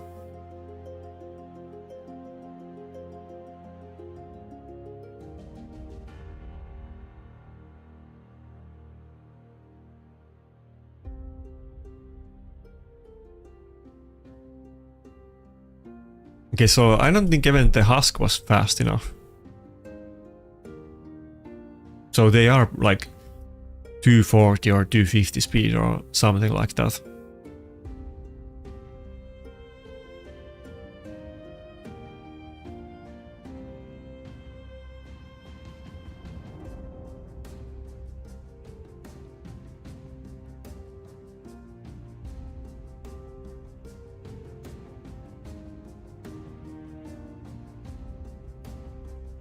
Can I get speed? I wouldn't be able to upgrade anyway. I guess I'll have to... No, not Marshall. Who has double speed boots? Do I have to steal my Arman's boots? Okay, no. Okay, ninja boots are good. Those, and then I need another chest or helmet.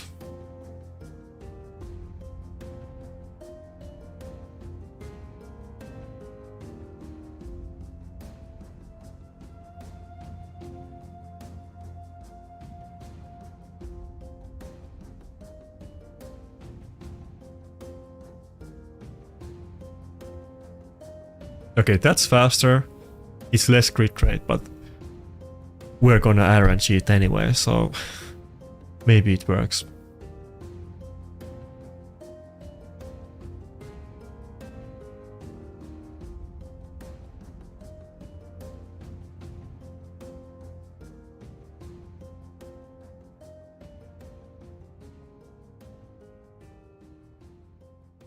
Okay, I'm looking at the second screen for another build.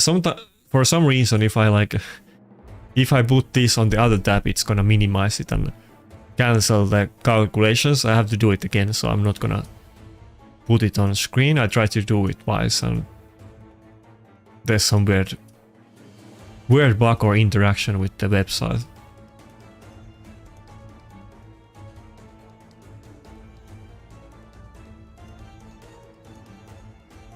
But we're basically gonna steal the build I have on Ratalos, I guess, mostly.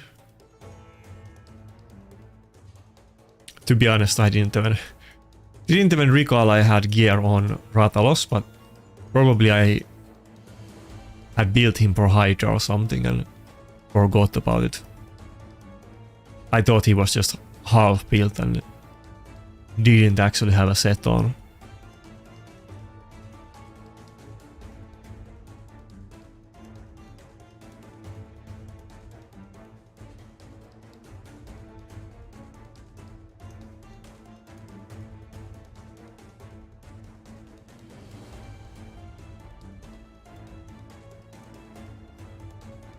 I mean, that's the same. How is that even better? I guess a little bit more attack, but a lot less crit damage and cruel 2Bs. But we're not even faster. I wanted to be faster. Is there something we can easily loop a lot more?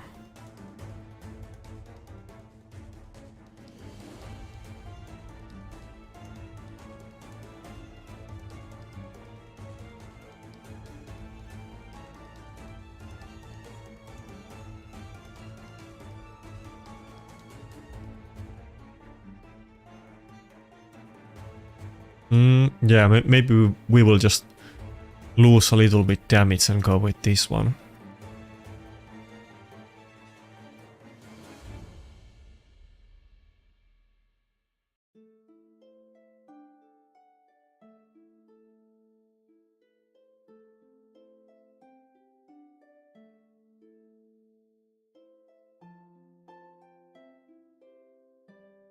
Yeah, what's up, guys? I guess we should use it now, but I'm just like, these are like some random sets. These are not the main sets, except the other Chargala has my main set, but I'll need to add those presets now, since we have it. But okay, let's see if we can do this.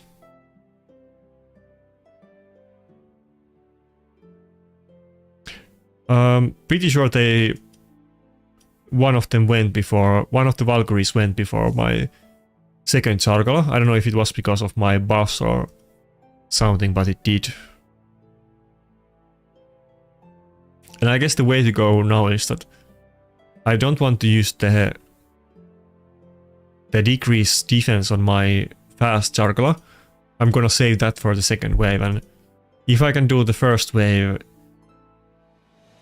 that way, that I don't open with the decreased defense, or I open with that on the slow one, then it might, or then we might get to the third wave, but we will see.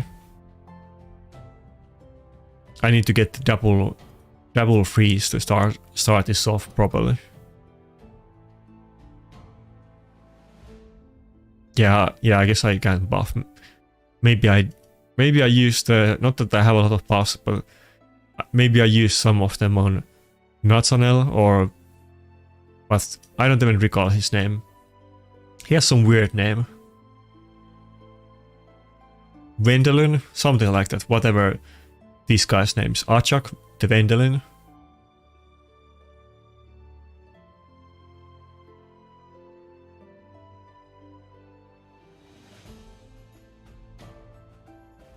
Okay, maybe it was because all of the buffs then.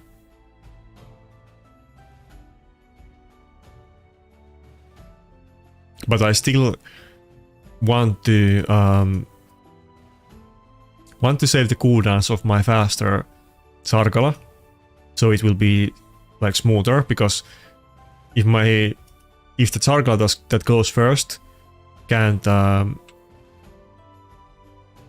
do the decreased defense, and I have to wait for the other one, and by that time they are gonna take turns, so it's gonna suck. So I need to do it this way. I don't know if I can do it this way. Yeah, I don't have enough damage to kill the Cardial and whatever is this Supreme Elhen, whatever it is, but I can't let it take a turn. Okay. Nah, not enough damage.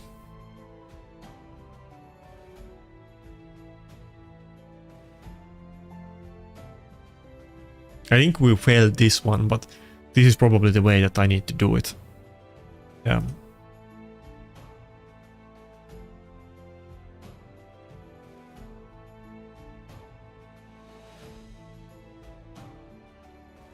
Do you actually get hit a lot in tag team? I feel like if you want to like go up in tag team, the main thing is that you can beat the offense battles, and generally if you can beat battles in offense, even if you put the same teams in defense, it's good enough. The main struggle is if you actually can farm points or not. But I don't think you need to think about it that deeply, like your actual defense team there. But I'm sure it works, but I mean, like I said, I think the offense is the main concern. Wait, which one is this? Okay, I think we already failed this run.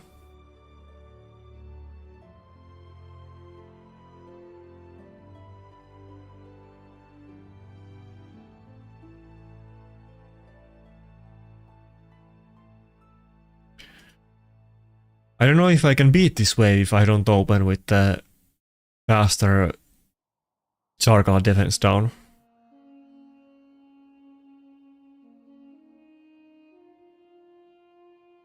If anybody has any good ideas for this wave, then tell me, but this is a painful one.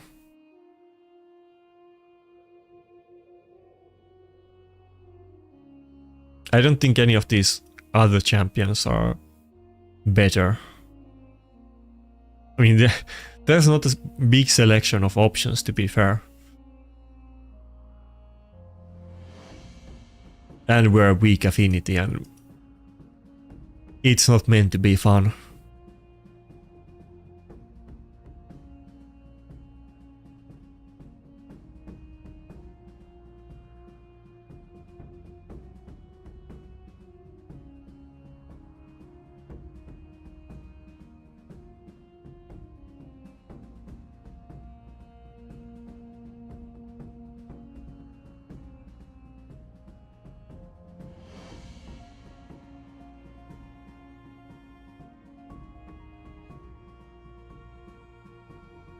Do I need to go for the stun? I feel like I'm gonna die if I...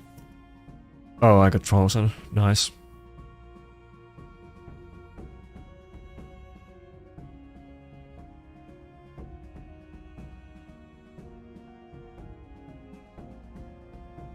Now I don't have any cooldowns on the second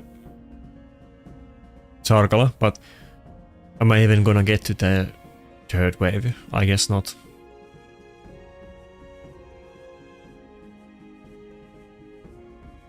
Yeah.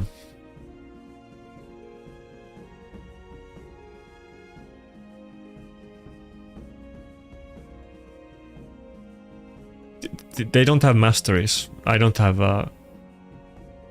World of Death or any other mastery on them. I have like the crit damage and crit rate, the first two masteries, and that's it. And I hope I don't have to farm masteries just to do this one specific stage, but generally I don't have anybody in masteries except the ones that I use on like PvP and Hydra, but like I don't know, 70% or 80% of my champions, they don't have masteries. I mean, if I got masteries on everybody, then I wouldn't have time to farm anything else. But maybe since I'm pretty much done with the chaos dusting, not like right now, but let's say next 6 months, maybe it's time to farm masteries on obscure Chaos City epic or rare champions.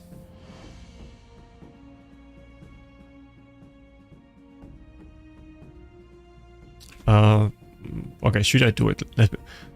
I'll finish this attempt and then I'll look at it.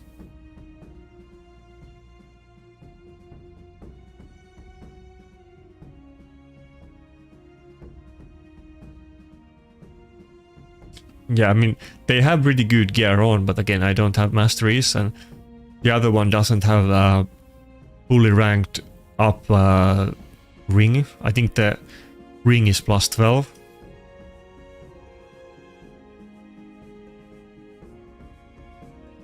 Okay. Okay, how much do I need to farm if I want to get World of Death? Oh yeah, it's on the... Okay, never mind. This one has it, the first one has it, and the second one doesn't. Okay, sure. Let's farm Whirlwind of Death for this one. But are they... What speeds are they? What? 241. Okay, maybe it's doable. 241 and... Yeah, okay. So if he does get 2 kills, if he just gets 2 kills more than the other one, or 2 kills and the other one can't get any, then it's good.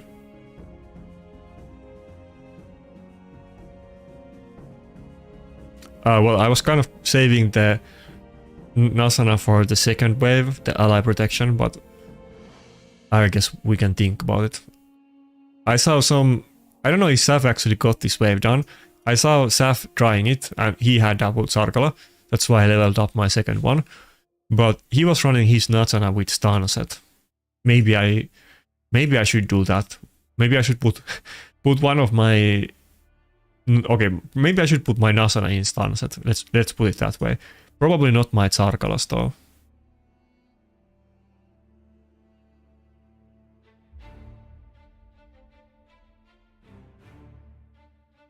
I feel like farming couple masteries is gonna be faster than swapping gear, to be honest.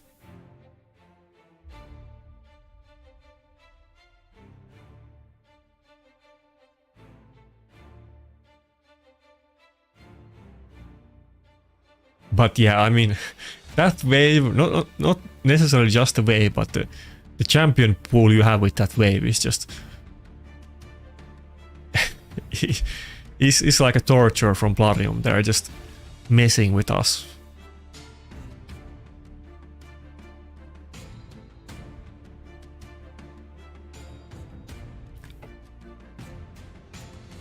Yeah, I think my Nasana doesn't have any accuracy. It's just in a bolster set.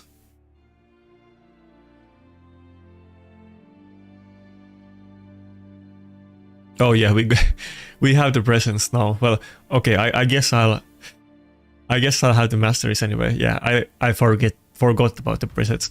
I still haven't used the presets once, and I didn't even see how it looks like. So.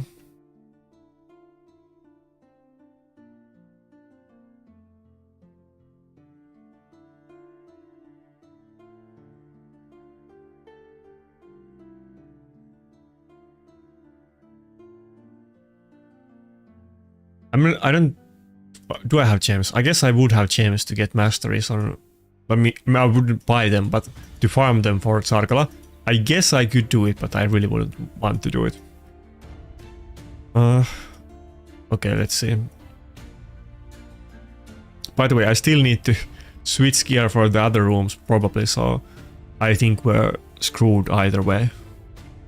Need to do the artifact enhancement event tomorrow and gonna run out of silver. I can't even level up this ring because it costs silver. I can't. I need to save some silver.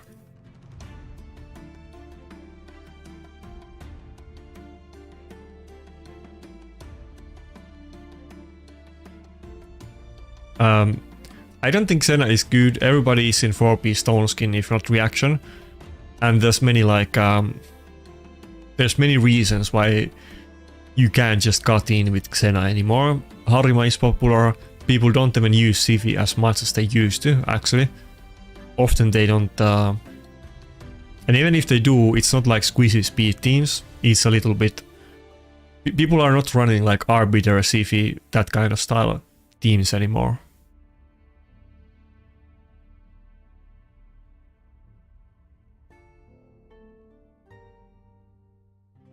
But yeah, okay, I'll swap the builds. Well, I mean, it doesn't matter anymore, but I'll save the presets. Just give me a second. Wait, how much do I need? Oh, okay. Okay, we'll change them.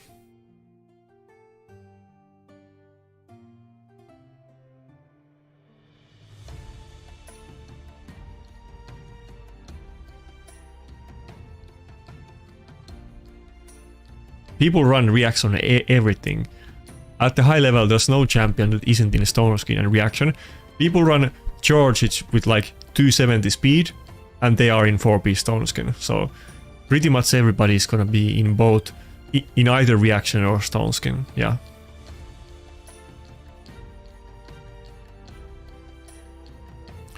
Okay, let's see. I mean, of course it depends what you happen to meet, but pretty sure I didn't meet any arbiters today, but it's maybe okay, yeah, it's possible that there was an arbiter that I forgot about, but these were the types of teams I was meeting. Not a lot of arbiter, a lot of like Lazarius, lockout champions, Mikage, Wukong, Harima, Sifi, and other primals, let's say.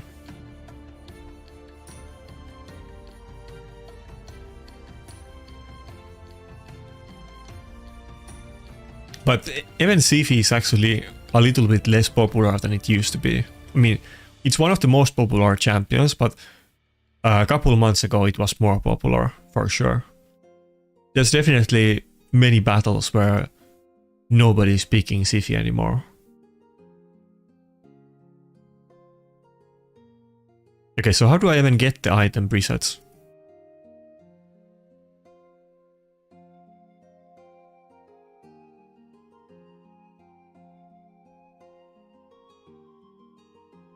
Where do I save the gear?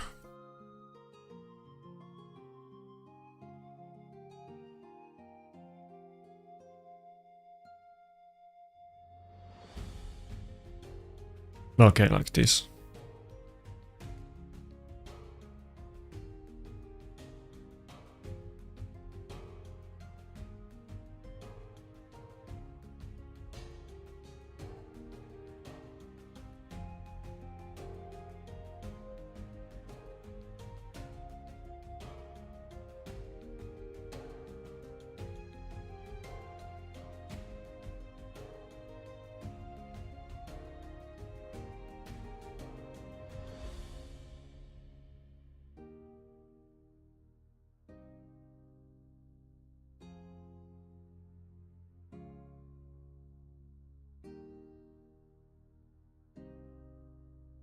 Wait, which one?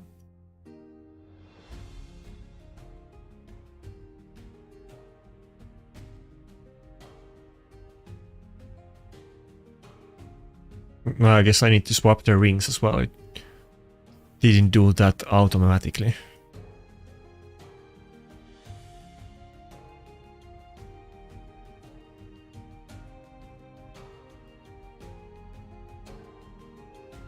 But yeah, I don't know if I can get this floor done, to be honest. It's kind of hard.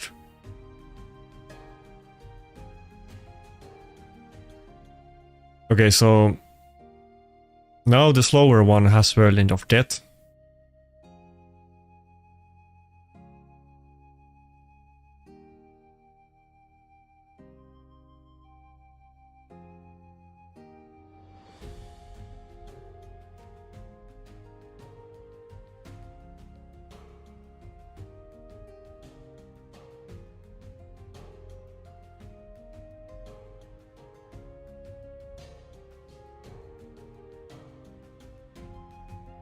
Oh, what? I didn't get decrease. Does it not have accuracy? I didn't get decreased defense on anybody.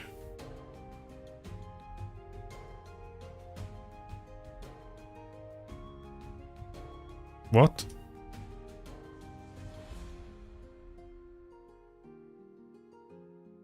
Was the other one on like... Oh, it's on accuracy banner. Okay. I guess that one was an issue I didn't even realize it was an issue.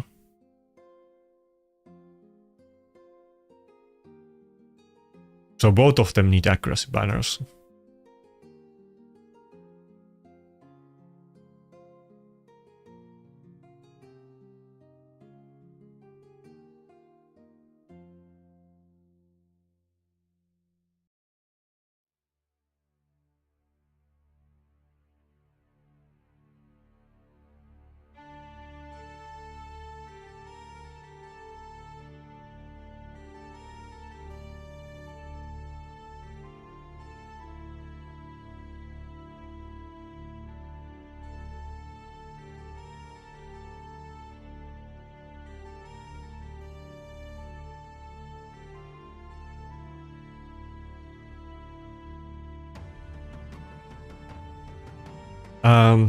One of the Ubidoses didn't get the decreased defense on the first AoE, but maybe that's good. Maybe I can stall long enough that I can get my cooldowns back this way, maybe.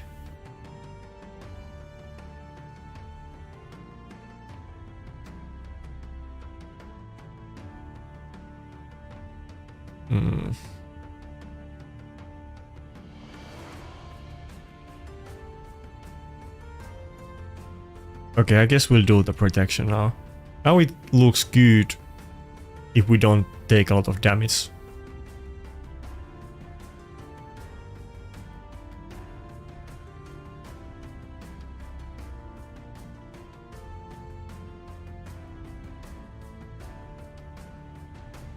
I feel like sometimes they get frozen and sometimes they get burned, but isn't it supposed to be based on their stats? But now everybody got burned.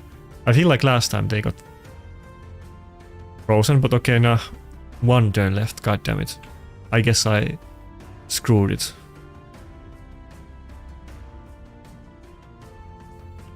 Maybe if I get saved by the sun.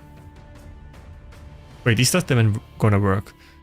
He has the passive anyway, so it's not even gonna save me. Okay, we screwed this one. I guess the other one got kills that they weren't supposed to.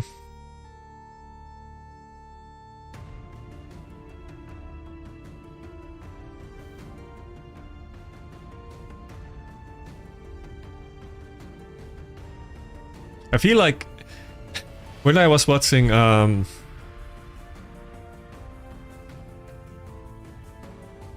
what's his name? Saf do it.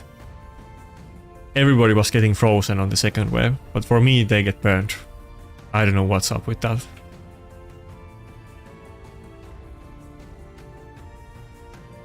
You think stuns at Nasana? Shields at accessories when? I mean, I kind of want to have both of them. Then I'm not gonna have shield. Maybe I should... I don't know. Maybe I should put Achak in shield set and Nasana in stun, maybe. I mean, I guess I could do it. Ah, is the Tarkala gonna die?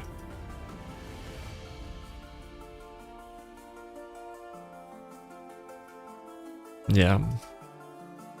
Do I have even time left of the free item swap? 12 seconds, okay, so it's over. Probably I should have maybe Achak in bolster. Bolster with accuracy and speed. It's kind of tough requirements, but if I have him in that, then I could maybe put Nasana in the stun set. That's probably gonna be like 5 million silver to do it though. I'll do a couple tries if I can get it done this way.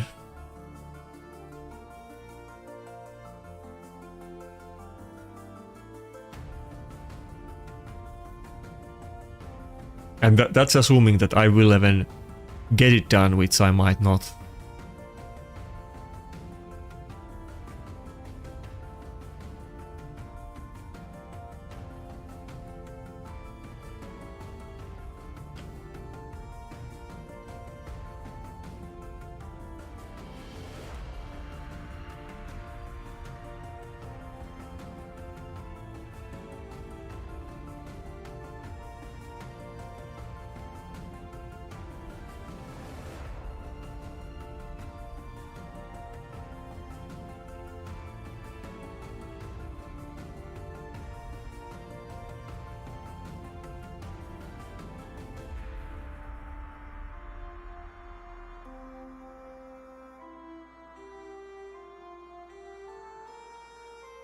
Okay, I don't think we're... Surely we cannot do it, but since we got to the second wave, might as well try. I wasted the stun and everything, so... I thought I would die if I didn't get the stun, but I still survived it.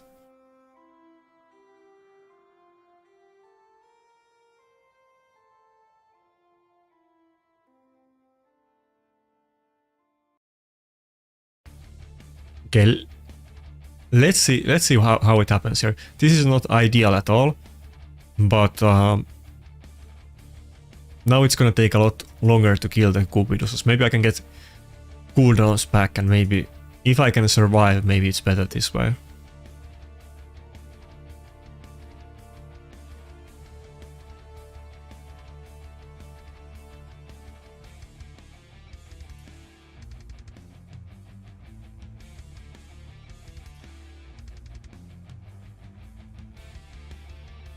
No, I can't survive that long. No way.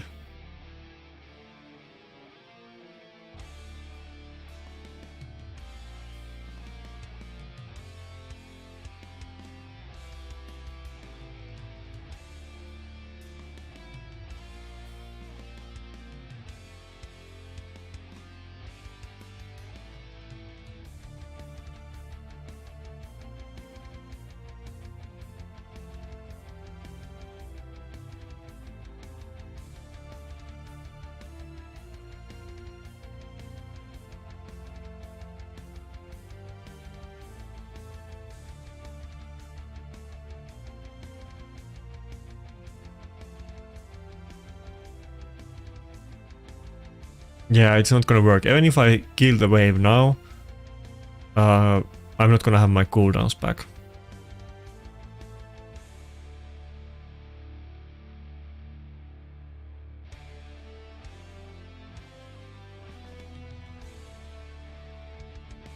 Nah. Can't even kill it.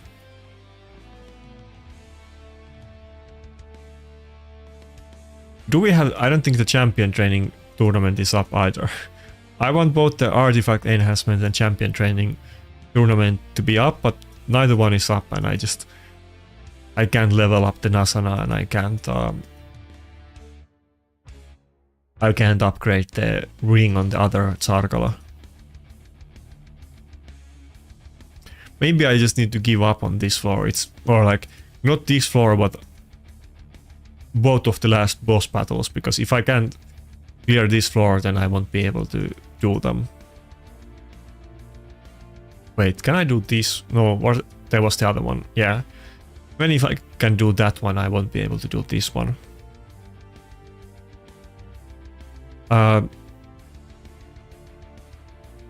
If I kill them more slowly, I'm just gonna die. I mean, I was trying to kill them fast the last time, and I still died, so I might survive, I might not, but if I kill them super slowly, I'm definitely gonna die.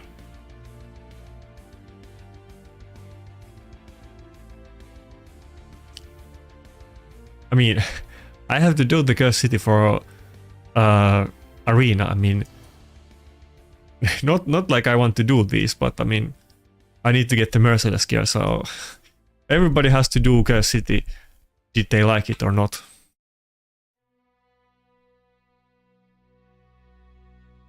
Believe me, I would want to out of this floor and forget about the stupid Curse City. Wait, I think I have a drink on freezer that is about to die.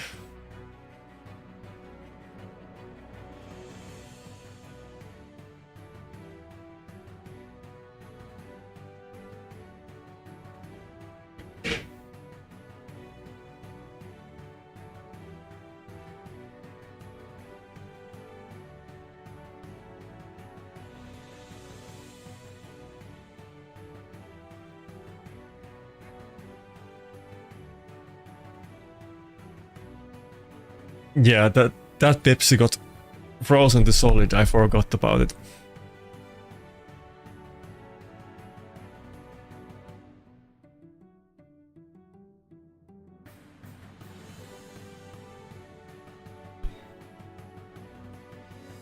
I mean, I probably could do this if I have everybody with like masteries and maxed out gear and so on, levels.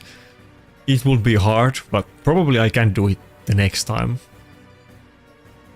If I have everybody in my like perfect condition with my best gear and I do many tries, but it's still super hard.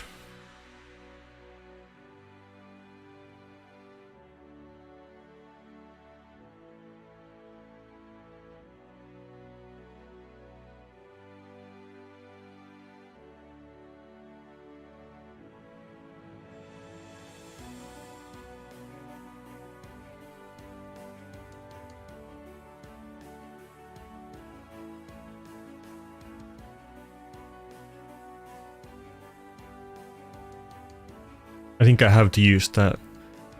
If I didn't do that, the Tarkala will still die, so a little bit waste, but had to use it. Okay, so I don't think I still have the A3 back, do I? Yeah, I don't. It's one turn cooldown. If I did, it would be a lot better. But maybe we get lucky with the stun. That's the only way we can... Wait, no, that doesn't work. I keep forgetting about the 200 rack passive, yeah. I need to have the cooldown back. That's the only way I can kill that wave. And then if I do have it back, I'm not gonna have it on the next wave, so feels kind of hopeless.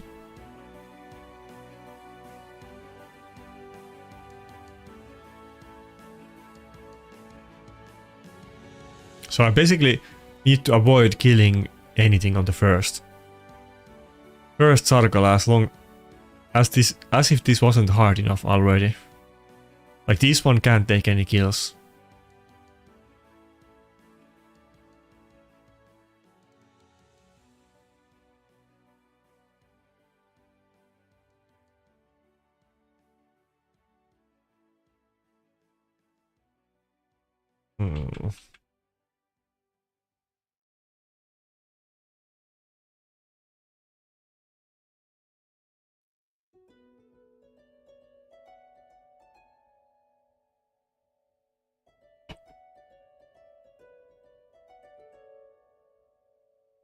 Yeah, if I kill anything now, I think I lose, but I'm gonna lose either way. Okay, that's not gonna work. I need to think about this again. Should I really put the Achak in shield set and Nasana in stone. Probably that is the best way.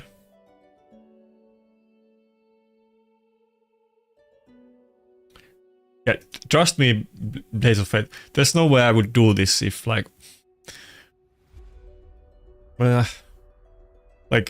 if I wasn't making content, I wouldn't do it. But since I am, I will do this super begrudgingly. But I guess I'll have to give it the effort. Other people are doing these floors, so I would look kind of half-assed if I didn't try to do them. I mean, even people like Saf are doing these floors. I mean, I don't think he got it done, but he tried to do it and put a lot of time on this, and he's not even trying to compete in PvP, but I'll have to give it effort.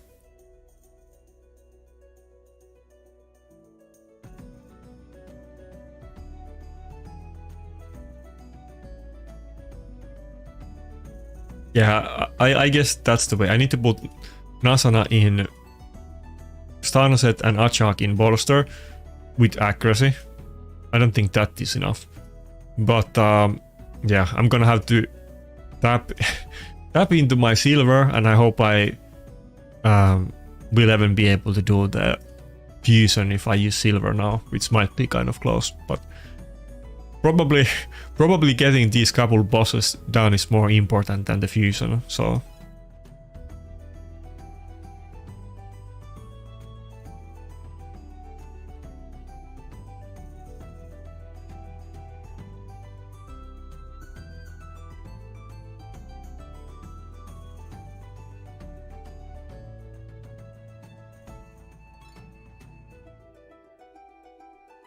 Oh, we already had accuracy banner on. I don't think this is enough unless I... Oh wait, I do have a lot of... It's gonna be enough. I have a lot of better amulets actually. Who has it though? Kaimar? No? Oh, okay. Nasana had it, what? Okay, I think that's gonna be enough accuracy. It's not very fast though, but maybe... I think he needs to be a little bit faster. Do I need to put him in speed boots? I guess I do.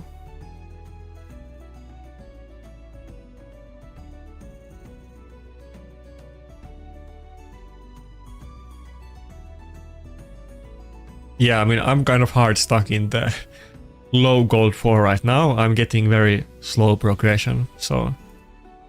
I think it's just, I mean, Live Arena isn't the most popular part of the game.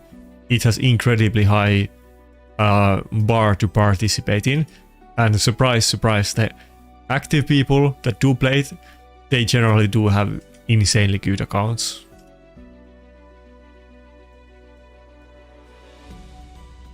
I think we'll put him in speed boots actually.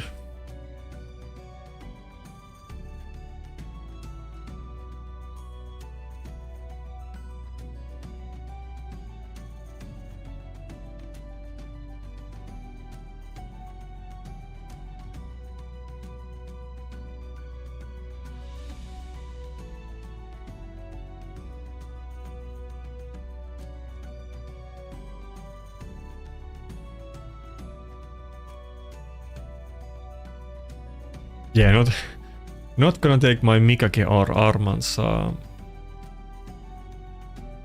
boots. I guess I'll just go without HP on the boots.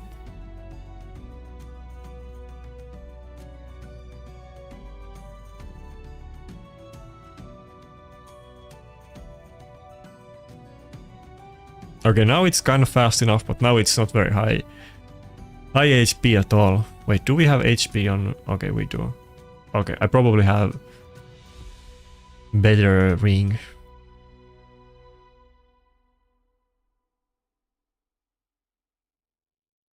Yeah, the Nasana one, of course.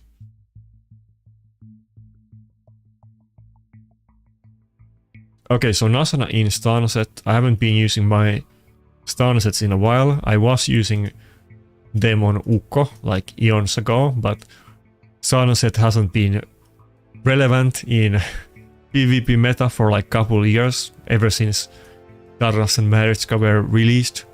Wukong hasn't seen any use, and I'm pretty sure the only two champions in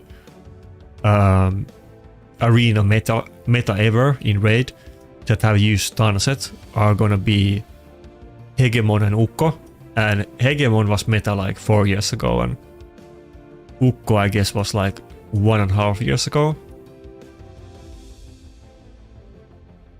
A little bit more than that. Okay, there's stun set. I don't have too many stun pieces, but it should be good enough. I mean, he doesn't need accuracy. I probably could build him in accuracy and stun, but he doesn't need it, so we'll just go with max speed, I guess. Pretty sure that's gonna be like the Ukko pieces probably. These gloves are not very fast, but I don't think I had any other HP ones. That's why I was using them.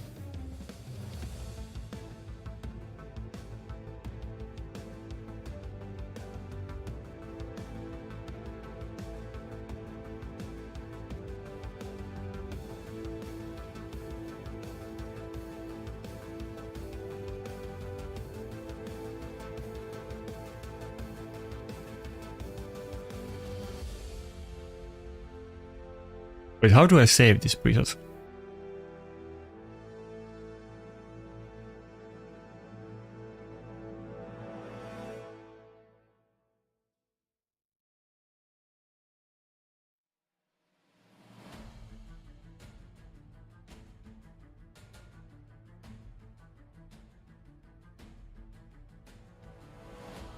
Oh yeah, I guess if Acha goes first, she's gonna reduce the... is 20%? But looks like the fast Sargala is gonna go before it, but the slow Sargala is gonna go after Achak though. We'll see about that. Maybe I have to make Achak slightly slower. That may be a problem.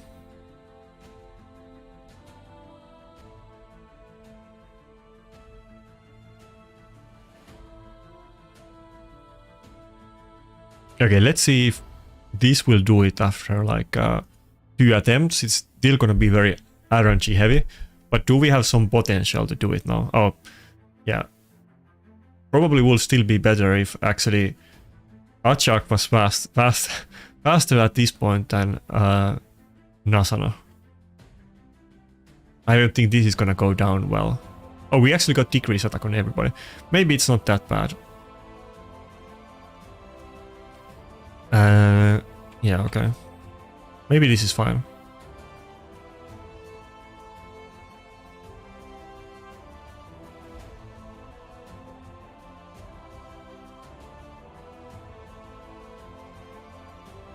Do I even want to use the freeze? I mean, we don't need it on the second wave anyway, so might as well. Actually, no, maybe that was a terrible idea. Now I'm not gonna one-shot them. Oh, I did, okay. Well, this is kind of like a test run. We just changed the build, so I don't know what's gonna happen.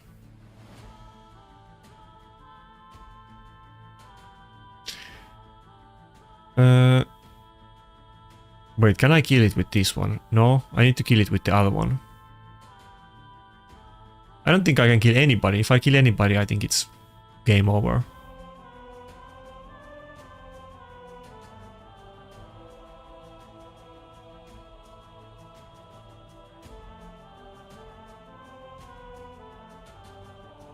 Ah. Okay. Not good.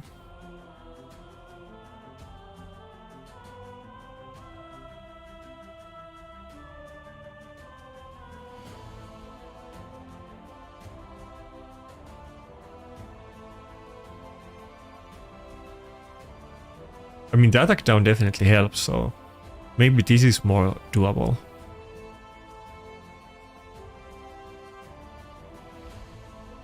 Probably I shouldn't... Yeah, let's not use the stun. I need the stun on the second wave.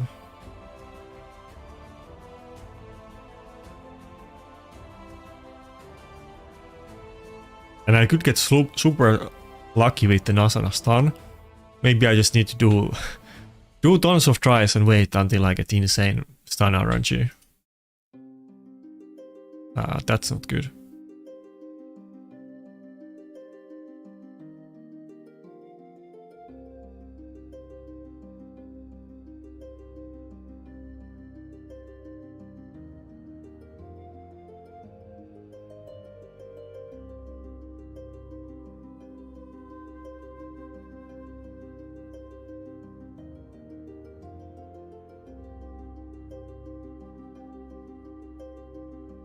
Yeah, if anyone has any PvP related questions, I definitely can answer them because this might take a while.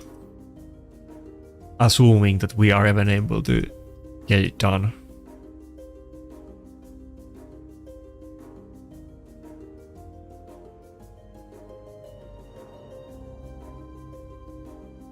Should I just do ally protection? I think I need to do... I mean, if I stun this Scooby-Doos, then I don't need it, but...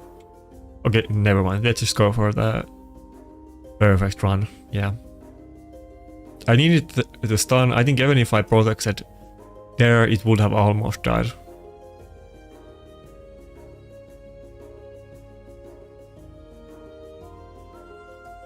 Not getting out of stuns though.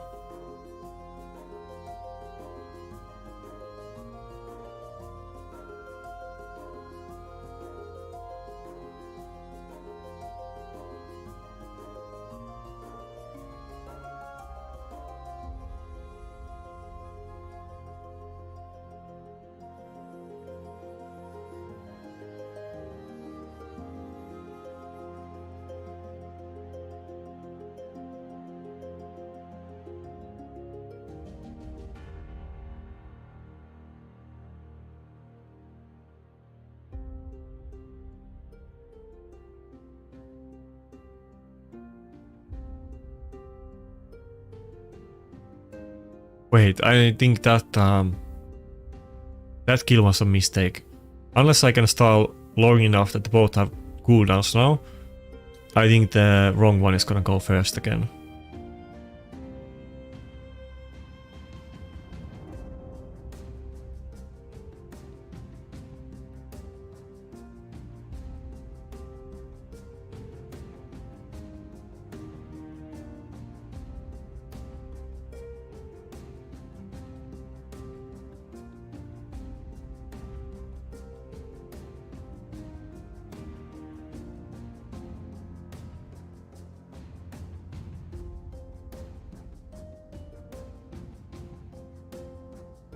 Yeah, this stream is just gonna be like Girl City Depression and like radio music, and I'm just pretty much silently wallowing at the Girl City floors that I can't beat. There's no way I can beat this floor. Like, I need to get insanely lucky to beat it, I think. We almost did better with the first setup than the second one. I'm putting so much like conditions and like handicaps on the first floor, because unless I have the cooldowns for the second floor and the faster Zarkala has the A3, I can't beat it. And I'm kind of expecting that when or if I do beat the second floor, I'm just not gonna have any cooldowns on the third floor, and then I'm definitely gonna die. They don't. The other one has Whirlwind of Death, but neither one has tier 6 masteries, no.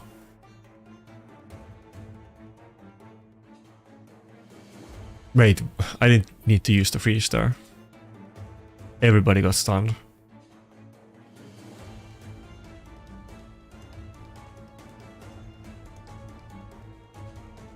I don't want to kill anybody here.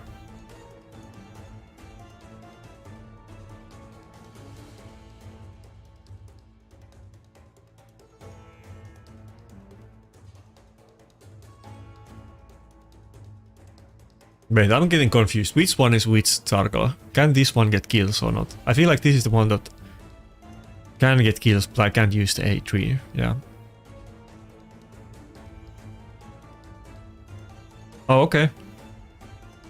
I think I probably can beat the stage 2, but it's super RNG. But if the stage 3 is like desperation, then I might as well give up. But okay, knowing that stage 3 is easy, then maybe it gives me a little bit hope. Ah. Okay, it survived. Okay, nice. Okay, do I have the A3 up now? I think I do, right? Maybe we can get some stuns here. One turn again. No, okay, it's over. It's over.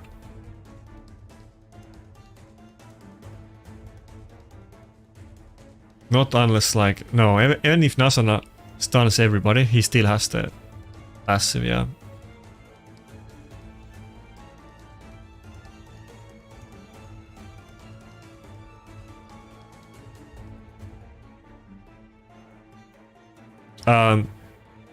I have to kill the Dark Atel or whatever it's called. I need to kill that one too. If I don't kill it, then I lose. And Guardian is gonna do ally attack, and yeah, it's not good.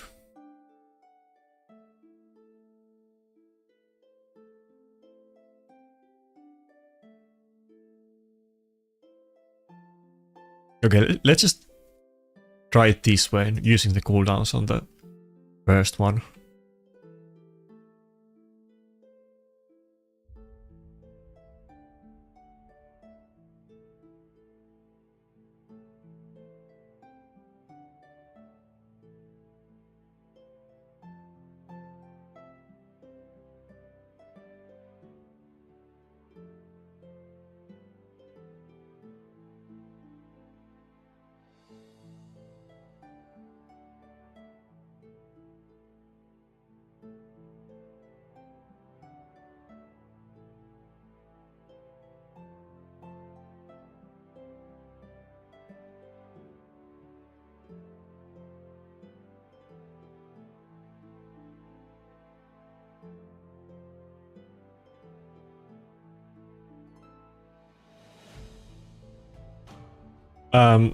I made a video about Vitrius.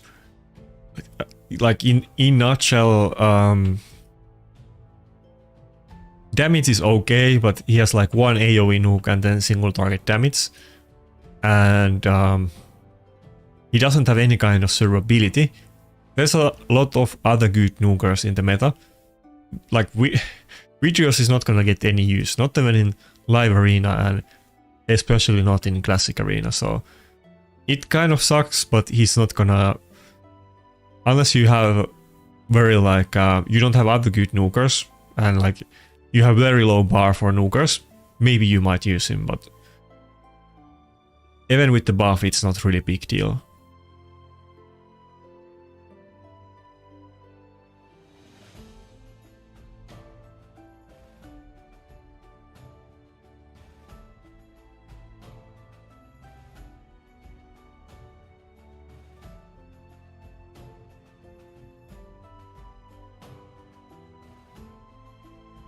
Okay, this is like the worst possible run.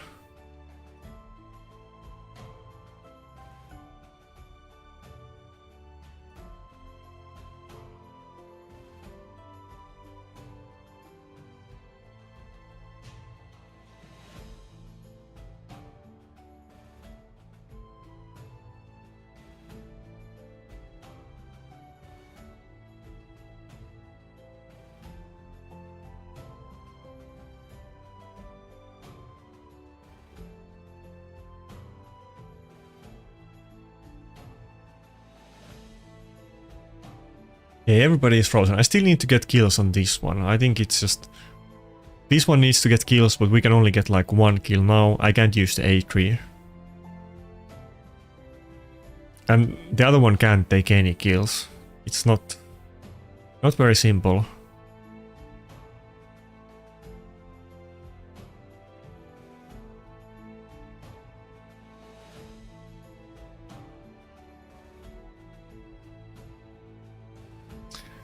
The completely wrong people got stunned. And yeah, I can't use the A3 again. I have to use the A1. Oh, wicked. Okay, it's lost, double stun or doesn't matter. Yeah. Oh, we got 1 stun. Wait, this one can't get kills, so we need to hit this one. Nah, weak it.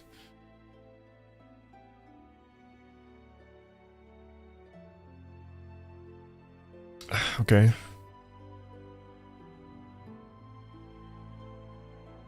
Maybe we're good as long as actually, if we get a kill now again, it's ruined. Yeah, that Sargala can't get a kill. Wait, did it already? That battle took so long. Did it get cooldowns back? Oh, it actually did. Maybe we're good now. Both of them are doing cooldowns, but we didn't get decreased defense. We got many weak hits. Oh yeah, you even have that RNG. If I got like perfect run on the first round, and then I just get weak hits on Sargala, then nobody dies. Oh my god.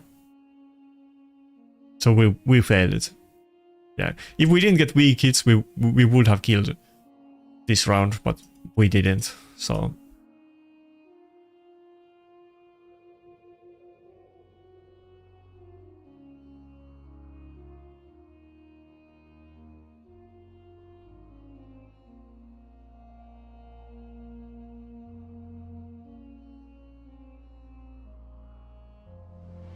okay, let's just do this. Let's not even use the freeze just yet.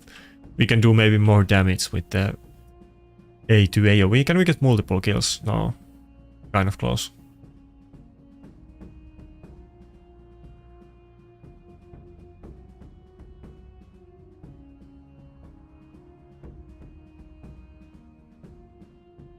Well, provoking anybody doesn't do anything because the 200 passive is just gonna cleanse it, so we actually need to kill them. Which we can do if it goes like it did on the last attempt, that we have both Sargalas with the A3 cooldowns back, as long as we don't weak it, which we just did. So that the last round it could have been it, but we literally didn't get it done because of weak hits. This is like Barium is just like Barium is just, this is not even like putting middle finger, but they're just they are being dicks. Like, not only are we forced to use the weak affinity and their super hard waves, and we can only use crappy epics and no revivers and so on, but yeah, even if you get the perfect run, if you weak it, you lose. So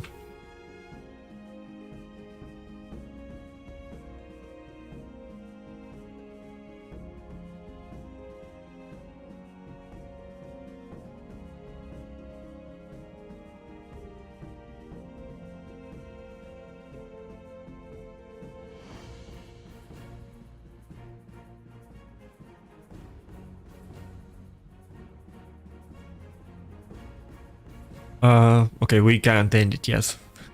We can't kill the Cupidos that is about to get a turn. Nah.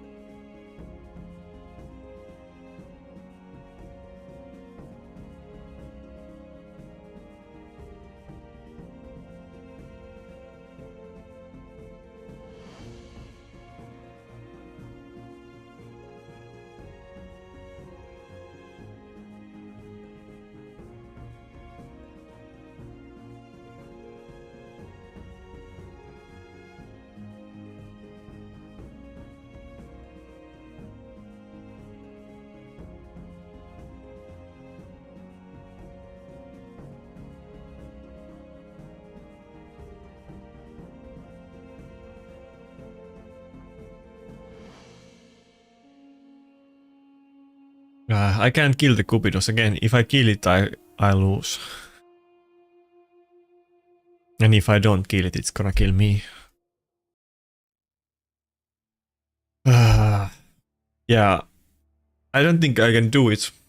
Maybe with the... I mean, I can do it, but it's like insanely low chance. I mean, I did get to the wave 2 with the cooldowns up once, but I can't get any weak hits there, so I probably need to do like... I need to get to the second wave like 5 times until I can get it done. Is there any other epics here that would actually be good if you had them? Like in future?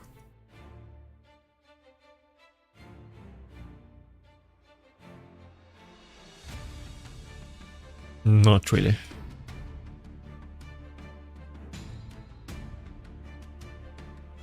Wait. You can't even just use any epics. Is it only attack scaling epics? Which one is it? Oh, force. Yeah, force epics, yeah. Yeah. With Gorgorap this would be easy. I mean, not easy, but more easy.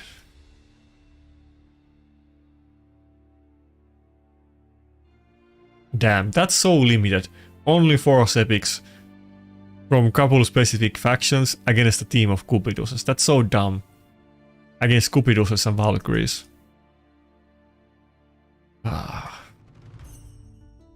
That's so dumb.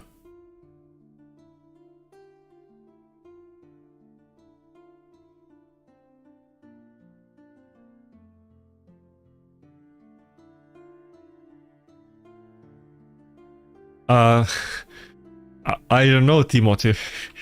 Maybe if you I don't know even how to shield properly. Maybe if you click on the icon and there's bell or something like that, maybe you get notified then. But I don't even know where you check the bell icon. So you need to you need to figure it out yourself, because I don't even know how to do it. But yeah, I wish YouTube would shield for me more. But I mean, algorithm works the way it works, so I don't exactly control it. If I would, then you would have been notified. But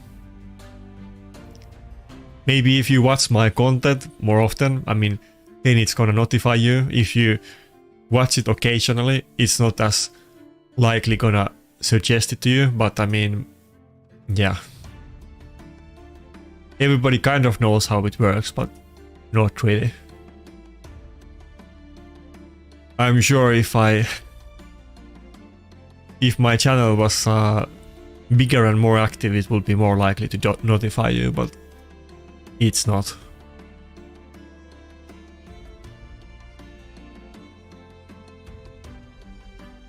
Yeah.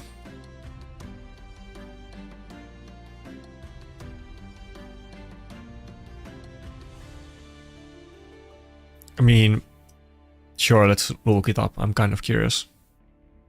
But again, I mean, I don't have masteries because you can't really farm. I mean, you can, but I mean, normal players are not. What? They have empowered them. Wait, what does that champion do? Even if it's empowered, I'm kind of surprised. But I don't have masteries. I mean, masteries is a huge deal. But you can't just farm masteries on random epics unless you're like one of those IPR accounts.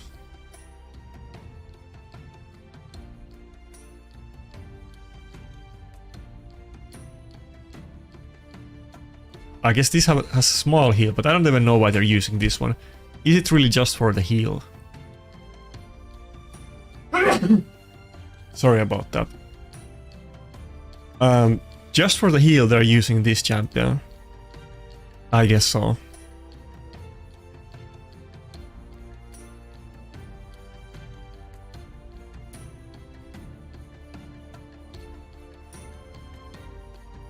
Yeah, my allergies are coming back with vengeance after wasting time on this stupid floor. They do not approve. Okay, triple Zargala makes a lot more sense, but I guess they're going with pretty similar team as I am. I mean, there's not too many options since you can only use force force epic nukers on 3 different factions, so...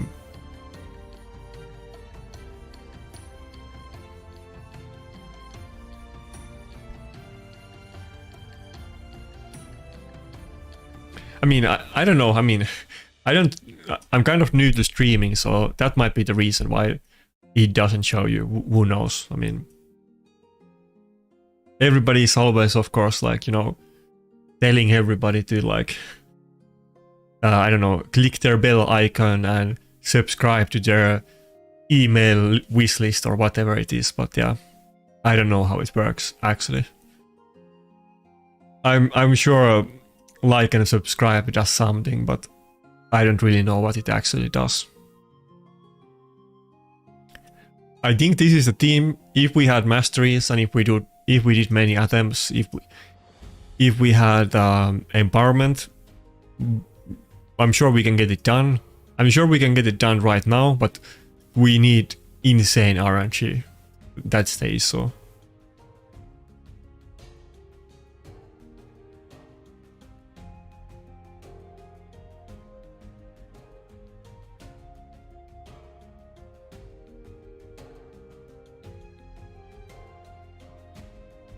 But yeah, I mean, even for those like big boy accounts, I mean, we're fighting a wave of Cupidus's Cupidus's and Valkyries with Force champions, so it's RNG for everybody.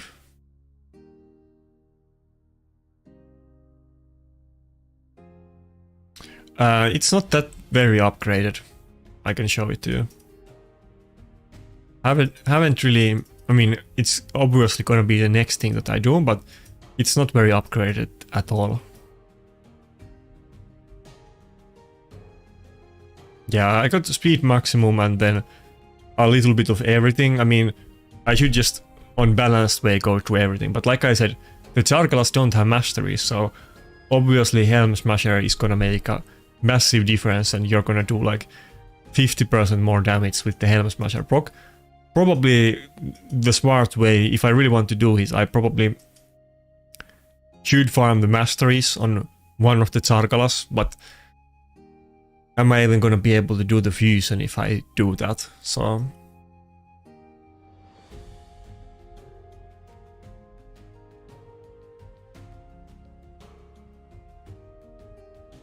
I mean, like I said, I did get once just a little bit ago to the wave 2 with all of the cooldowns on both of my Chargalas, and then I weak hit on all of the hits on the Valkyries, and I didn't even get decreased defense on them. So if I had good RNG there, that would have been it. I mean, it's possible, it's insanely low chance, but it's possible.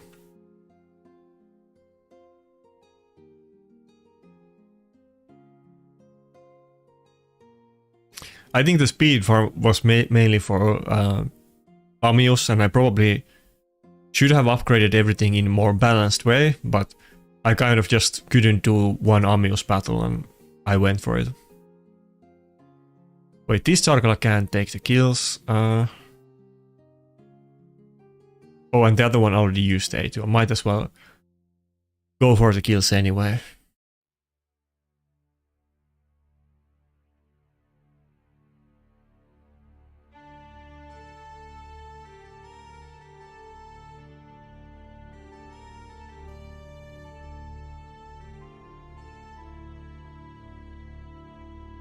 Again, if I got super lucky with the Nasana stuns, that's one way, but the main issue here is that I need to get to the wave 2 while I have the AoE nukes on my Chargalas, and then I need to not make it on the Guardians, on the Valkyries. That's basically it.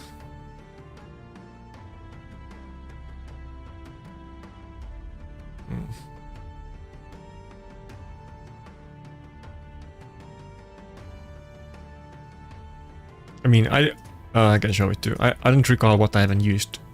I don't think it was this rotation on Amius. Maybe it was the last one, but I mean, it's not like Amius was super easy for me either. Maybe this one was okay. I think the last one was harder, but I don't recall what I had on it.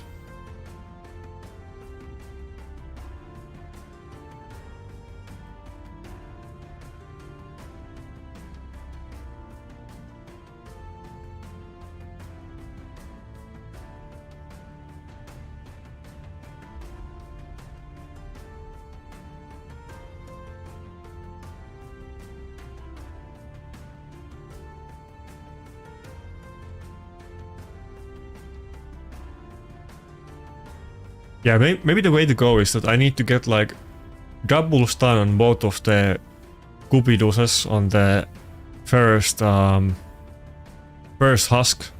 husk turn, and then save the freeze for later. Maybe that's the way to do it. I need to get the double stun, which is very improbable since it's a weak hit and it's not even 100% chance to stun. But if I get the double stun and I can save the freeze for later, maybe that's the way to go.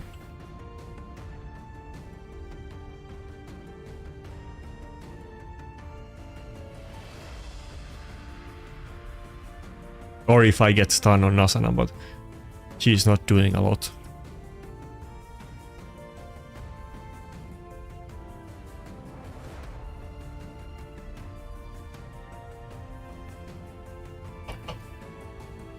Also, I hate on Amius battle that you get penalized if you have the mastery that reduces your cooldown, and like that's so dumb because obviously you can't regear the masteries on every champion you have on your account for one boss battle that you need to use different champions on every time.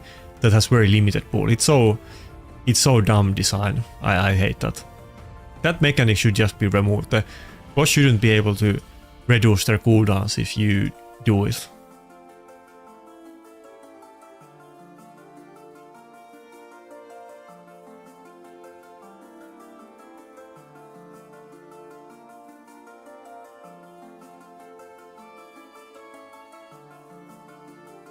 Okay, now we got both of them stunned, and we're gonna save the Achak for later. Maybe this helps, we'll see.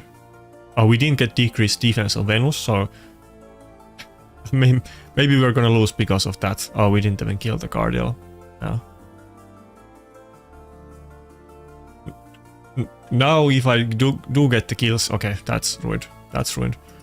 Now he got the main turn on the Aether.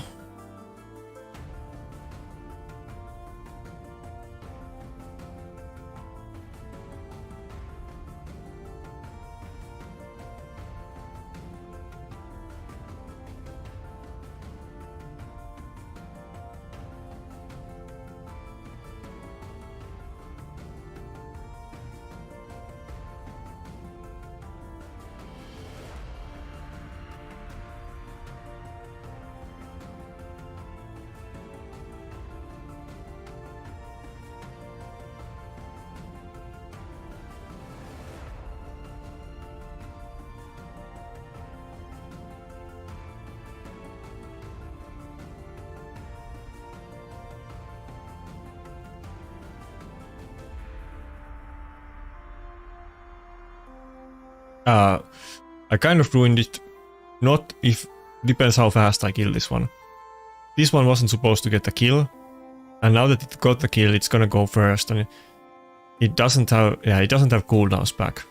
Okay, I died anyway. It would have needed like one more turn to get the A3 back. And it would have gone first on the next wave. So...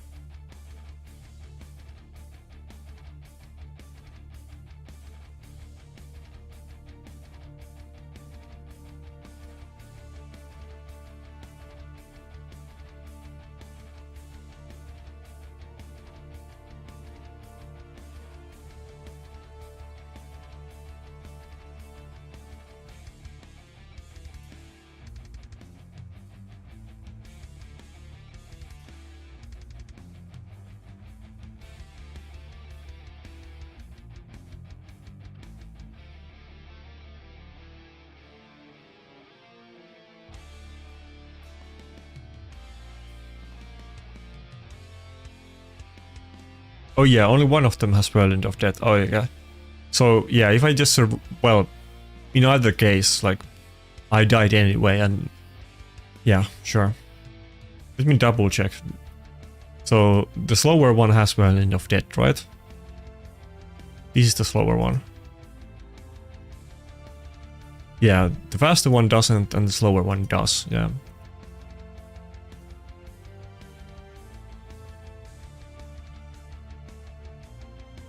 And we need to get the kills on the slow one.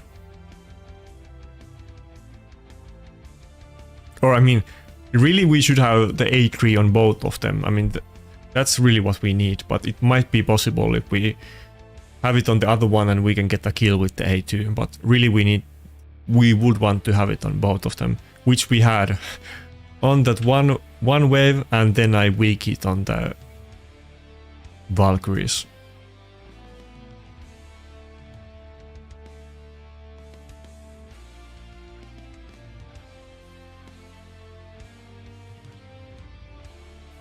This might almost be good, to be honest.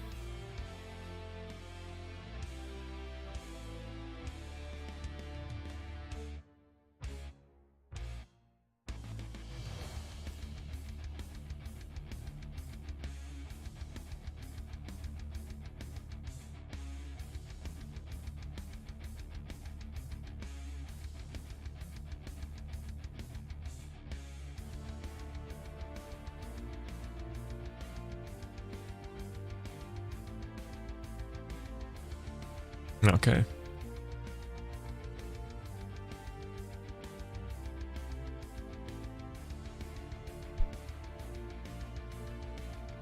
I need to get 2 kills on the slow one, then it's faster than the fast one, but like I said, I really need to kill them slow enough that I have my cooldowns intact, or I need to get the cooldowns back with lucky masteries, and I don't even have those masteries, so I guess that's the only way. Or if the Guardian does the revive on death, and that kind of styles it a little bit.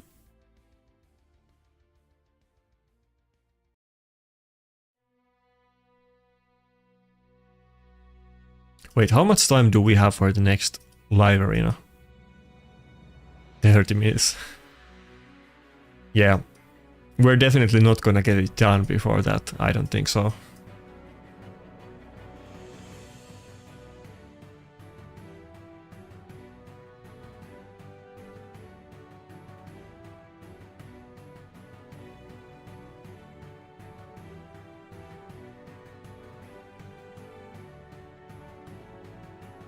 If it gets 2 kills, then it will go before the other one. I mean, we're talking about on the next wave. I mean, on the next wave, the slow one is gonna go first.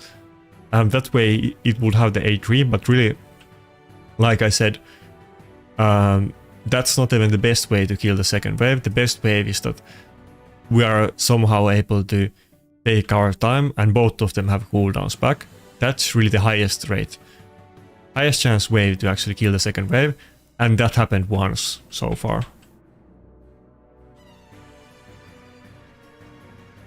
And that was just super lucky.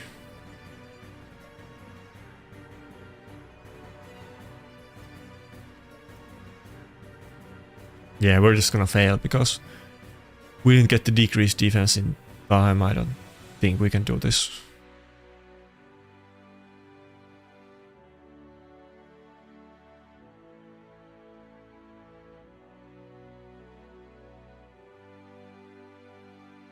I mean, did we swap some items? Before the difference was 11 speed, unless it changed. This one is 234.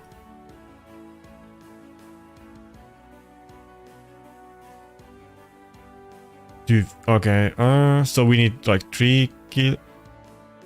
3 kills is still enough to do it, right? Yeah, no? No. Fuck.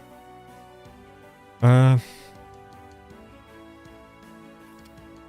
okay, that's not really the main point. The main point would be to have the cooldowns intact, but I guess we need to make this somehow faster. I don't have any clips, so I don't want to waste 5-star clips on these sets. Can we do another build? Oh yeah, we changed the banner. That's the issue. We had the attack banner, and then we put on the slower accuracy banner because we didn't have enough accuracy with the attack banner, and that's why we lost speed.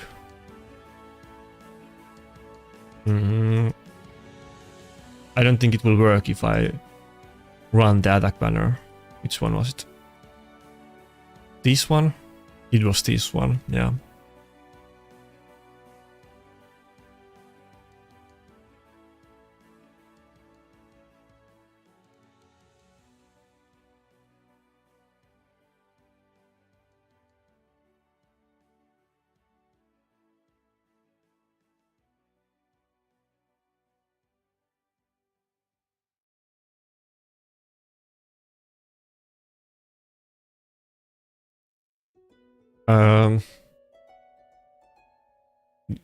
Which route? This route?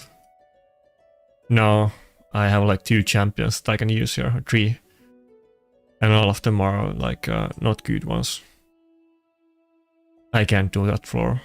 I can do this floor if I can kill the stage 14, I can kill all of these 3 easily. But I can kill the 18, I can't kill the 19 for sure. Like these are the 3 level 60s I have, and on the 20 it's the same deal. These are the 3 level 4, but they're all crappy ones, and I wouldn't be able to beat these waves.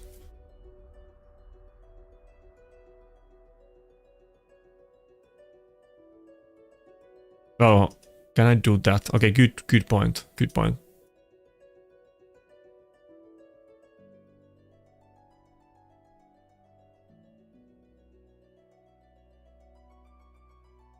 Yeah, the presets didn't swap the gear, but okay, let's see. Yeah, okay, good.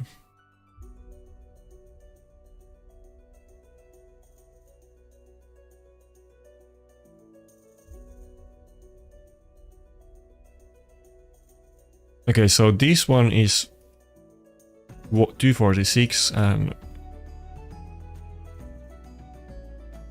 241.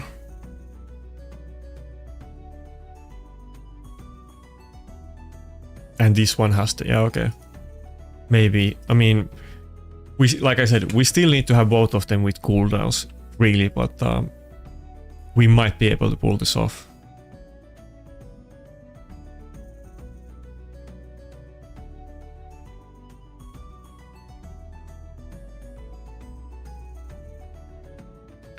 Stage 15 double boss.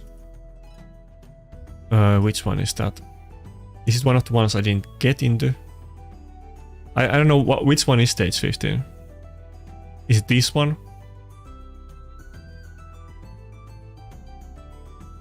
Oh, you mean the one that I'm sure I can do this one. I mean, I have like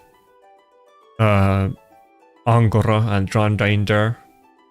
I even have like Tyrell who does defense down and double hit.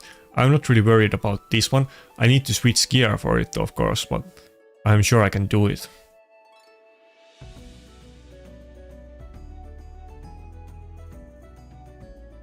Yeah, it's gonna take a lot of silver if I get there, though, but I'm sure I can do it. I need to put everybody in fast gear.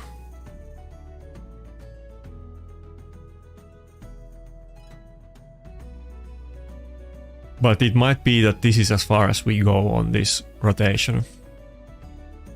Next time, after the fusion is over, I'll get masteries on Zarkala, and then I should be able to do it.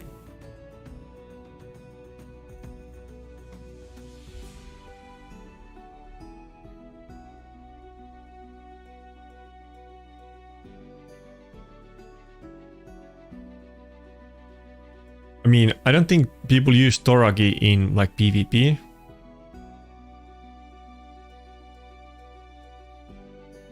I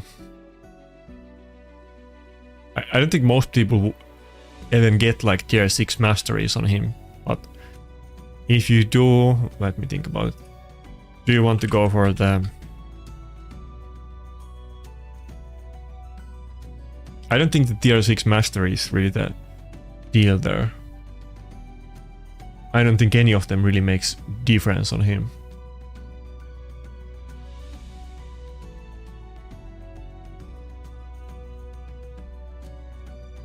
Yeah, I don't think he really needs masteries, to be honest. If you get masteries, I would get like the first couple ones to get some accuracy and get the turn meter from debuffs maybe. I mean, that is maybe too much.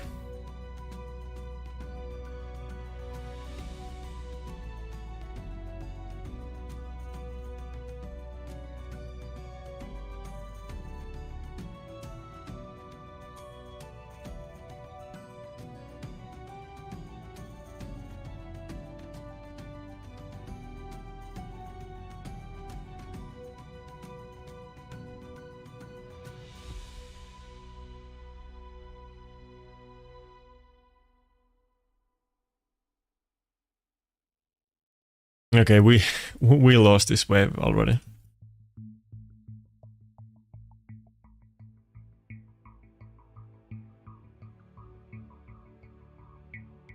Yeah, like, I'd really want to see statistics. How many people actually beat this wave? This is dumb.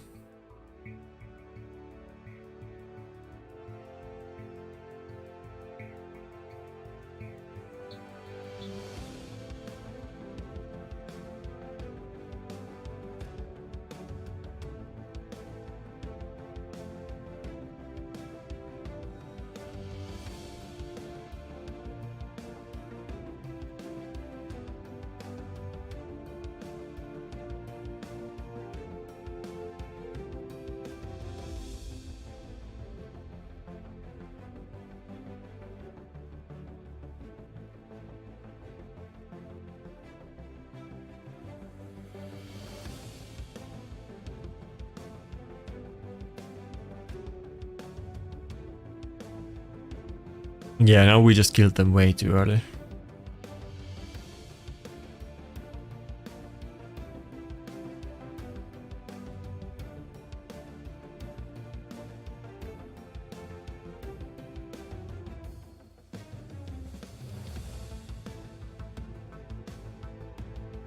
Yeah, I can't even use the A2.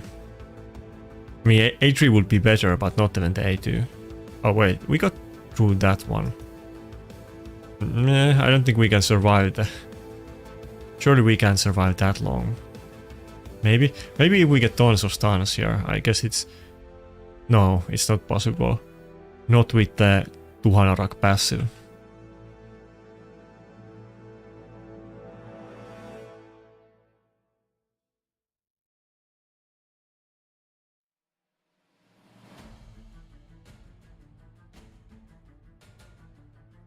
Yeah, I mean, that's what I'm trying to do, but we just killed the last wave too fast. I mean, I'm trying to save A3 on both of them, but at least A3 on the one that goes first and A2 on the second one. That's why we have been trying to set the speeds like this, but it's RNG, and now they just died too fast, so...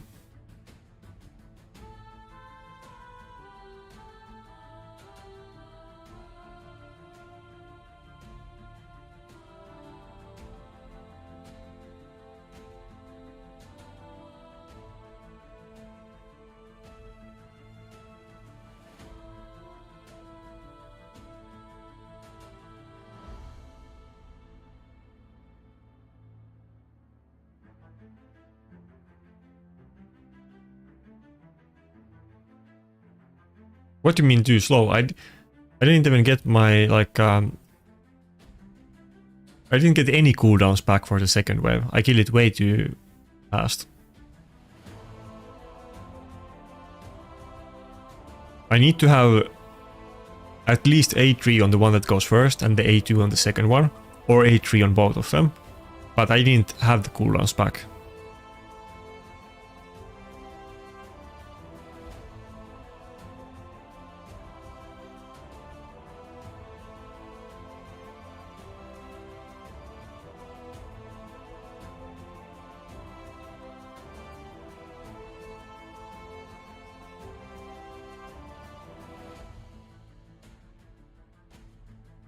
Like now, if I do the A3, I'm probably gonna kill it too fast again. So I probably would just have to A1 here because yeah, chances are we're not gonna have the cooldowns up again.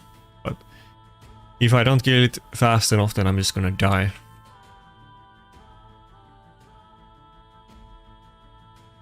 If this one can get A2 back, then it will be fine, but if not, then it's not. Okay, maybe, yeah, maybe if we survive now it's fine, but that's the same thing that we had last time, except we killed it even a little bit faster, since we didn't get weak hits.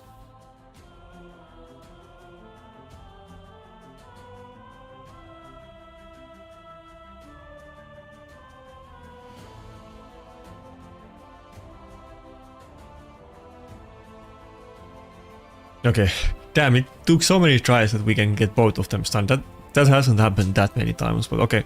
Both of them are finally stunned from Nasana and Husk. That's not gonna save this, but at least we get to save the freeze for later.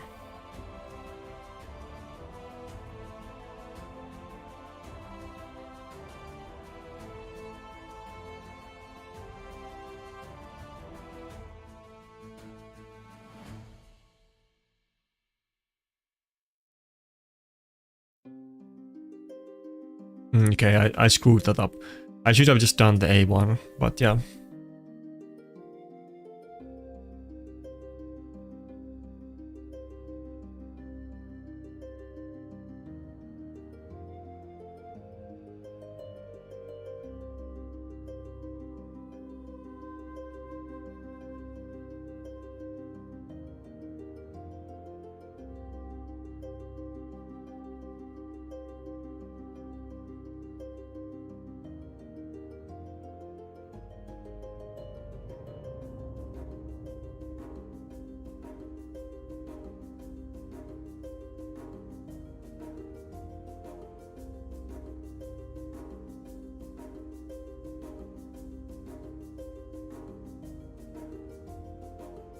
"20 minutes, then we can go back to arena, and I'll probably not even attempt this until the next rotation."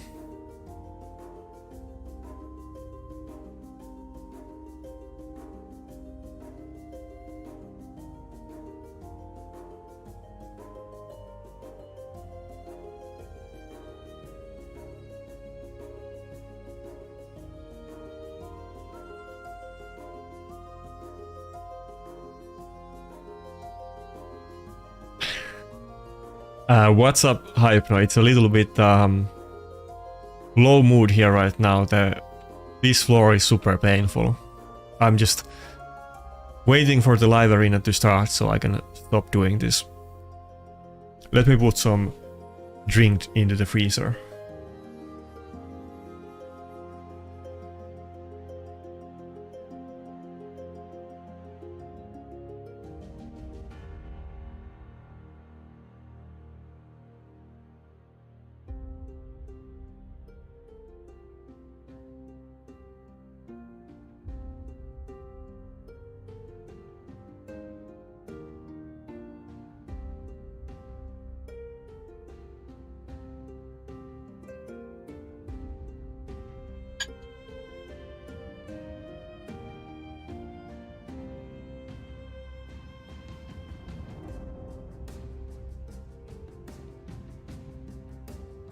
Yeah, don't mind the background noise. I also put some food in the microwave.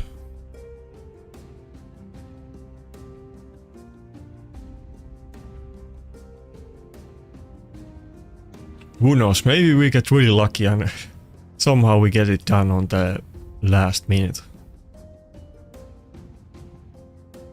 If this was a bit closer, I would be more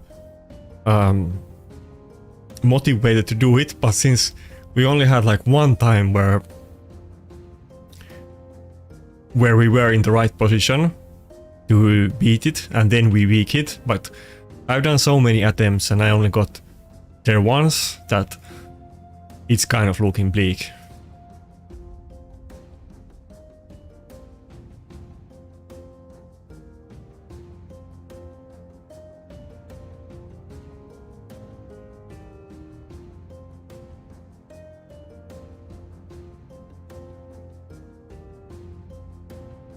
And we honestly, even if we are with the cooldowns there, and we don't weak it, might still not be enough damage. We might still need the masteries to do it.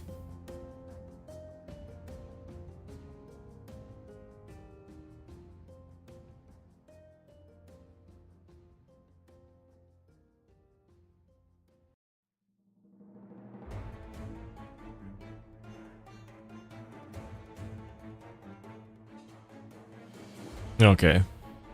Sargala is not gonna survive that. Not unless I get like lucky Nasana stun maybe. No. Oh, okay, still almost.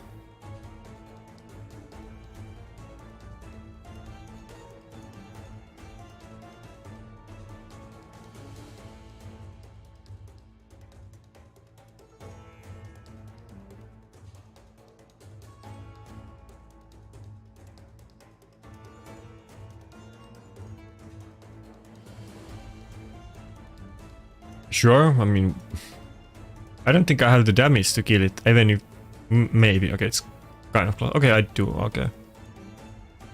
Well,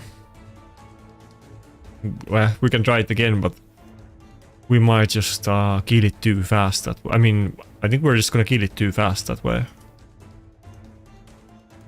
We're not even gonna have the A2 back.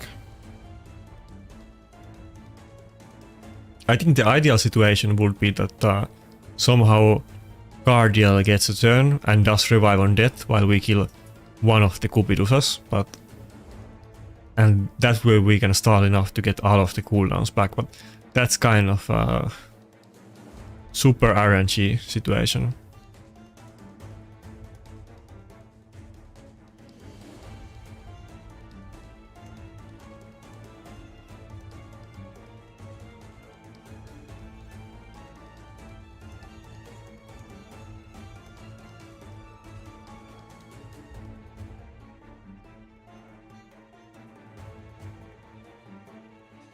Okay, now we kind of got lucky there. Now we should have most of the cooldowns back. We haven't have the freeze or the burn. Not that it's gonna do much, but maybe we're gonna have more debuffs for the 200 passive. Okay, we have every cooldown up now. We got super lucky there, but okay, let's see if we do get weak hits, and if we don't get weak hits, do we have enough damage or not? But we have all of the cooldowns up now, I'm pretty sure. Okay, and we got decreased defense on everybody. Now, pretty sure we should open with... I don't think we can one-shot the 200, but let's give it a go. This is kind of uncharted territory, because if I do kill 200, it would be super good. What do you guys think here? Should I go for the A2 on 200? No? I guess I go it on the guy with the block damage, but I don't think 200... Oh, you think so? Okay, well, okay, I guess we can try. Yeah, not quite enough damage. We can probably still kill it, yeah, but now we kind of missed out on that. Now he's gonna get block damage. Probably I should have gone for the other guy instead.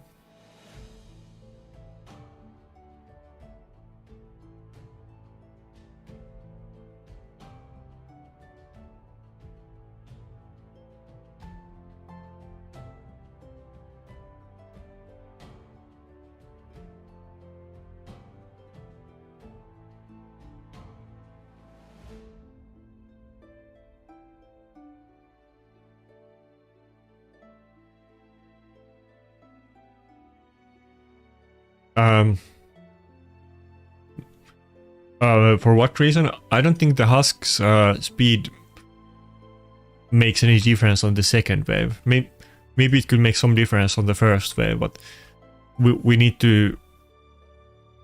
It's not easy to get the second wave with the cooldowns intact, but second wave is where we haven't succeeded at all.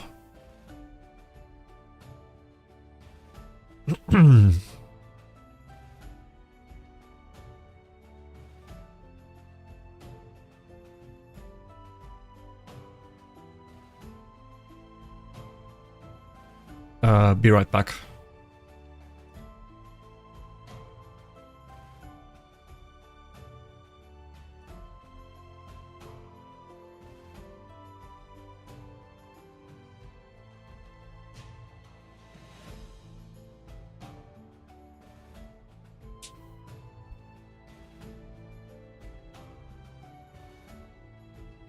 Nothing super fancy here, just some chicken and rice.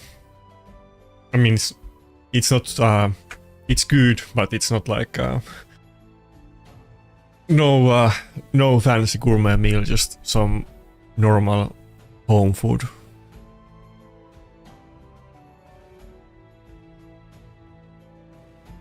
Oh, can you even see it? I guess you couldn't see it really. Now you can see it.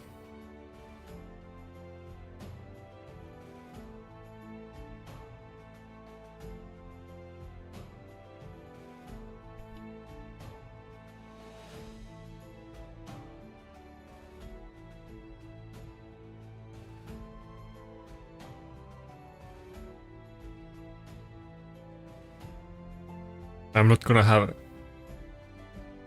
Oh, my bad. I'm not gonna have enough energy for the live arena if I don't eat.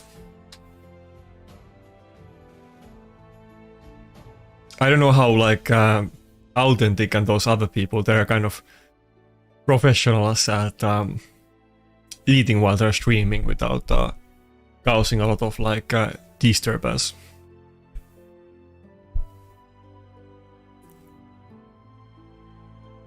Let's do a poll. What do you guys think? Should I attempt to do this floor? Wait, I'll make a poll.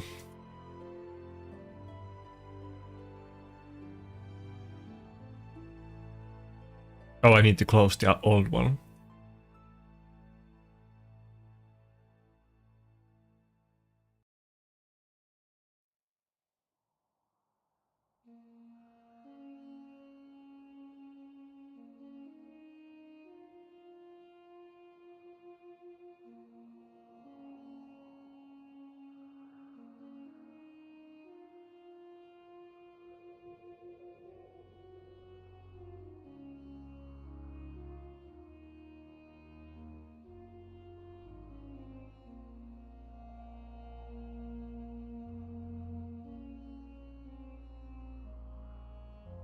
Oh, so 62% would want to see Swift Parry and Deflection accessories.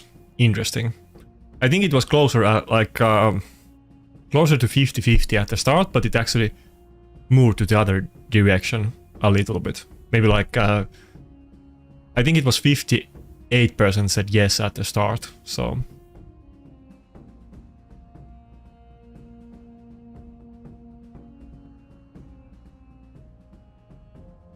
anyway, okay. This round is failed. Okay, a little bit break.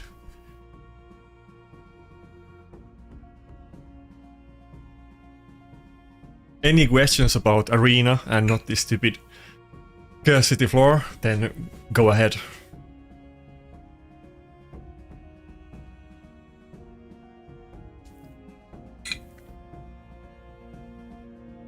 I hope you don't get like massive ASMR voices. I'm kind of trying to avoid it.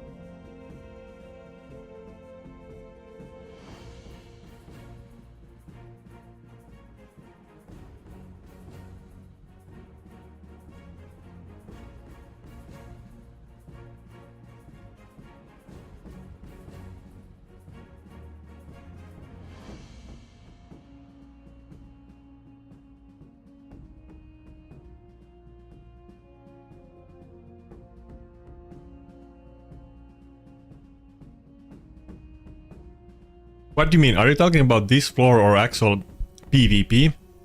I mean, why would you put affinity restrictions on arena? Or are you like do you need something to counter Rotos, or what are you talking about? I don't think any epic is really popular right now in arena. Not like any affinity or anything like that. But I mean, there's the same old okay ones. I mean, Madame Ceres can still be good in Tag Team Arena, and Rector, Husk, I mean not Husk, Vogot, those kind of champions. Probably Rector is the, if you I don't know what kind of questions, what do you mean about that question, but probably Rector is the most used Epic Force Affinity champion for Arena. But it's not like people use Rector if they have better options nowadays.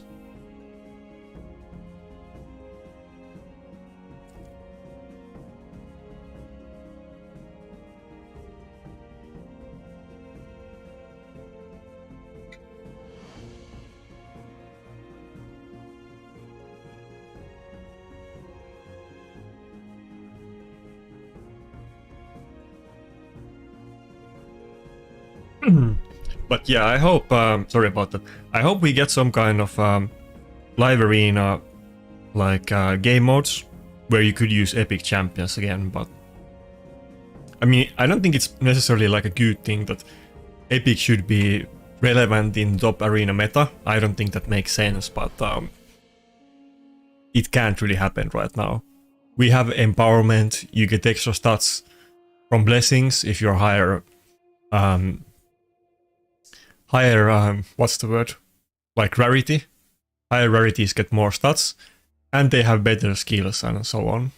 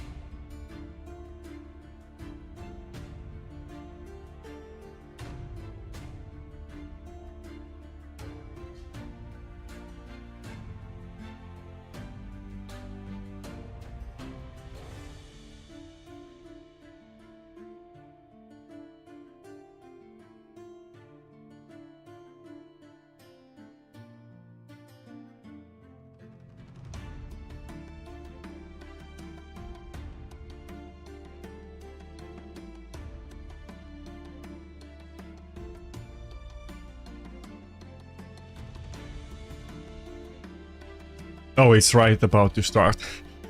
There's no more time to try it, but probably I will try it again, like off video tomorrow. But it's super painful floor to do. I need to get the masteries for next rotation.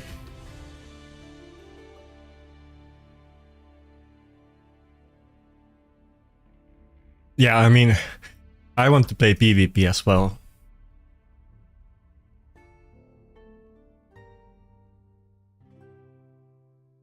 That's the only reason that anybody's bothering with that floor.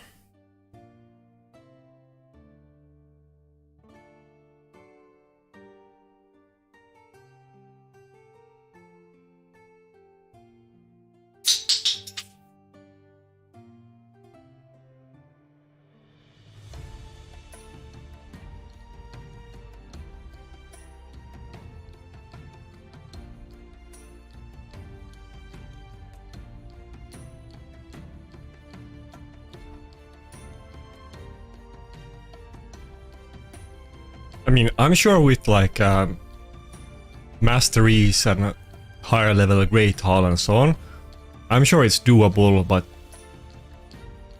I feel like it will always be a little bit too much unless they do something about it.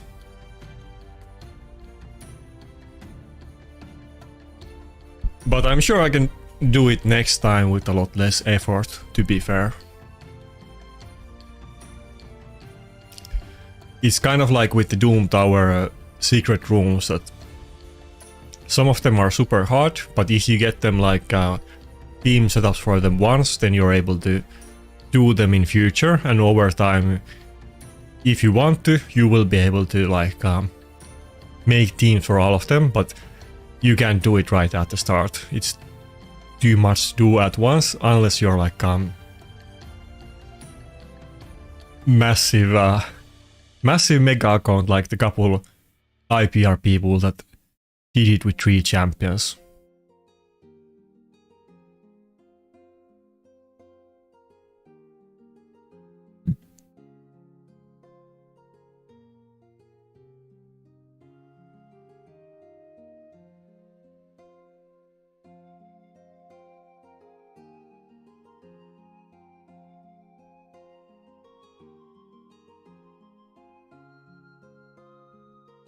But yeah, if I get that Curiosity floor done on the weekend, I'm not gonna do a video about it, but I'll post it in YouTube, like in the community posts, if I actually get through it. But yeah, I don't think I'm gonna make a stream about just going for that floor. It's gonna be too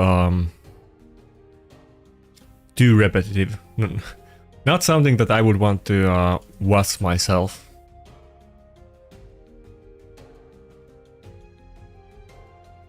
Are we just gonna go without any revivers? I kind of want to pick the UDK, but do I really? I'm gonna get stunned by Taras. I think I'm gonna go for ban on Narses, and maybe this will do, but there's no reviver at all. Mikage wasn't the best pick against this.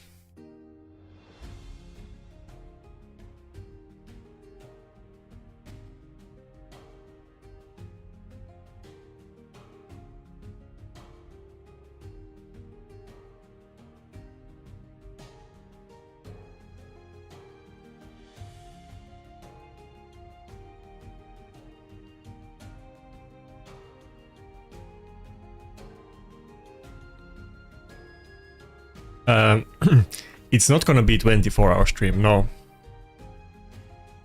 But we're gonna stream at least this live arena session. Might as well, since it's the Friday stream. Probably most people are not like or are online late today. Oh fuck, I misclicked.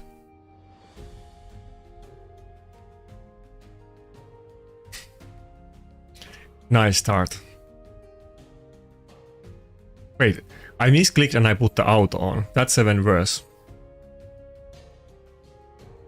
I could have killed the Grixia. To be honest, killing the Grixia would have been bad. I would just have gotten locked out again from the Ankara revive, so maybe the auto was fine.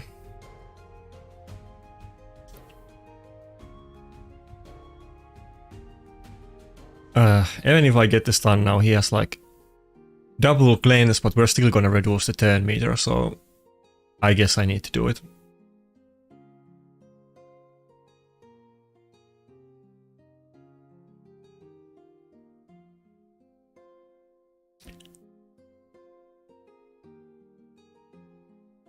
Wait, what clan is Huka from? Was he like in, I don't know what clan are you talking about, like Tao or GNL? What are we talking about? I wonder if I can one-shot the Angora. If I can kill both Angora and Grixia, maybe we can win.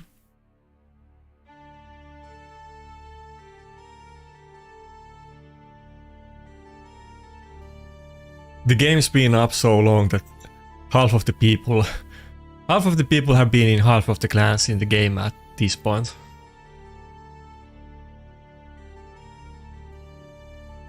Okay, I don't think we can beat it anymore with just Wukong.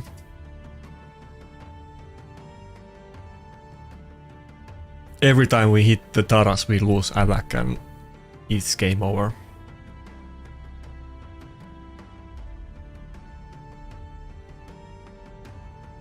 Wait, so what clan are you in? You're like in GNL or what clan?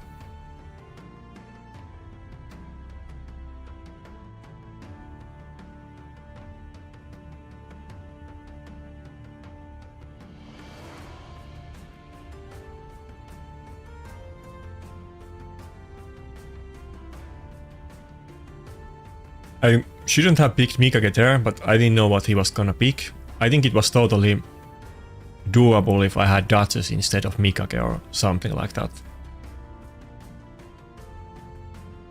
I needed at least like one reviver in that team.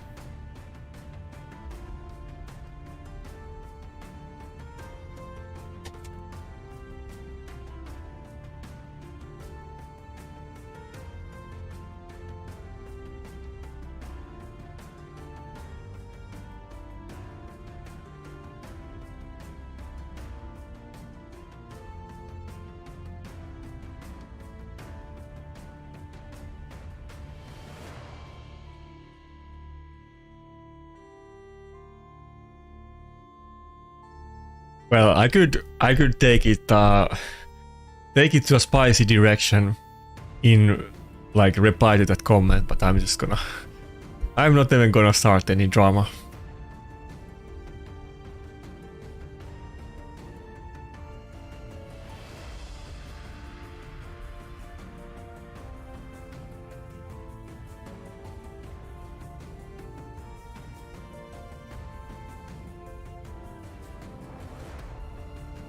Okay, this is kind of weird team. We were just talking about it like maybe 1 or 2 hours ago, that nobody is really picking Arbiter and Siphi anymore, which would be good teams for Xena, but this guy is actually going for it. I guess it's gonna be some kind of Ronda Georgia team.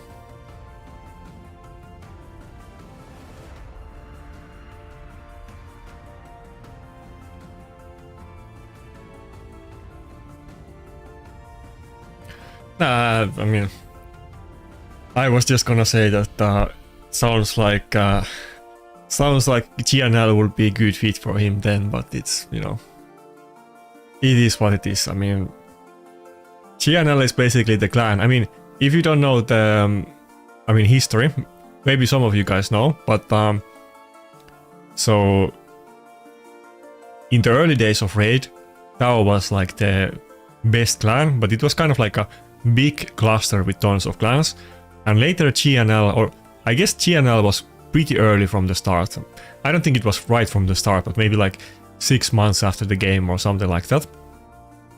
GNL kind of became like the better, smaller elitist clan, but then eventually both like ET and Mad was created from the best players in GNL, and ET was created from the best players in Tao, and yeah. Wait, what do I want to...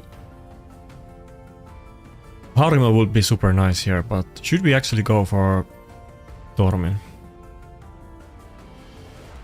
Kind of interesting. Maybe I could pull off Tormin. But yeah, basically, I mean... Basically what was left... what was left in GNL was like the worst of the best, and they had like very big ego, and the best players joined Mad, and that's why GNL players have always hated MAD because most of the original MAD members were all in GNL, and they were basically the better ones that wanted to make even better clan, even though GNL was kind of considered the best clan at that time, but they made their own clan and like took the top members from GNL. And the same happened with Tao and ET. And then later Aspie did the same thing for Tao, and Aspie was created from to ET. Aspie was created from ET members.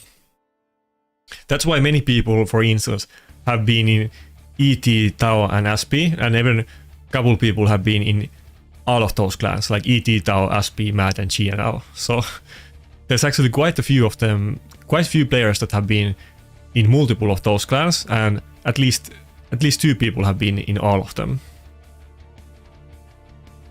Wait, was he in? I don't think he was in Tao. I know at least 2 guys that have been in 4 of them, not Tao. I don't think. All of the other ones.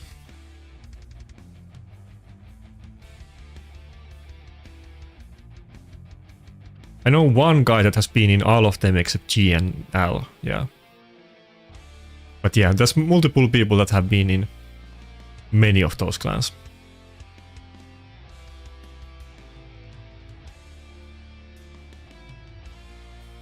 Okay.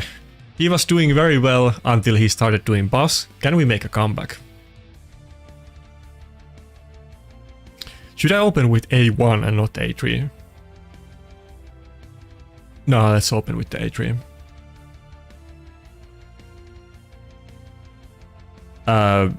Gala isn't great, no. Gala was good at one time.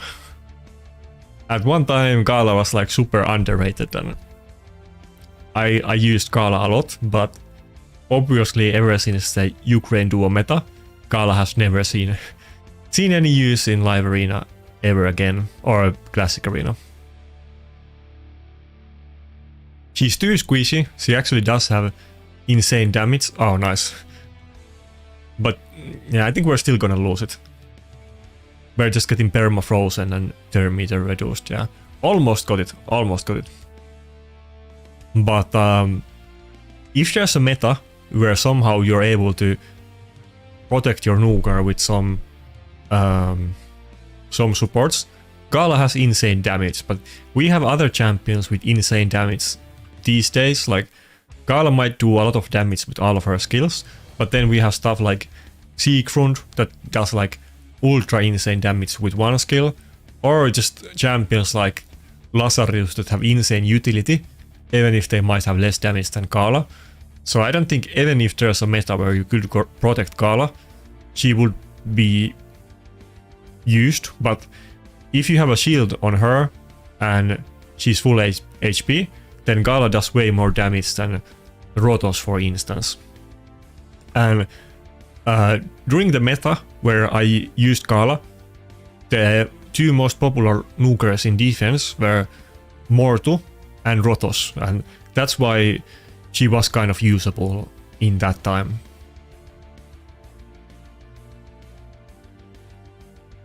But it was kind of a fluke, not a fluke. I mean, it was very intentional and after testing, but it was kind of like a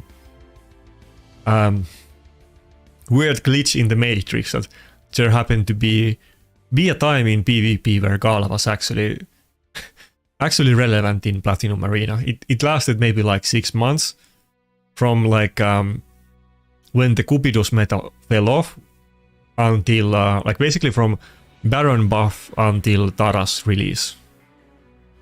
I think that's maybe like 4 months, but it took a couple months until Tara's became more popular. Like not popular, but until people actually had him. I don't think they did 15x events instantly.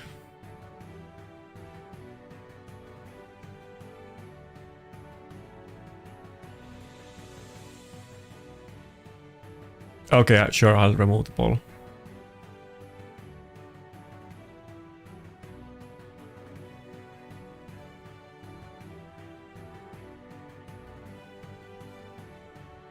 Yeah, Harima is kind of she's really good, but she isn't very tanky herself. So if you don't have like bolster or other protection, many people can still just kill not Gala, Harima. Kill Harima with draw damage and then she doesn't do anything. But a lot of people run something like bolster sets with her, and then she can be super frustrating, especially if you have like defense buff from Sifi and then bolster from somebody else. Then she's not only tanky, but everybody else in that team is very tanky as well.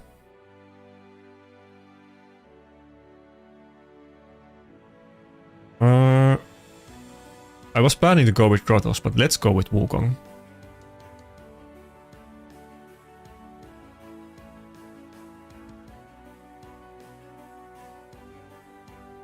Actually, maybe this is not a good idea. I don't want to weak hit against the Angkor again.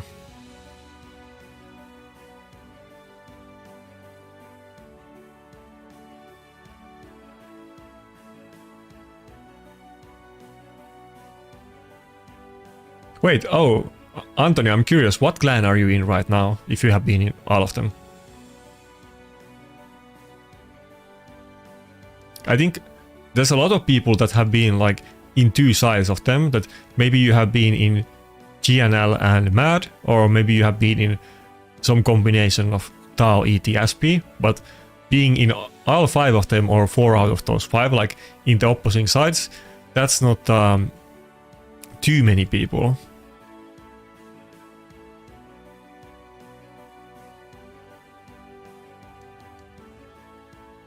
I guess there have always been kind of like warring factions in the PvP meta. Though of course there's IPR nowadays, who is definitely the second best of them in PvP, and actually way better than the other ones. But IPR was like, you know, originally just for French people, and then they made it like international clan, but it was kind of secluded. And I think, I don't know when IPR was created, but I think IPR is much newer clan than like Tao or GNL. Maybe it was created around the same time as MAD, but I think it was a little bit before that, but they basically went international around the same time that MAD was created, which is like 3 years ago.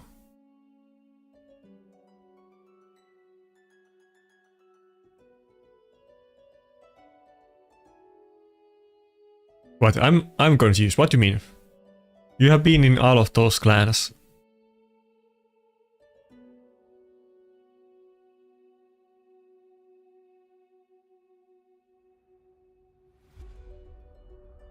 Wait, what's your in-game name? You have been in GNL, MAD, and ET?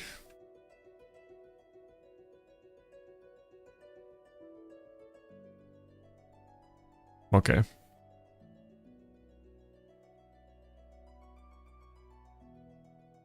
I don't think Wukong can take this one with Lazario's passive. I should have just gone with the Rotos and not Wukong.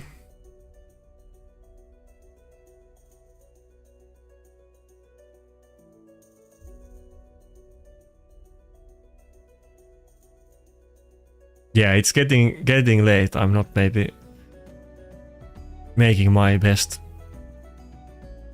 decisions, but maybe it will get better.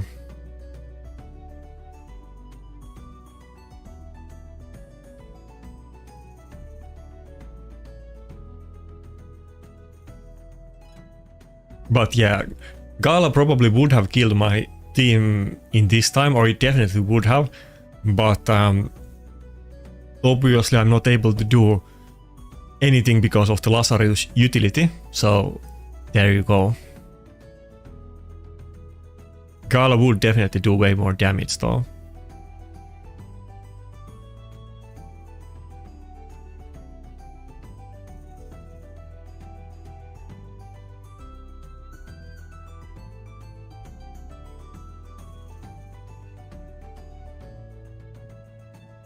Wait, which one of them were you in first then?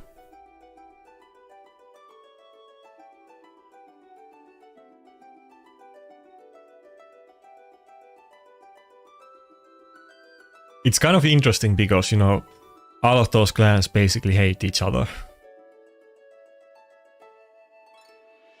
I think none of them are really friendly. I don't think even Aspie and ET are friendly. I don't think any of them really like each other's. Well, I guess ET isn't really... I guess it kind of exists, but not really, so it's not really a thing anymore.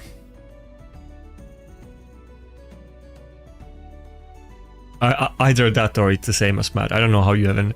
What do you even call ET?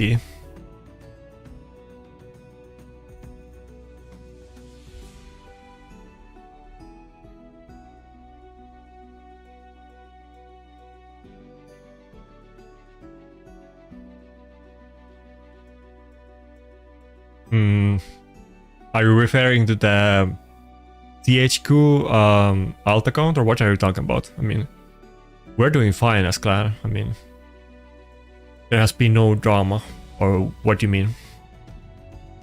We have like one CHQ player on his alt. That's fine.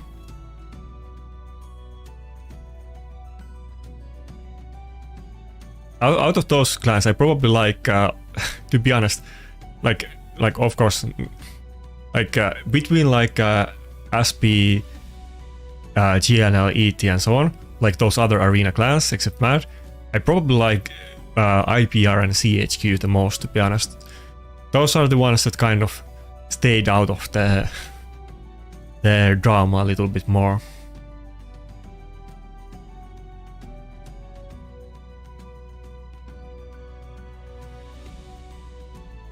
I've been going with the Mikage Narsus early picks, but I feel like sometimes the Mikage isn't good. Maybe I should just go for Ankara Narsus even without any polymorph at all. I'll just pick Mikage if I need it later. Full on speed team. Okay, so surely he's gonna pick like Georgid.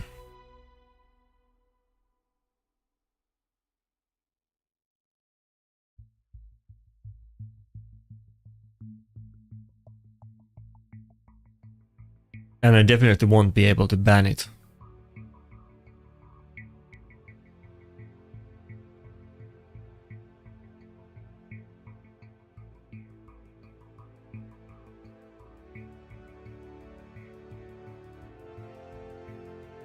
I know what I'm gonna pick, but I'm not gonna say it yet. Last champion is gonna be one of my favorite picks. But I don't have UDK in reaction, so he can definitely one-shot it with Georgid. But then he has to kill that one, and not my last pick. Yeah, I knew it was gonna... I was gonna pick Helicat, but Mesomel can kill through the Helicat block damage. That's not gonna work. I could consider banning Siphi and going with Tormin, but that's not gonna be too good either. Maybe I'll just go with Duchess and hope that I can tank the Georgid nuke either with UDK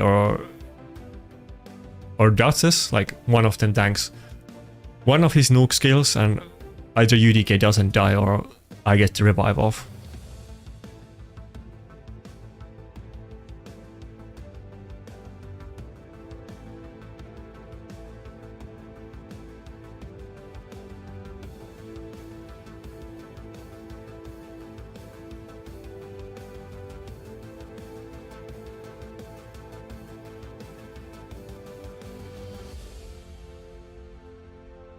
Oh, fuck.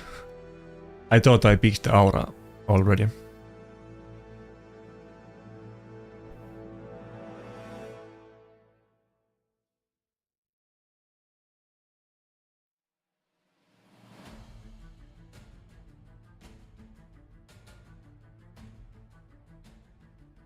Why do my hair always I always have like the same strand of hair that goes bad for the stream. It's always one strand of hair that goes to the wrong direction.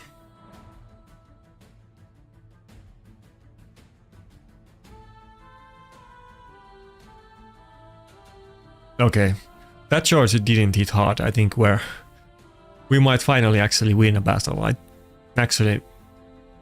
Surely we can take one hit from Mesomel. UDK is gonna take one. I don't think he can kill my Narcissus, surely.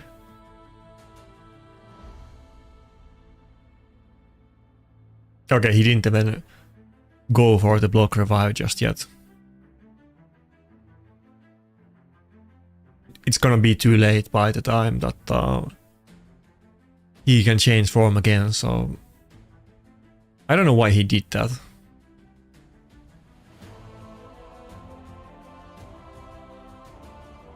Mullet?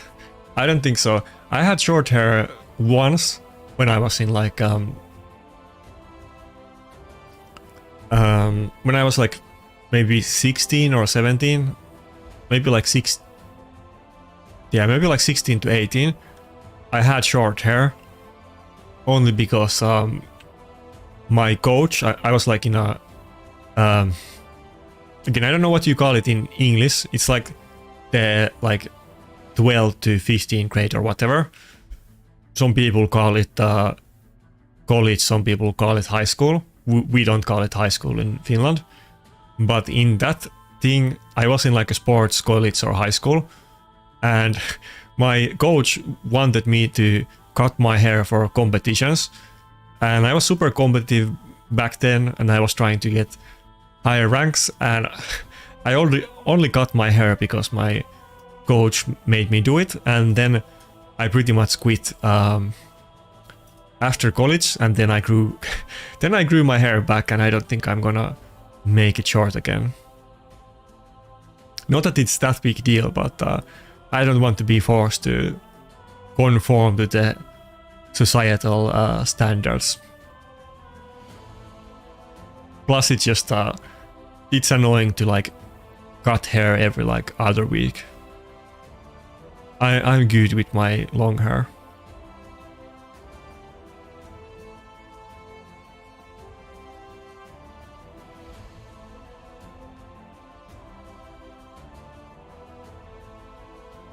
But yeah, I guess with UDK he wouldn't have been able to block revive me. That's I guess why he went the other form, but at that point there wasn't really any pressure. Yeah, I mean, when I was doing sports, I was basically going to competitions every weekend, pretty much like every other weekend at least I had a competition. So I wasn't getting like my hair cut per se until I did, but I was getting my hair done like every other weekend. So it's not like I hate that, but sure, it is kind of annoying to go to like haircuts, sure. That's not really the reason, but I like my long hair, and it's just too much effort to like I don't need to cut my hair to make other people happy. Let's put it that way.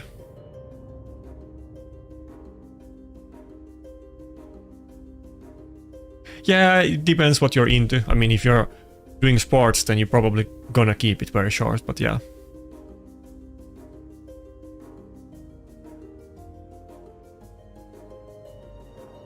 I mean, I'm not telling anybody to keep long hair. It has its downsides, but I don't think I'm gonna cut it anytime soon.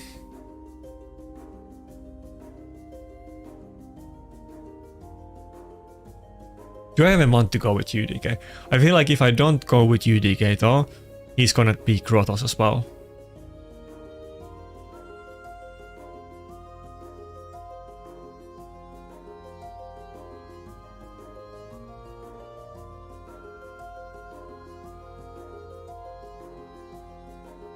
Yeah, it depends what sports you do. I mean, of course, but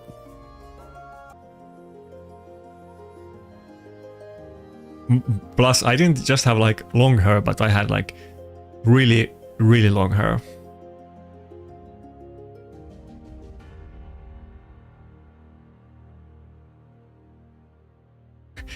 I think I had long hair long before raid was a thing, so no.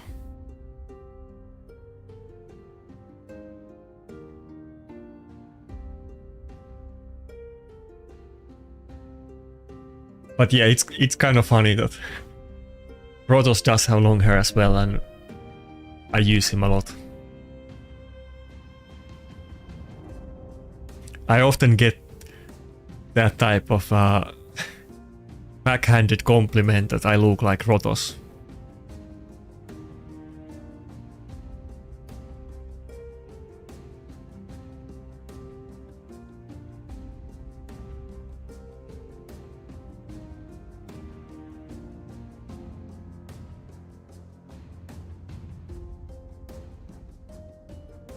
Yeah, I don't think I'm actually like my personality. It's not really the type for like streaming, to be honest. But yeah, we're doing a long stream today. I'm much more like, you know, what's the right word? I'm more like a meek personality. I'm not really like the showy type of personality. I'm pretty like secluded and meek.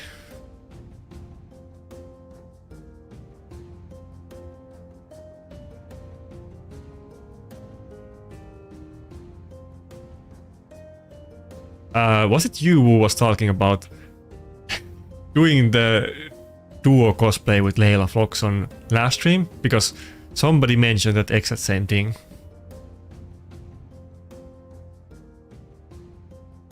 But like I said last time, I don't know Layla Fox. I wouldn't be opposed to doing some kind of raid cosplay. Like I said, my plan was to do it when Armans was released, but I wasn't able to pull it off. But if I had an easy way to do it, I wouldn't be opposed to it.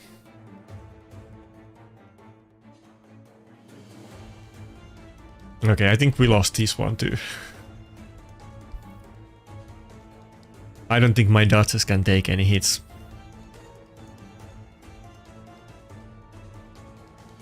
Oh, he even... I hope that was the A3 and not the A2. Oh, okay, can we get one revival? No, I think it's still... yeah, oh. What? Did we get locked out again?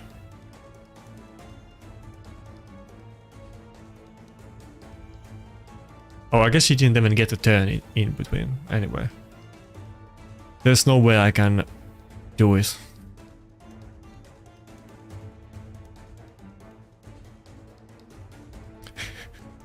Now would be a good time to call it off. We're just losing every battle.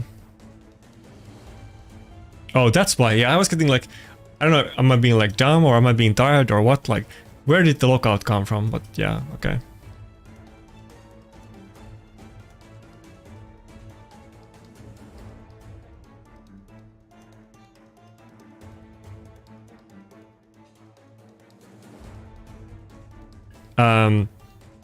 What do you mean by positioning of champions?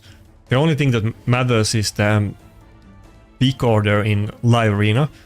The polymorph is counted on the pick order, but whoever you pick as aura, you're gonna get the aura, but it's not gonna be the first one in the order, if that's what you mean, or I'm not sure what you mean.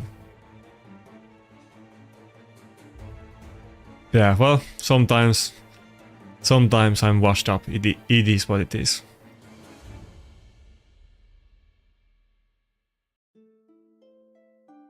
Looking forward to whatever new meta we get. Let's go with Duchess this time.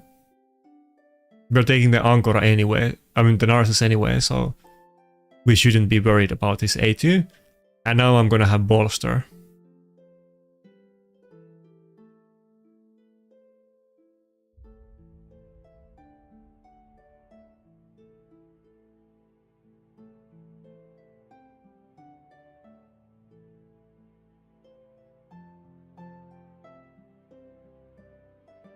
Thanks.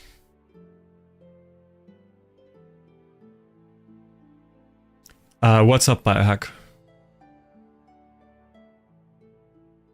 What were you talking about then, Matt? What do you mean? all of the damage is just counted in the team order. The most relevant thing is polymorph, but it can sometimes be relevant with other AoE effects too. That like, well, it could happen with frostbite too. That could interrupt their skills as well, but it could, like, let's say that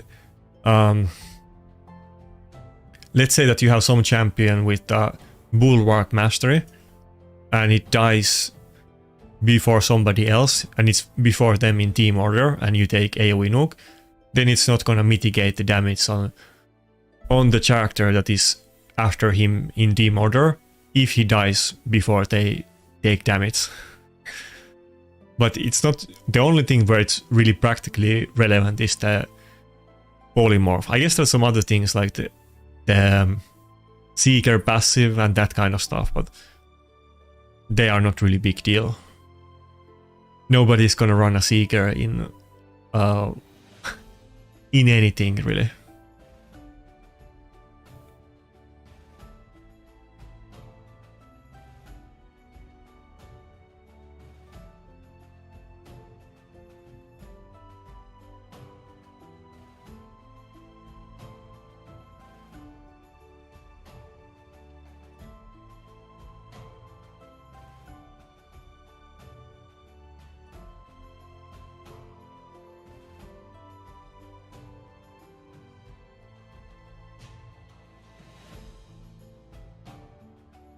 Oh yeah, Dart's passive is another relevant one. That's why in the old metas, back in the day when Tranda and Madame series were popular, Ursuka is another great example too.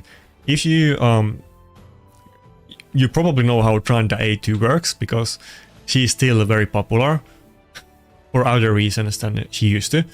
But the A2 first hits one target and then does AoE nuke.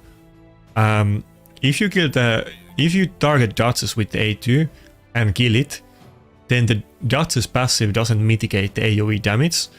The original hit is single target, and then the damage after that is AoE. And it's the same with, for instance, Ursuka passive. Ursuka passive, that if you kill Ursuka with, let's say, Wukong A2 or Tranda A2, then it's not gonna reduce the damage for the AoE after it. It kind of is pretty...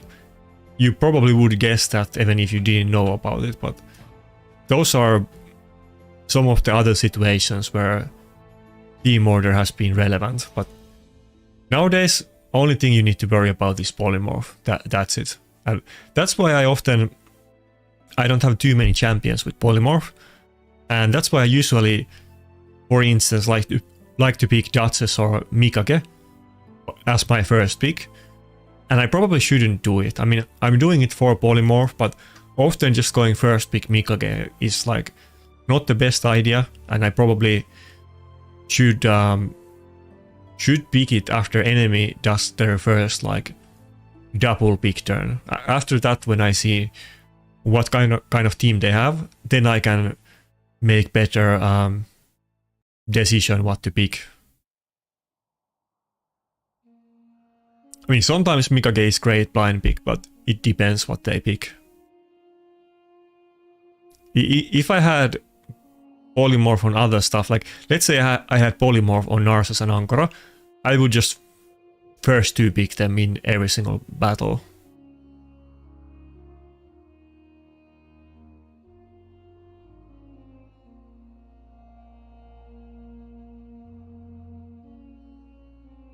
Yeah, maybe if we get the Swift Parry accessories, then you would see a lot more Swift Parry Ankaras.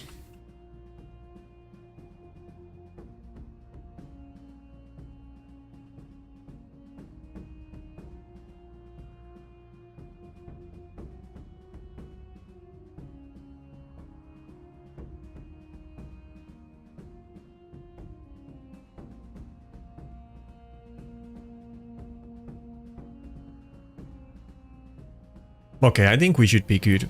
Like in this battle, the Mikage was pretty useful, but sometimes it doesn't really add anything.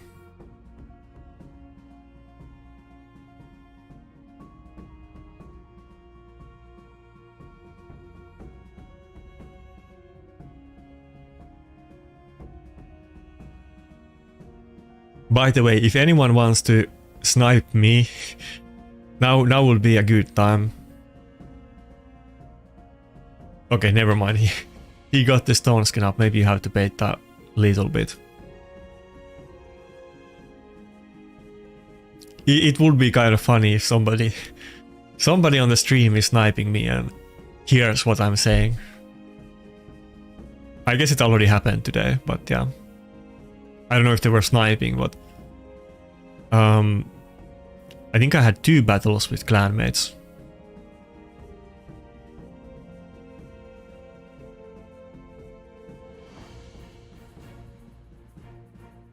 Well, yeah. I did get a win with Staldos today, so miracles can happen, you never know.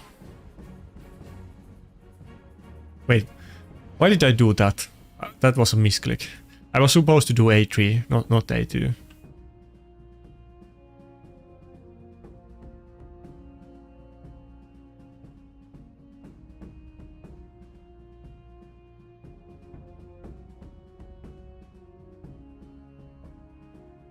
I hope he doesn't have the A3.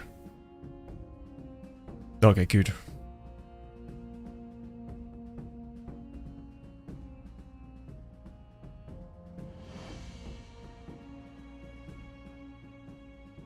Okay, so this guy, for instance, has the bulwark on the our base, I guess. So, yeah, if we killed that one, let's see what. Okay, so so the our base is before Mikage. So, if we killed the our base with some AOE, then it wouldn't mitigate the damage on the Harima. Super irrelevant though.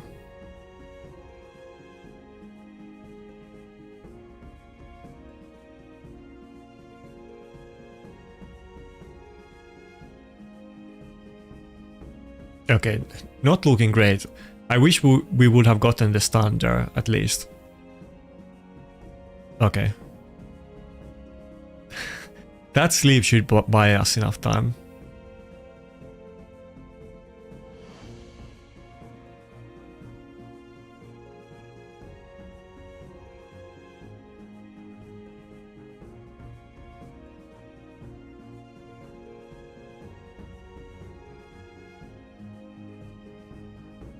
Shouldn't I have block revive soon? I mean, we had 7-minute battle and Rotos still isn't block reviving.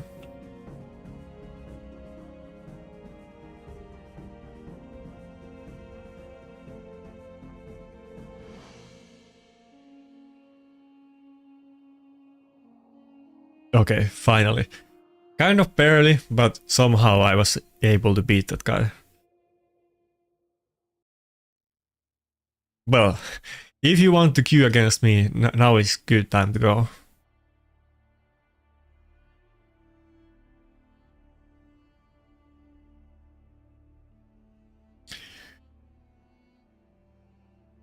Damn.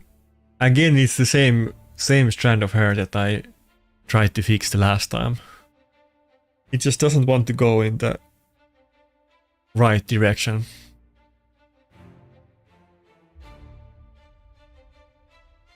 Oh, wait, is this you? Or you're just saying we got the same guy again?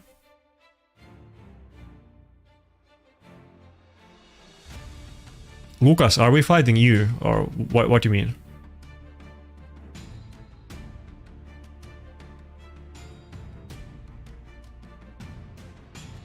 Okay, let's go with the Ankara. Ankara Narcissus early picks this time.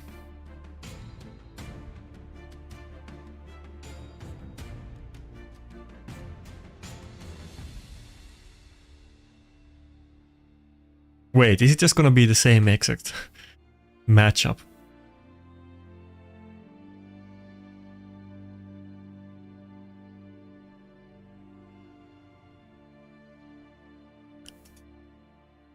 There was a Venus guy in Mad, but this is like long time ago, whose name was Necromancer, but that was like 3 years ago.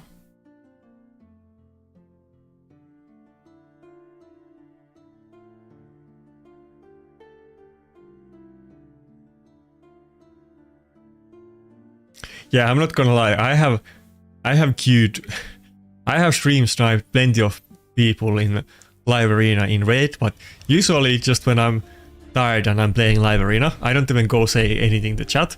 I just see somebody doing it and I snipe them on the stream, but I don't say anything before or after the battle usually.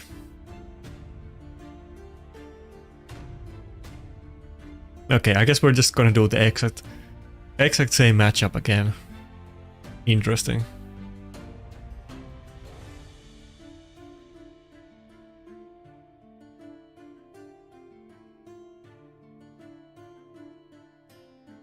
I mean, I'm definitely getting a little bit tired,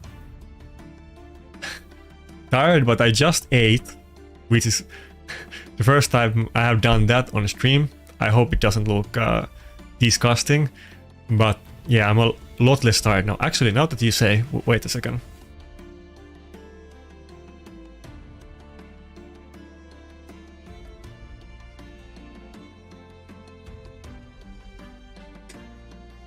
See what we have here. It's a perfectly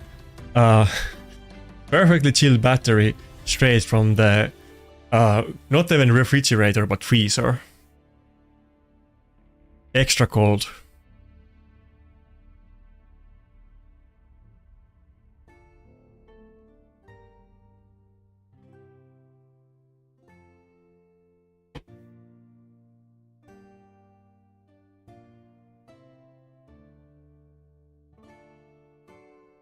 Yeah, I hate ASMR, I hate mukbang. That's why I kind of didn't want to eat on the stream, but I was super tired and hungry, so I had to do it.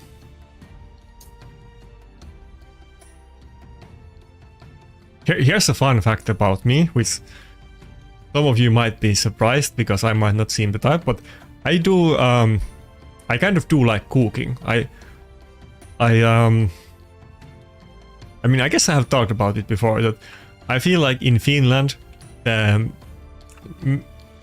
let's kill the Wukong first. Many people, generally younger people, or let's say early middle-aged people or whatever, people in their 30s, they often like to order if they live alone, but I feel like the takeout food in Finland is super crap.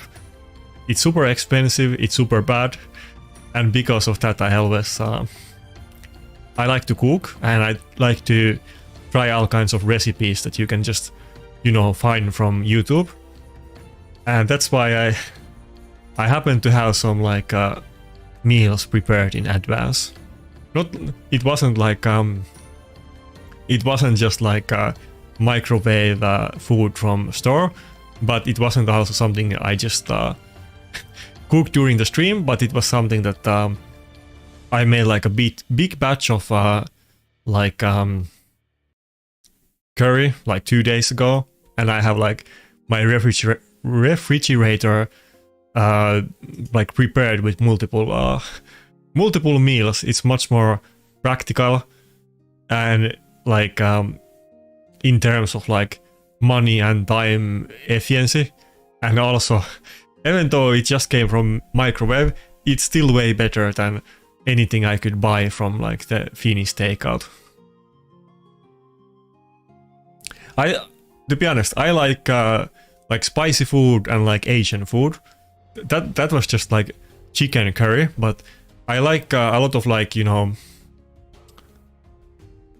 I like Thai soups, and I like you know, Chinese style like stir fried wok food. But I like other stuff too. But I hate cheese. Let's put it that way. I hate cheese.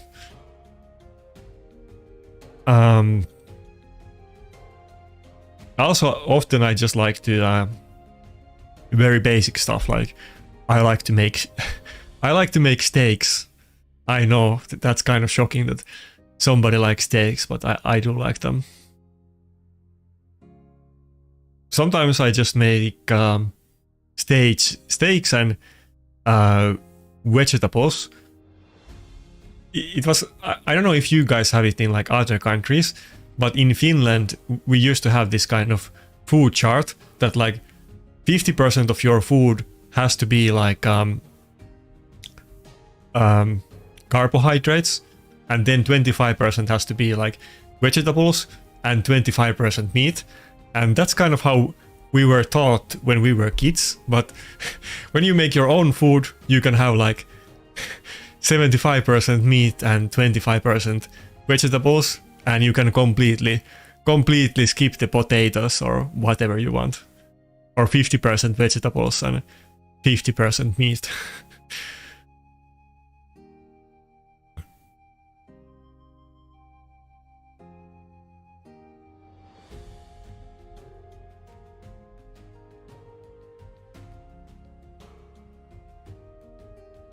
Okay, I have fought against Genshin many times before.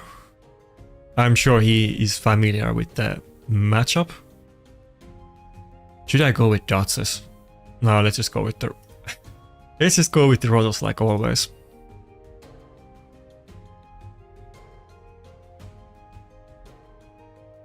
Untapped market for raid ASMR videos. What do you mean by that?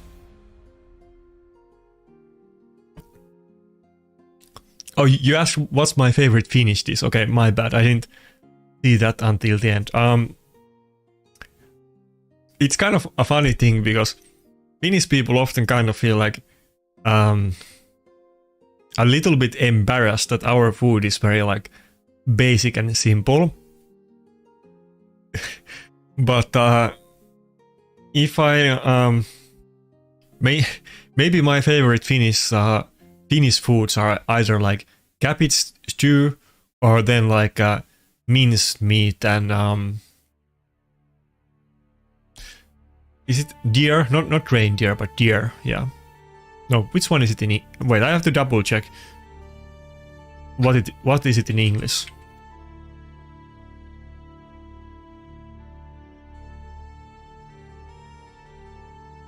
In Finnish, it's poronkäristys, but I don't know what do you call that in English? Yeah, it's like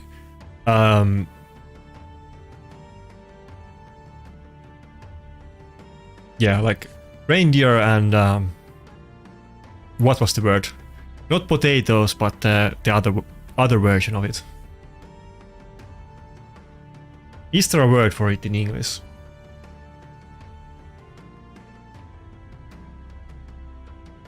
But yeah, mashed potatoes and reindeer. That's like a basic Finnish food. It's not something people actually eat often.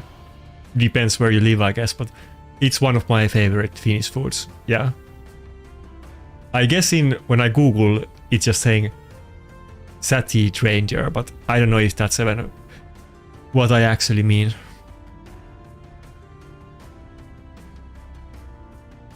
I do also one basic Finnish food that I really like is just like salmon soup. That's good as well.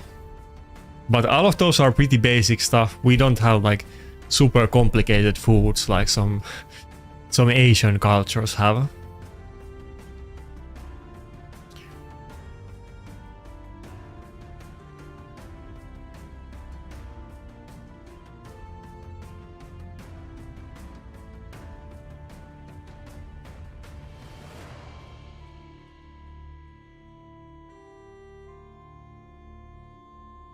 Wait, are you getting Genshin Impact ads, or what are you talking about? I wish they would have sponsored this video, but sadly not. I was actually, well, I didn't try it from too many places, but I was in UK not that long time ago, like in February, and I of course tried it in a few places, but I wasn't super impressed. I thought the fish didn't taste like anything and it was very basic, but I'm sure there would have been better places where I should have tried it, I guess.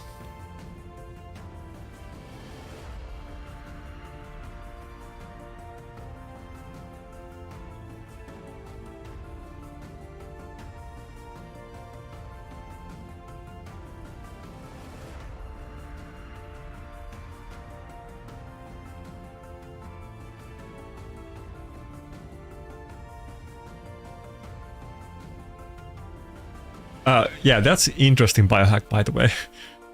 That you guys try try different stuff.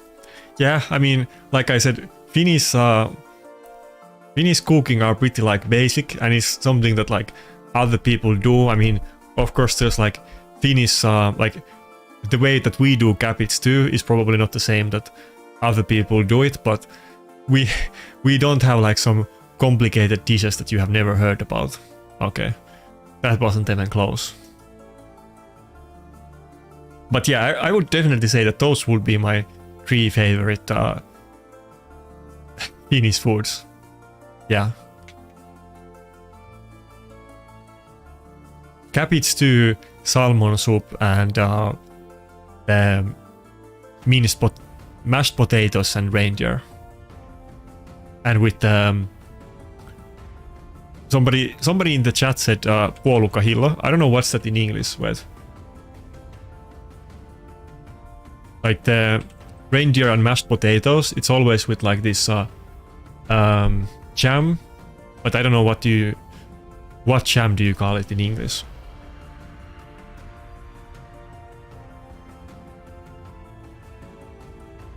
Oh, lingonberry jam. I guess that's not like an English word. I think lingonberry is just like, that's just Swedish. That's just the English people stealing a Swedish word. But it's like a very sour berry that you can find in Finland. Usually in like swampy areas and forests. But yeah.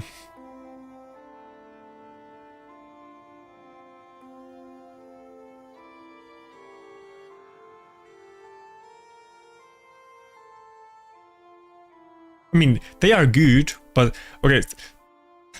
If you want to look into this stuff, because there's actually like culture and reasons behind it. But for instance, the reason why the Asian people have a lot of spices and the Finnish and the Nordic food culture might seem very basic and like bland, it has to do with the elements. Like here we have cold, the spices don't grow here, and so on. But then on the other hand, we can like because of the cold climate, you can like preserve the food in different ways, and that's why here you often cook the food a lot longer and you use less spices. And then in like the eastern countries, they often like have to preserve the meat and the food with spices, and they cook it very fast, and we might cook it very slowly. Like they might stir fry the like vegetables and meat on like wok, and we might like what is it in English? We might like smoke it, or we might very slowly cook it in like many hours. I mean, this is like the traditional cooking, so it's not like normally people do that kind of stuff except for like like holidays nowadays. But yeah, those are like the origins of the like Nordic food culture. We have a lot of different types of preserved stuff that is typical here that are not typical in like in warmer places.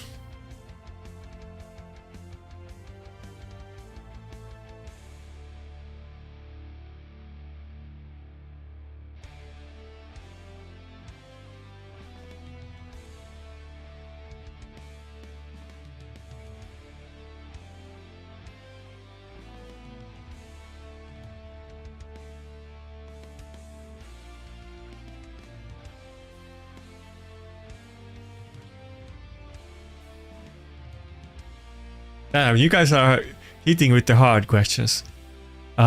You say you're into politics. Do you care about joining NATO? So, I mean, I guess we already did. I mean, again, this is going to divide opinions. I can tell you that before the Ukraine war, it was always a thing that there was not like 50% of people that wanted to join NATO. It was kind of like split even between people that wanted to and people that didn't want to.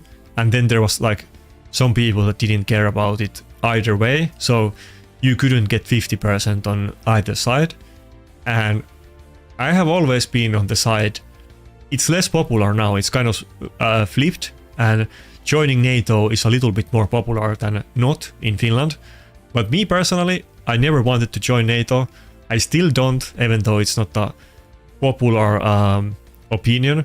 I would be interested in like a military alliance with other Nordic countries, but I'm not a big fan of NATO, and there's many reasons for it, but it's very large. I think it often escalates things and does things that I don't approve of, and I would rather keep it local and have like alliance with like Sweden and other Nordic countries, and that's it. But I know that's not popular opinion, and many people are not gonna be happy with that take. But I would say that I'm kind of like neutral on EU, but I'm actually pretty strongly against NATO.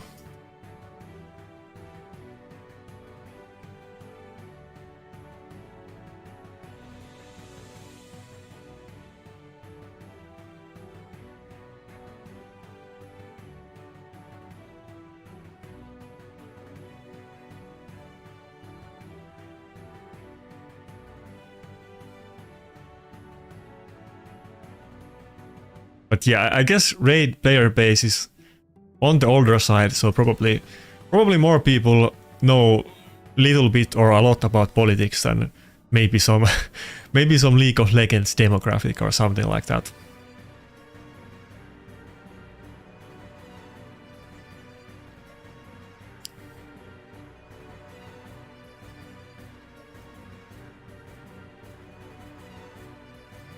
I think NATO kind of has the same problem as EU, and like I said, I'm much more positive about EU than NATO, but it's a very large entity, and we are a very small cog in a very big entity with not a lot of say in it, and our culture is different, our situations are different, and generally often in those kind of situations, both with or definitely with EU, but probably also with NATO, Finland often kind of gets the short end of the straw, and us being in EU is more beneficial for the other countries in EU than EU is to us, or that's at least my personal opinion. And I'm kind of afraid that it's going to be the same thing with NATO, that we're going to have to spend more on military and so on, and we're probably not going to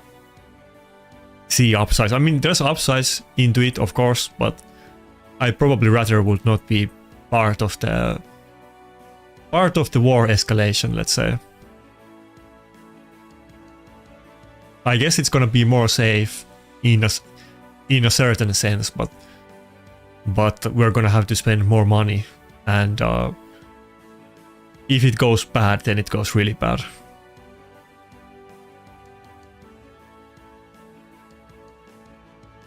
Okay, let's just go with the white duo pick for now, and not even early pick Ankara or Duchess. It kind of worked out in multiple battles so far.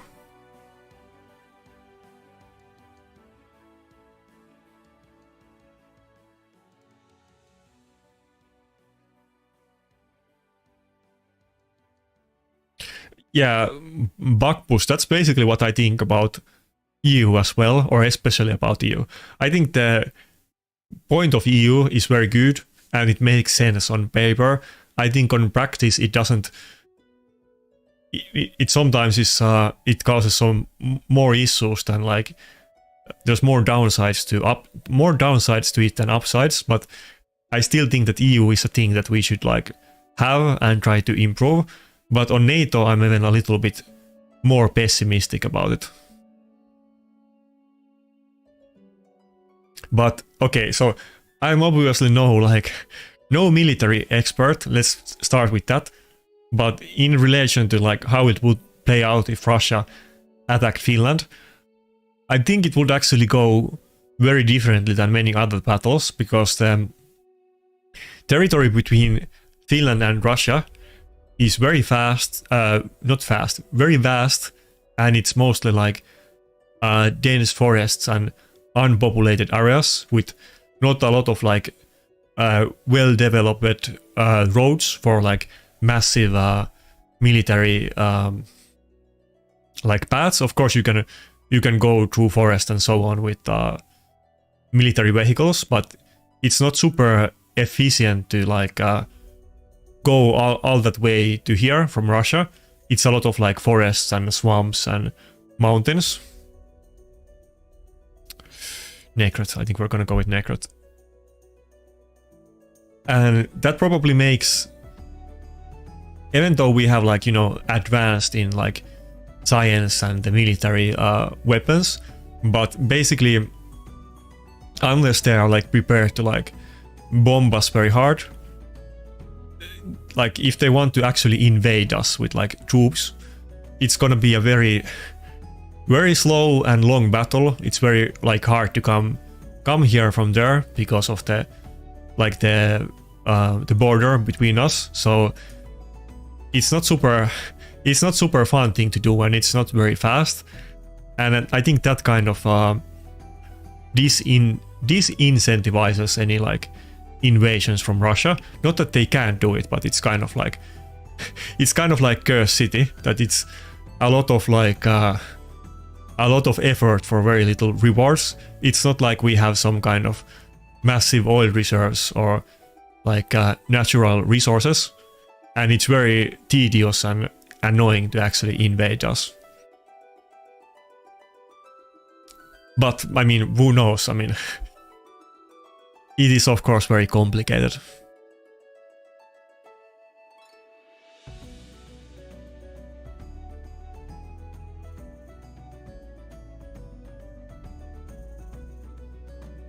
Also, if we talk about them invading us from the sea, it's also very like impractical, because the area is kind of like a narrow one, and it has lots of like small islands, and it's very like very practical to protect it, and it's very hard to invade Finland with like a large fleet from the sea. And also, if they would do it, they would technically be sandwiched like I don't know if I can't like show the map right now, but it looks like this. Like Russia would come from here, it looks kind of like this, and it would be like basically there's like narrow area, and they will be between Finland and Estonia. And if Estonia wanted to like launch any strikes from their side, they would be kind of like between probably two like enemy factions, let's say.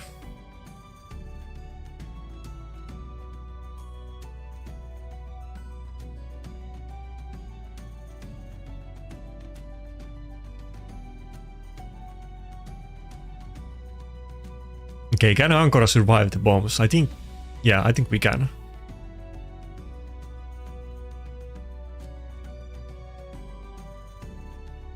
One turn and I could get wait, am I actually? No. Yeah, he's gonna get another turn because of the Yumeko. Okay, no, we lost. Almost got a turn, but not quite enough.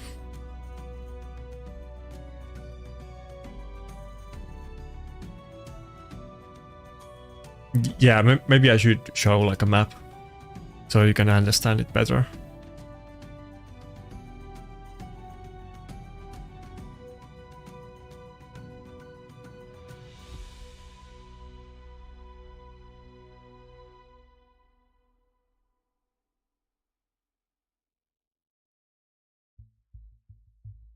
Okay, I guess that will do.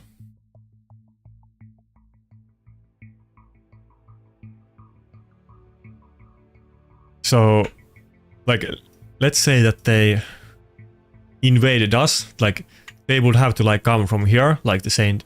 Petersburg area, and that's, I guess, why Finland has always had some tensions, because I think that's, like, is it their second biggest city in Russia, or something like that?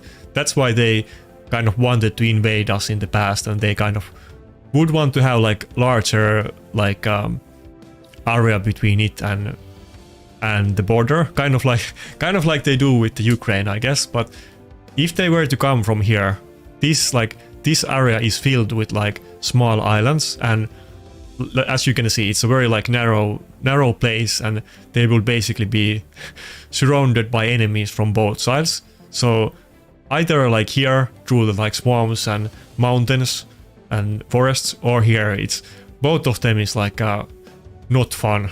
It's not like a good road that they can come with like a massive military like parade.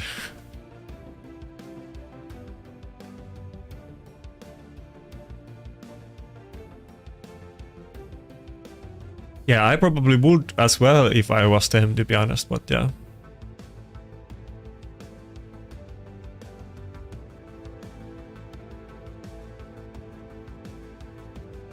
Also, it's maybe, that's very speculative, but I would also say that we don't like, Finland doesn't have very like large, I don't even know how many Russians we have, but there isn't like a large ethnic minority of Russians here.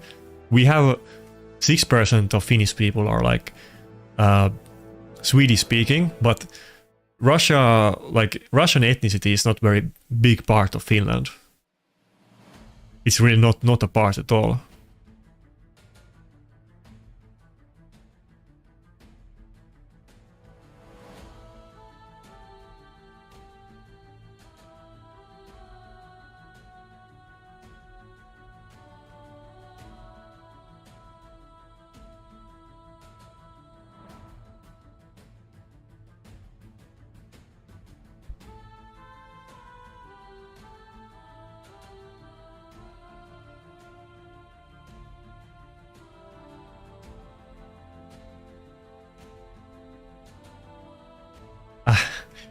What's up, Chris? Mostly I have been crushed today. On the previous session it went a bit better, but we're basically just losing every other battle and it's nothing like to write home about. Probably it's the same with Dmitry Klimkin, because I have fought against this guy many times and I guess he's kind of hard stuck like me as well.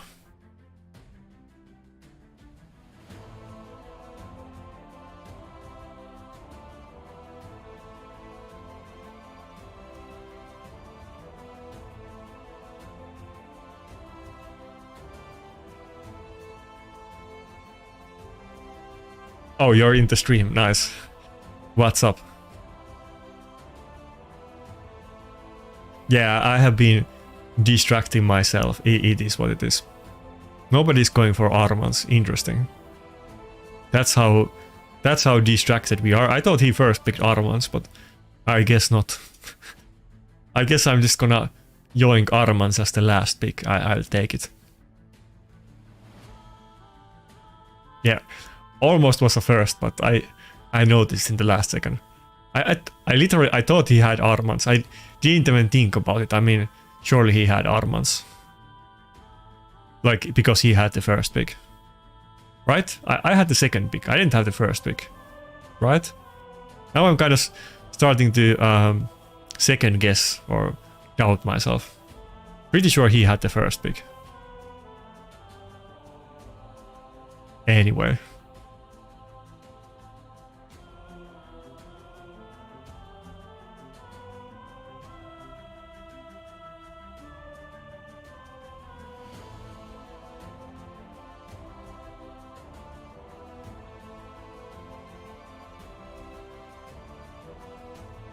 Yeah, I made a poll about it earlier, Wild.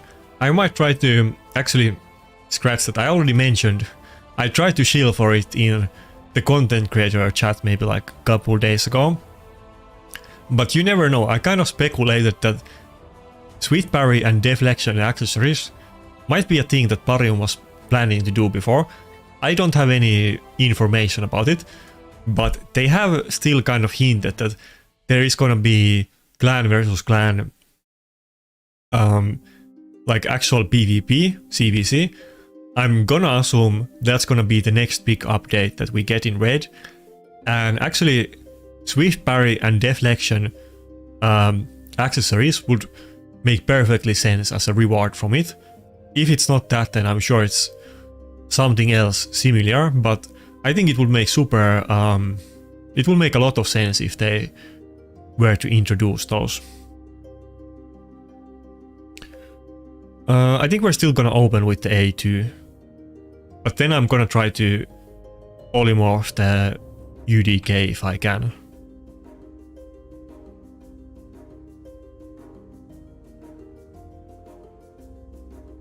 Not good. Angora is gonna go first. It's pointless to try to stun it because we're just gonna get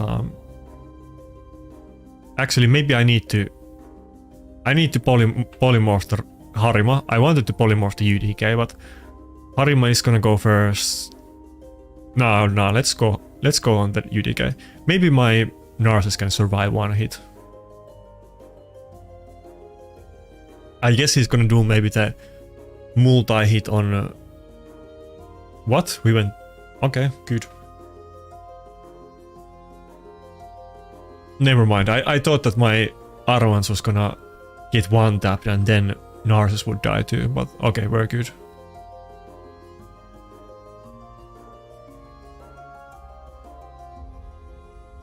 Should I change the forum already?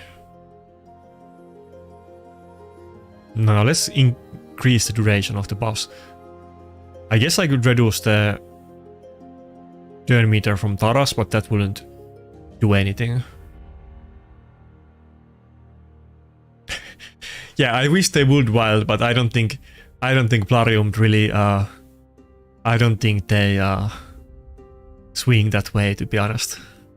That would be kind of cool. That's something that they might have done early days in the raid. I guess we were talking about the Draco Gate a while ago, but they definitely wouldn't do something like that again.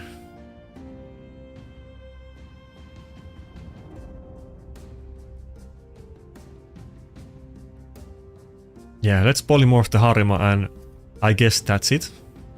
Yeah, we're good. Okay, we actually won a battle when I was paying a little bit more attention. Nice.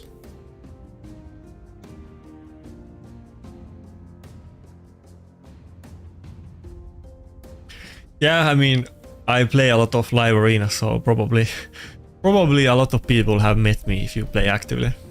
Oh, again against Dimitri.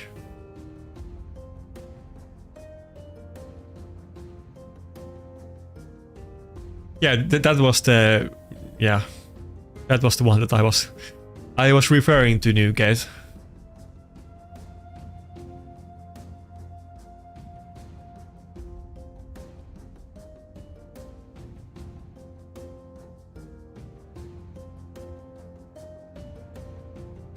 Maybe I'll do the same poll on my actual channel community tab instead of the stream.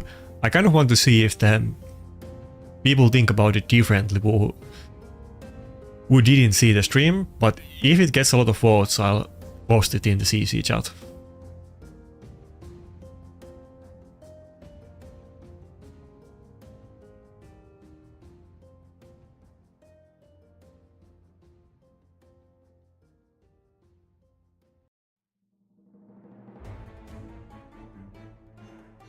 We're not even gonna pick the UDK, we don't really need to.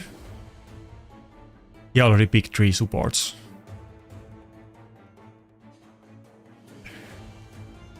Well, I mean, everybody feels that way. I mean, I'm sure there's people that have gotten much worse luck than me, so I mean, everybody feels that way. I kind of understand. I mean, in everybody's own mind, they probably are the unluckiest player, so I don't know how I would actually look in the grand scheme of things. So though I still think I probably got pretty not the best luck. But if anything, I wish the meta would change more often, so that there would be like more opportunities for like maybe in some meta you have good champions. I think that would be kind of interesting. But they don't want to do rebalances a lot. We know that. it will be tedious and people will be very unhappy every time something gets nerfed. Okay, good. As long as we can get the buff strip before the Taras so he doesn't one-shot our team, I think we might be okay. Okay, good. Who's my most wanted legendary? We have been through this. I mean, it's either Galatir or Grixia. I'm not really sure which one is the better for me. I kind of feel like it would still be Grixia, because she would also like be good anti-lockout for in like not just in defense but in offense, and of course in live arena when I use a lot of go-second teams. But I think most people would say Galatir, and people keep telling me that I should wish for Galatir instead of Grixia. But I probably would want Grixia for the anti-lockout measures and also being a lockout champion. If I had Grixia too, probably something like Tormin would be a lot more practical, and like I probably would use Tormin a lot more if I had Grixia with like the buff strip and lockout.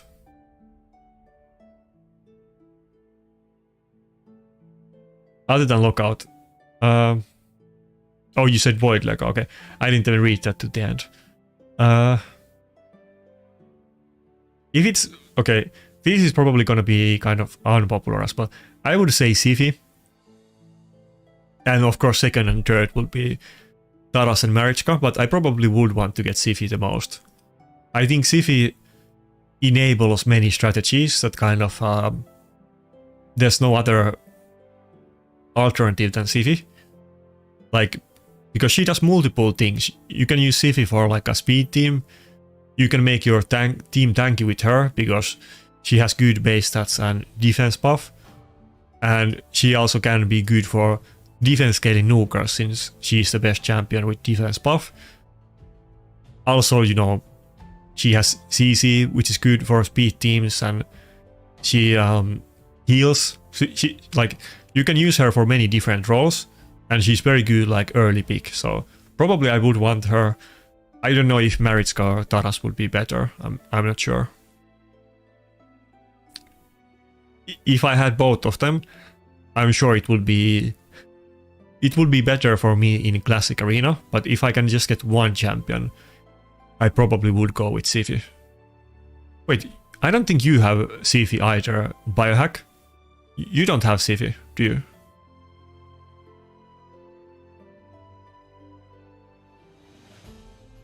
Pretty sure you don't, because I mean,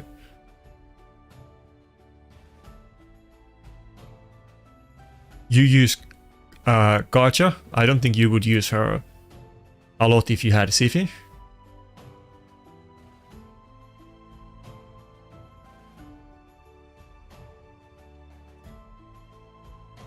Would you use Katja at all if you had Siphi? Let's put it that way.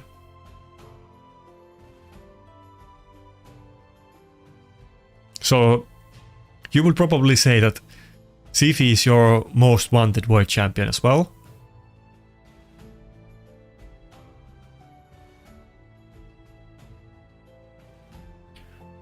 Yeah, I'm reading chat. What's up, Dimitri? I mean, there's a lot of chat. Yeah, GG. Yeah, sure. Yeah, there's a lot of chat and I'm kind of rambling to like different posts, so I might miss a couple messages.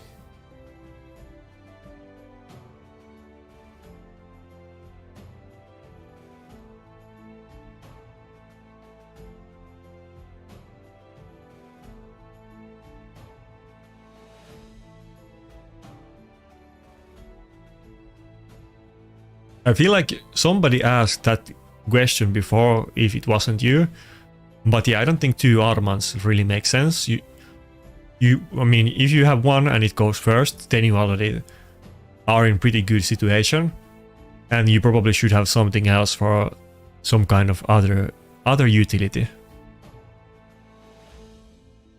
Should I go with Necret against Leorios? If he has charged it as the last pick, there's no way I can ban it, so...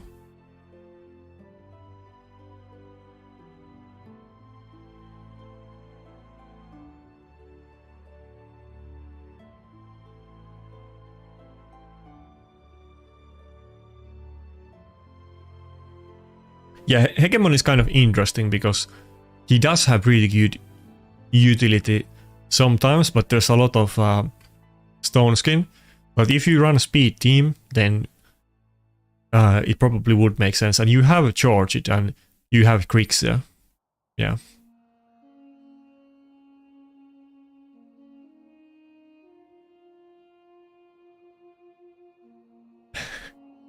Yeah, thanks a lot, Wild. I mean, I would say that there used to be much better PvP content creators, but they kind of like quit long time ago, so you're stuck with us, basically. Are we? I think we're gonna go with Staldos. Yeah, we're actually. I saw Biohack is using Staldos a good amount.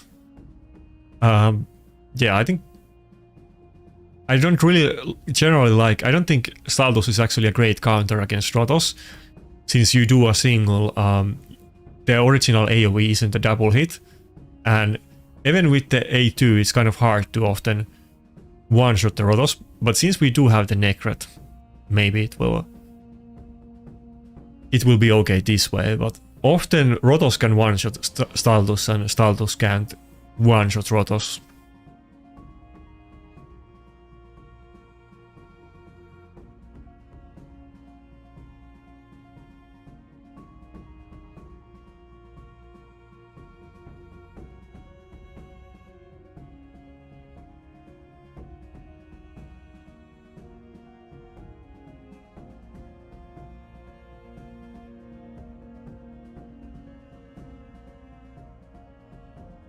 Yeah, I think that's maybe like a month or two since Drock streamed last time. He used to do it a lot more actively.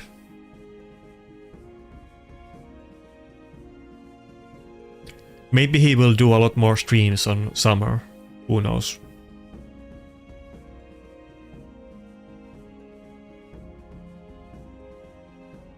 Yeah, I wouldn't really say Staldos is a Rotos counter. I generally don't like to pick Staldos against Rotos, but since we do have Necret, I think it will be okay. With the Necret protection and being a defense scaling champion with defense buff and Duchess passive, we are actually pretty tanky in this situation. But if he would have had Charge It, then all of that would have been totally useless and in vain. That's why you need Harima, because Harima solves so many issues.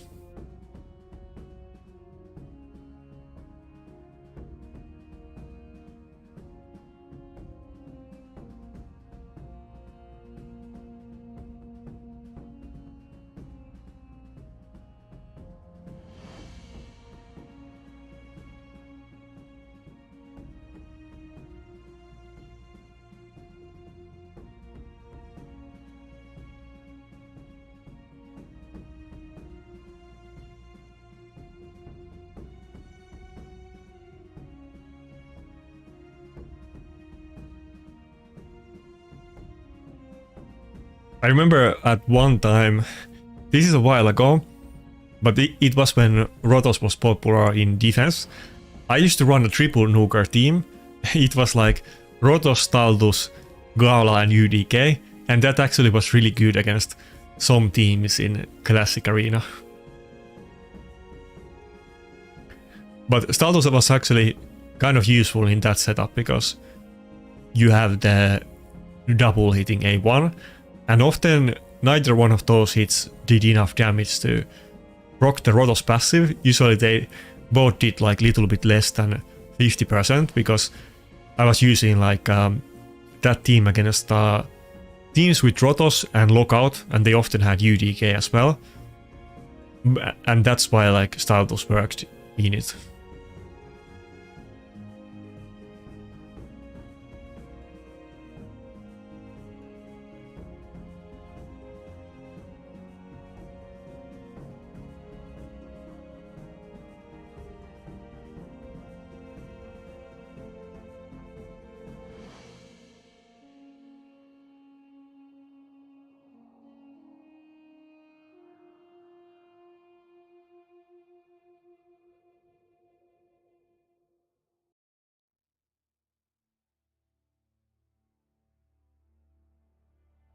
Yeah, I think Staltus fits more speed teams than go second teams. He does the self... wait, did I proc the Leorios passive or not? Have I procced it already? I don't think so. Okay, we have... Yeah, he does the self-defense buff and he does a lot of AoE. It's not the highest damage, but if you for instance have lockout, then it's like definitely enough to kill teams. But if you are using it against tanky teams, it really often doesn't do the damage. And stuff like I don't know, Taras, like many nukers can still easily kill him and he can't one-shot them back. But if you're fighting other squeezy teams with your own speed team, then he makes more sense.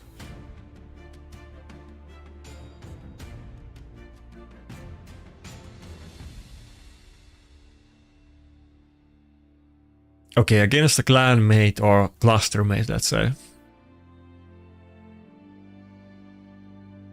OC does have a lot of people doing live arena. I do meet them pretty often, but I guess it's just a massive cluster.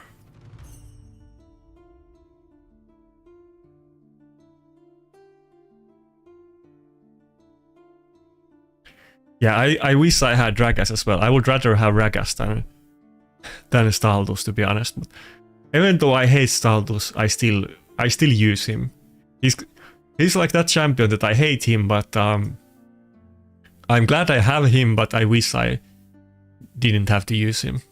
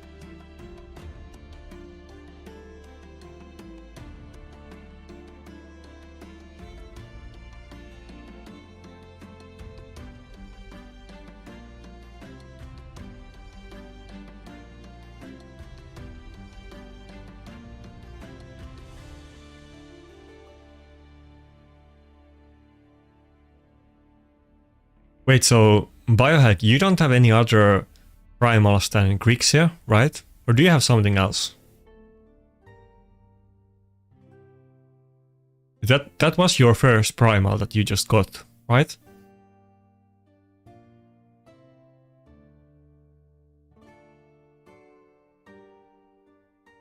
I feel like I would have seen you use them if you had other ones.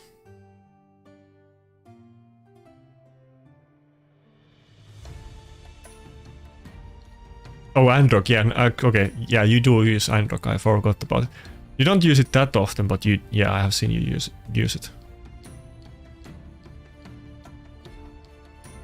I don't see Androck very often in general. I saw him more when he was new, but I don't even recall the last battle that I met him, but I guess we're getting Marius, so there's other champions that can do the same thing as well.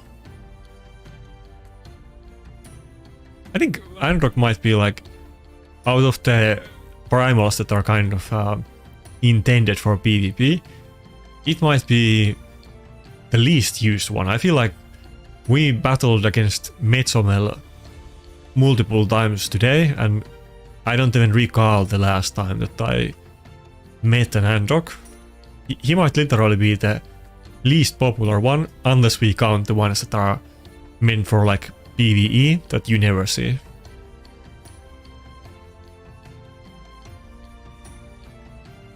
Yeah, I'm really like I'm really excited to test like how it plays out with the Marius like pseudo buff strip. I think it's gonna be super potent. The fact that he can like safely, relatively consistently and safely buff strip the enemy teams.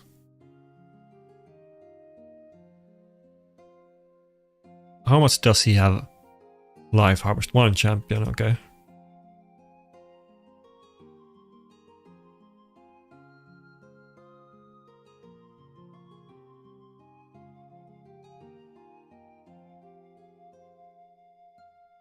Does it even do anything? Just, I guess we're gonna use the stun, but I don't think it even does anything.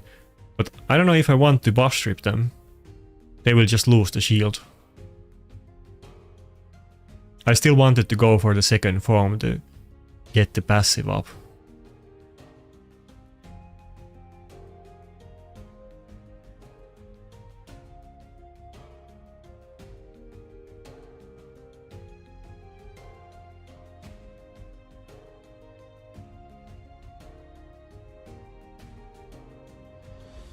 Oh, Duchess didn't die. I guess, yeah, we did have the life harvest proc on us, but I was kind of hoping it would still die.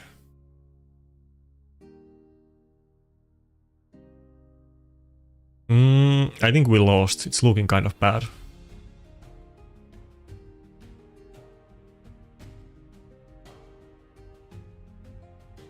Not like I can take a hit. Oh wait, I was gonna say not like I can take a hit from the crew structure, but I guess I did. Then we should be good. I should be able to... let's see. I mean, I have the A3 out of cooldown. I can kill like Duchess and... Wukong is gonna take a turn. I can't target the Wukong. Maybe it's not that good. I definitely can't kill the Duchess right now with the A3. I've lost a lot of health, so...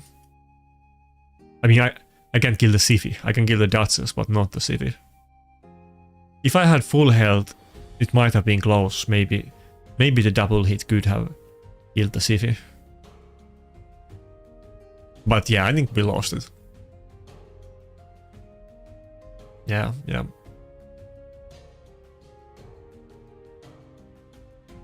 If he didn't have the life harvest, the last AoE nuke on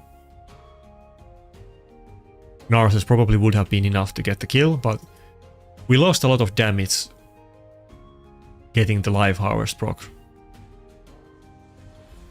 It's not a big deal for Taras, but it's super big deal for everybody else.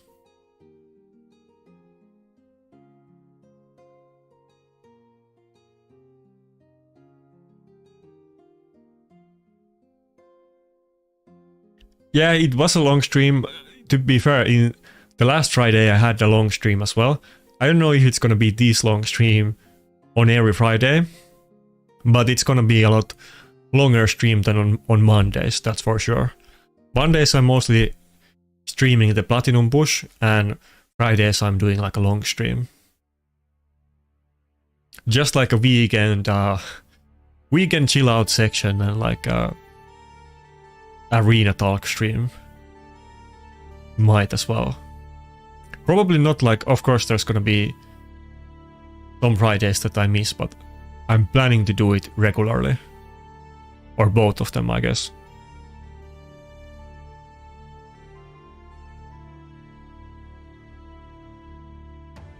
Megatron? What are you talking about? His name is like Metatpo. I don't know if that's like... What are you talking about? Megatron or... I'm saying this like a Metapod, like the Pokemon, but it's... Metatpo? I don't know what that means.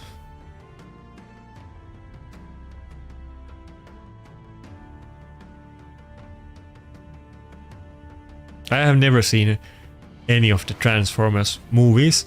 I used to see the children's cartoon when I was like kid, but I never actually saw any of the movies. I guess it's more like an American thing anyway, but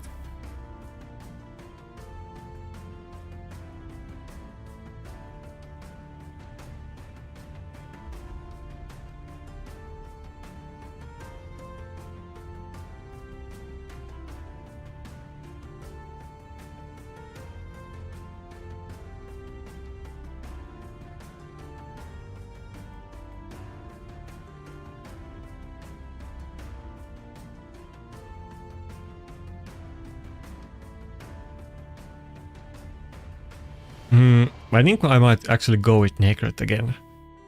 He doesn't have a lot of immunity either, though. Should I just go with Mithrala or Tormin?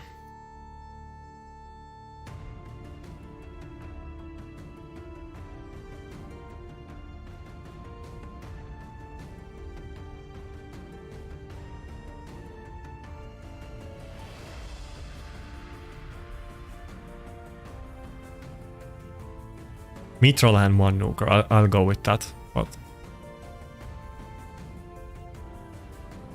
do I want to pick Tormin? Probably not.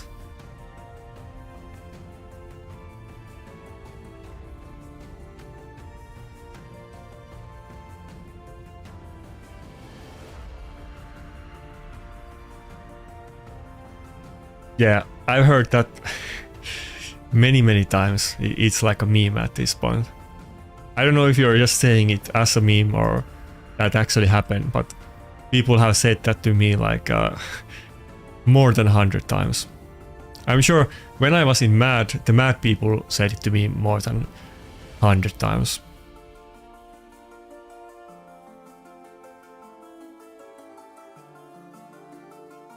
Should I go for... Nah, okay, let's ban the local.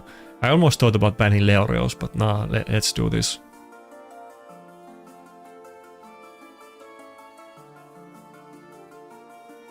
We might not get the petrification, but we're still gonna get some like defense buff and attack buff on it, so it's not that bad. And we can cleanse the Mithrala and Leorios debuffs. Like, I feel like with my Duchess and Ankara and like my general reviver gear, I don't have defense buff. They would be way tankier if I had like a Siphi, or if I have the Marius now with the defense buff, but I wish I had one of my main champions with AoE defense buff.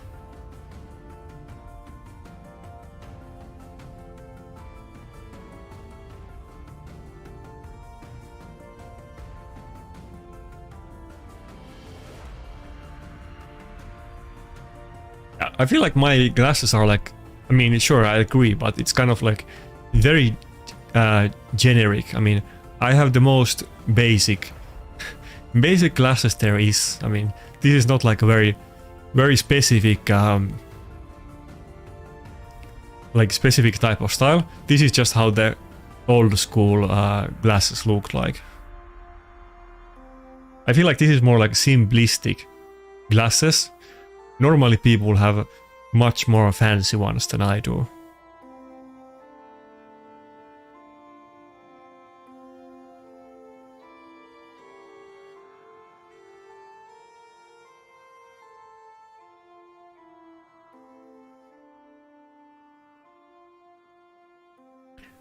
When I was in like high school, in like the 6th to 9th grade, I think I got my glasses on like 6th grade or 7th grade, but I was super embarrassed about it, and I only wanted to use contact lenses and not glasses, and it took me maybe like a year after I got the glasses before I actually used them, because I didn't want other people to know that I had gotten glasses, but you know, I was a young child, so I was kind of stupid.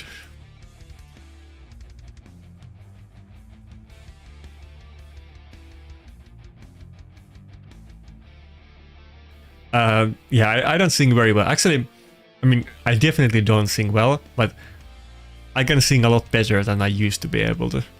My voice used to be very inconsistent, and it's gotten better over the years, but I definitely can't sing, and I won't sing. I'm not gonna embarrass myself that way.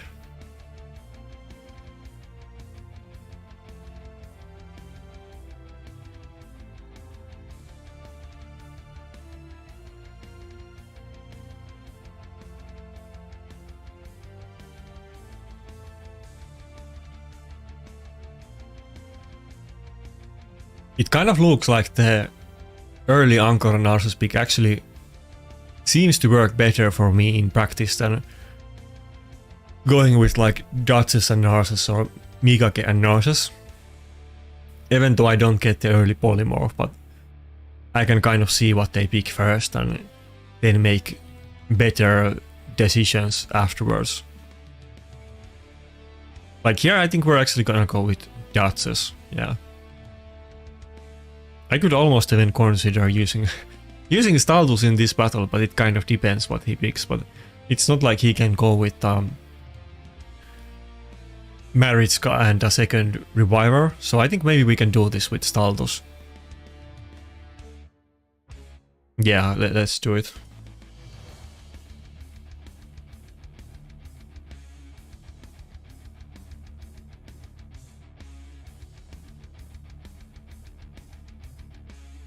Yeah, karaoke stream is not gonna happen.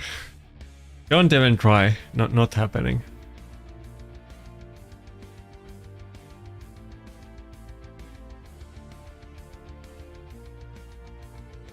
Okay, how about this? If you want like a weird, but if we can get like 8k subs during summer, I will do a fishing stream. Not karaoke stream, but I will do a fishing stream.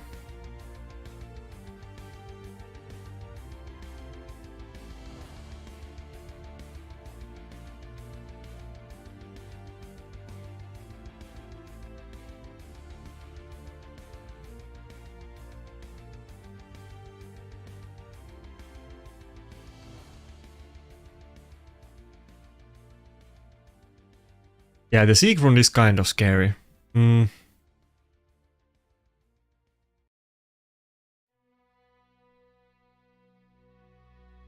Oh fuck. I was too slow. I was gonna pick Helicat, but I was kind of too much in thought. Rotos wasn't what I wanted to pick. Helicat would have been great here. Damn.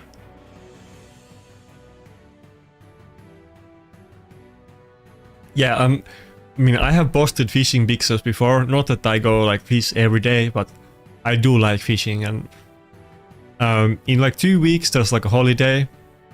There's not gonna be for sure a stream on like 2 weeks on Friday, but I will be fishing at that time. So if you want to get me 1k subs before that, that would be great. That's not possible though, but I totally can do fishing stream on some other time. I actually did. I need some other stuff for it. I need like a capture card, but I do have like a camera now. Not using it yet. I need capture card for the stream, but I will have it soon. And I could do a fishing stream with an actual camera.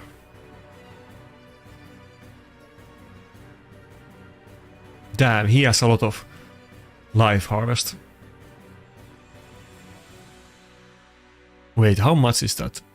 Yeah, he has 2 champions in it. Narcissus isn't gonna do like any damage anymore.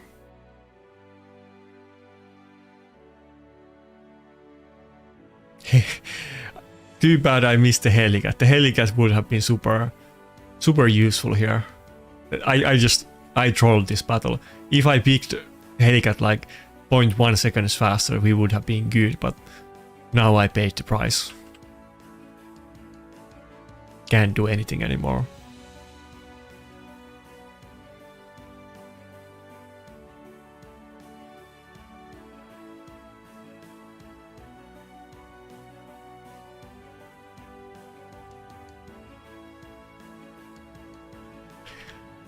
I mean, I would much rather do a cooking stream than a karaoke stream, that's for sure, but yeah.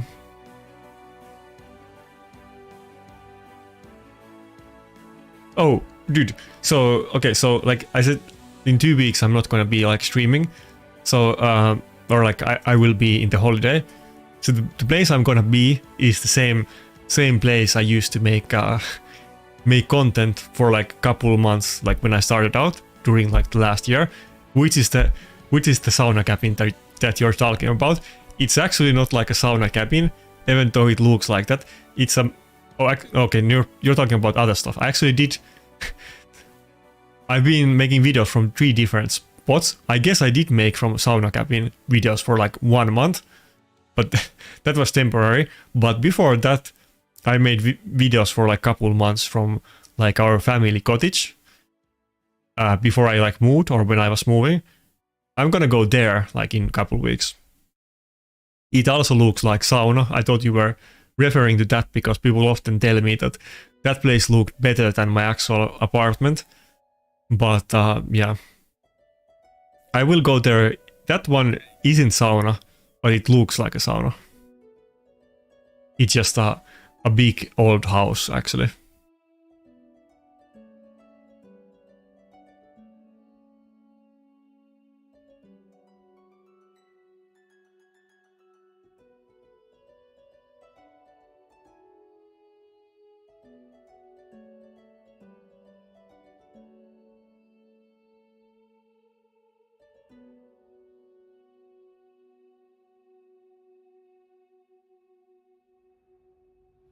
Oh, we meet Dimitri again. It's 1-1, so this is gonna be the final final battle.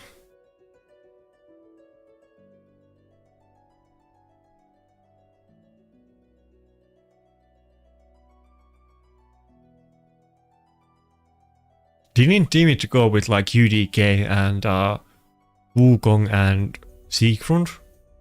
I think that's what he used last time. Was it somebody else? He didn't pick it at all. I feel like that's what he used.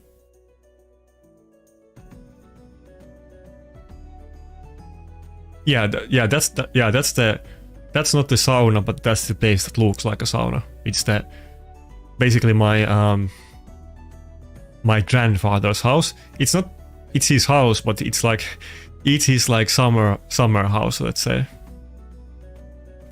He's like a builder and he made 2 houses for himself. You can't really call it cottage because it's like it's like an actual house. It's not really a cottage, but it's his summer house, let's say.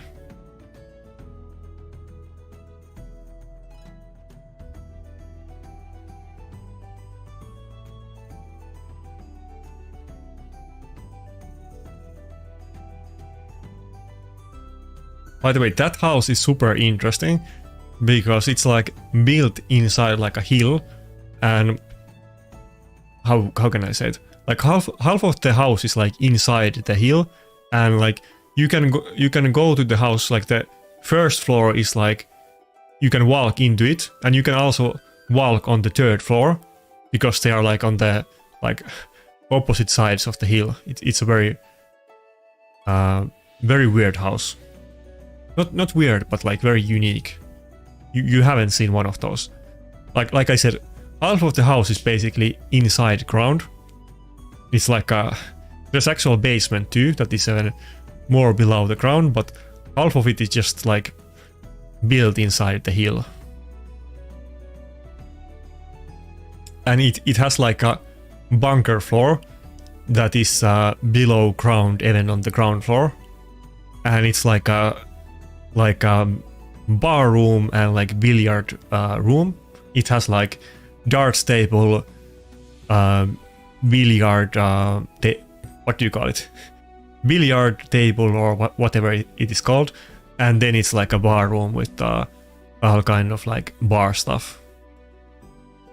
And like a super old radio that is like very big and looks very cool.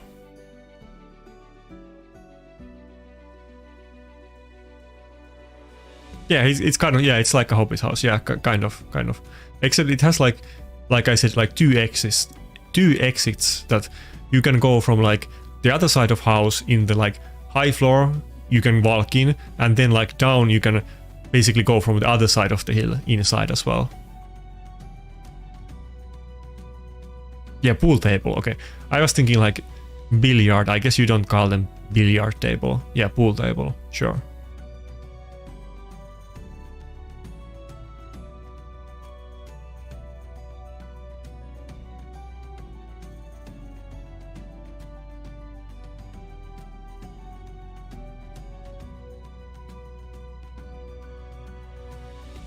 I want to go for the Sifi or Harima. I feel like I should... No, I'll still go for the Sifi, yeah.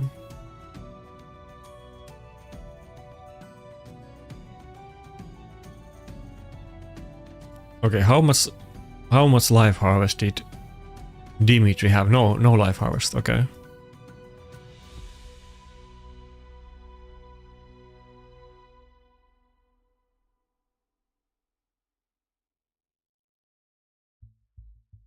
But yeah, it was a super long stream, so thanks for everybody for coming.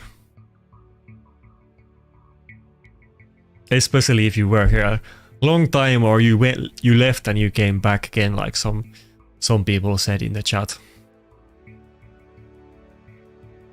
Definitely I'm not just gonna stream, and I'm gonna make actual videos as well, but there was not any videos for a long time, so now we're getting maybe more streams than I was planning.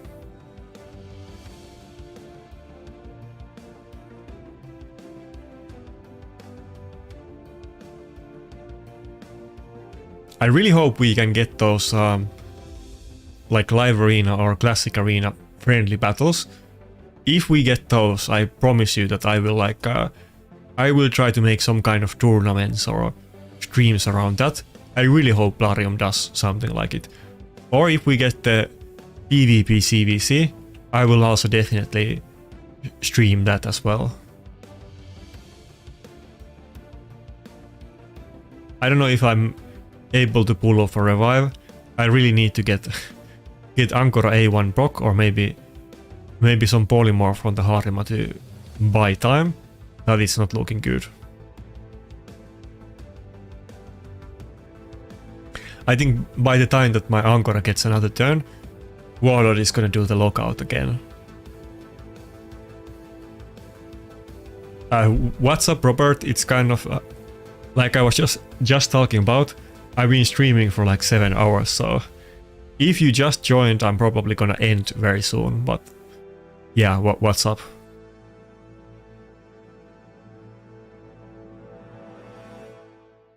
I don't have a lot of accuracy on UDK, but I guess that's the way to go. Okay, I give up. We got locked out again. Dartus is not gonna get another turn. Okay, we can queue one more. Yeah, lockout is not fun. That's why I really want to get the Grixia. Even though everybody is telling me that Galatir is way better, and I agree, but I still want to get the Grixia.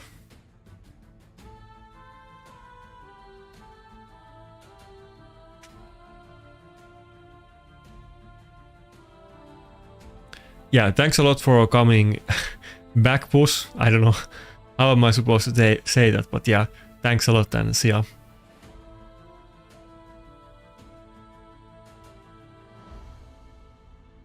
Oh, what? We got Dimitri for the 4th time. Okay, I need to do something different. If I go with the Mika again, then he could go with the Siegfried, but I think we're gonna open with the Mika. Oh wait, we got the first pick. Never mind. Then I'll reserve my judgment for later after he picks. If we get the Armans, then we're gonna take it, but otherwise I was gonna go with Mika and Ankora. Okay. We got Mika and Narcissus. Okay, he took the Narcissus. I guess we're still gonna then gonna go with the UDK route.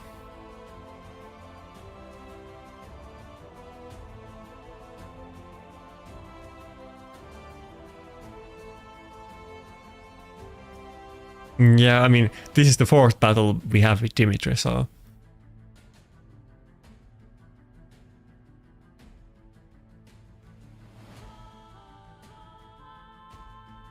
Yeah, I mean, okay, Galatir is a lockout with revive, and Grixia is a lockout with also cooldown reset, and I struggle with the enemy speed teams and enemy lockout a lot, so that's why I really want him to counter those. Ursuka, what? Well, I guess he got the Narcissus, so he doesn't have to be scared of it, but still. What? Okay, we're definitely gonna go with, let's just put that on the table. I think we're gonna go with Helicat.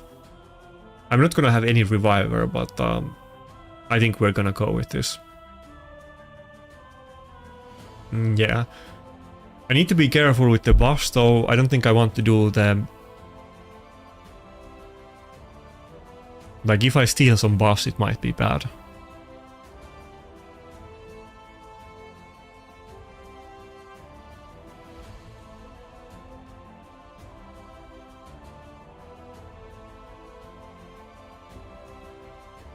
Yeah, he has like ultra tanky team and I have no reviver, so it's kind of like he just needs to survive and he wins. I need to get some kills very fast to win, and we're against the Harima passive and Ursuko passive, so doesn't look too good.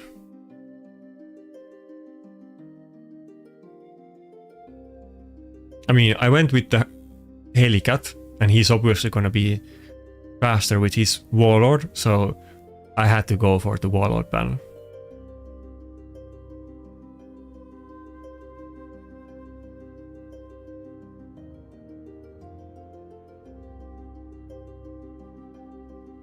Nah.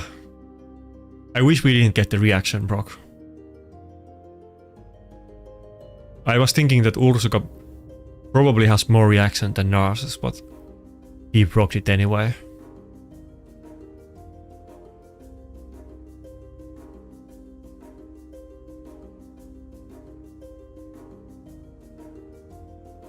I did, but I got a reaction proc on the Narcissus, so I didn't steal any HP because of that.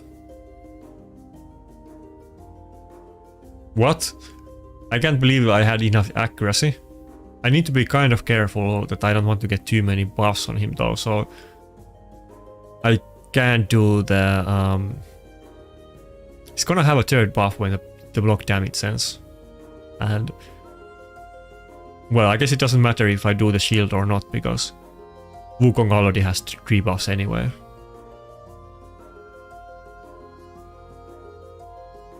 Okay, maybe we can do, even if we don't get the, we have the attack debuff. Even if we don't get the Helm Smasher proc, we could hit the Ursuka pretty hard, but the thing is that we have the decrease attack debuff, so we actually won't be able to hit, oh okay, got guns. We won't be able to hit hard anyway though, so I have to wait 1 turn for that, and when that ends the block damage also ends.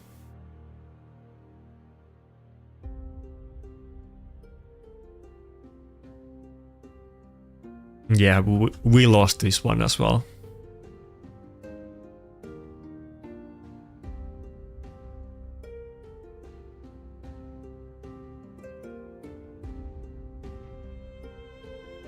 Couldn't even break the shield with the Harima and Ursuka passes.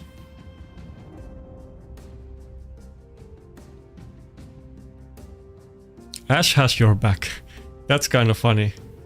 Funny promo code. Is that a real thing? Plarium has kind of a weird naming sense for those.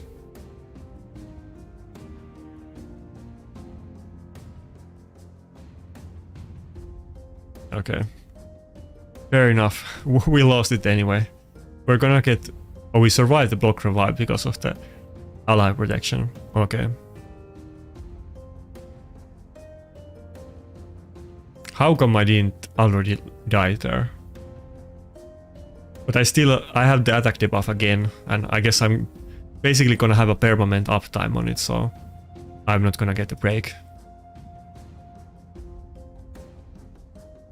I used the other promo code there, but not the Ash one. Okay, finally, on the third attempt to steal Narcissus HP, we already got it, but now Rotos is just gonna get one shot, so it's kind of too late. Yeah, lost it. Can't win against the Harima passive with Wukong. 3 battle loss streak in the end, 2 of them against Dimitri.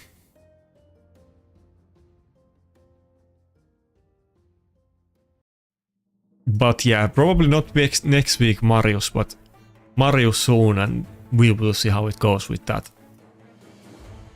I think many of the battles, I don't know about this one specifically, it would be kind of interesting, but I think Marius is gonna be very big game changer because it's gonna get rid of all of the buffs on the enemy, and that doesn't just mean that they're less tanky, but they're gonna lose all of the, like, Harima is not gonna have defense buff to increase her damage and so on, so, and we're gonna have defense buff on my own team, so it will be very interesting to see if Marius makes me some, like, gives me some improvement, but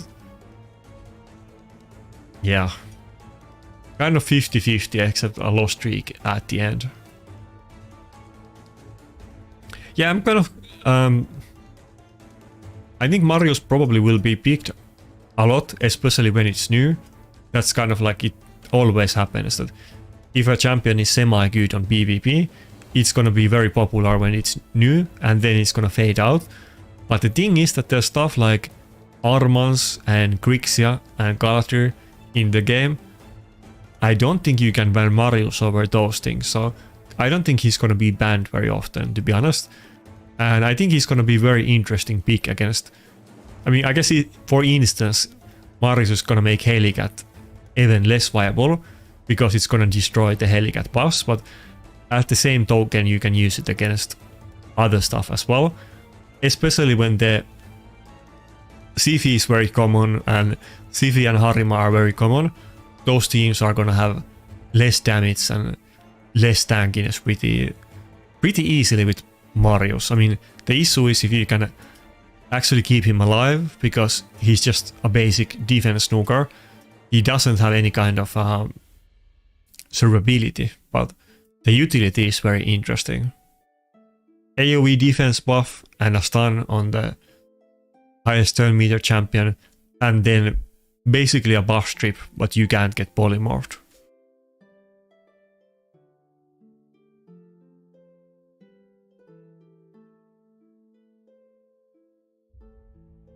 And yeah, like I said, I mean, I do have a lot of champions, but there's not too many good champions in this game that do defense buff. Pretty much just Siphi if we talk about PvP. So I think for many people that don't have Siphi, Marius is gonna be like probably more popular than for those people that already have Siphi. But yeah. Maybe I could pick like Marius and Tormin together. Maybe like Marius, Tormin and Mikage. That way, let's say that they do ban the Marius and I don't have defense buff, I'll still have the buff strip and ally attack, so it might be enough damage. And if I get, like, let's say Armans, Marius, Tormin, Mikage, that might be very annoying combination for the enemy team. I would have two champions with buff strip, and then a lot of AoE, which would be good with the Mikage ally attack, and like a lot of like control. But yeah, that's speculation for now. I mean, we'll see about that. I have a lot of old champions that I used to use, like let's say Inite and Xena, that I was super hyped about at one point, that I don't use anymore. So we will see if... Wait, Xena actually has gear, but this isn't even for PvP. But we will see what actually happens with Marius. But yeah, I think that's it for today. It was super long stream. Thanks a lot for coming, and I'm just gonna like go straight to sleep after this.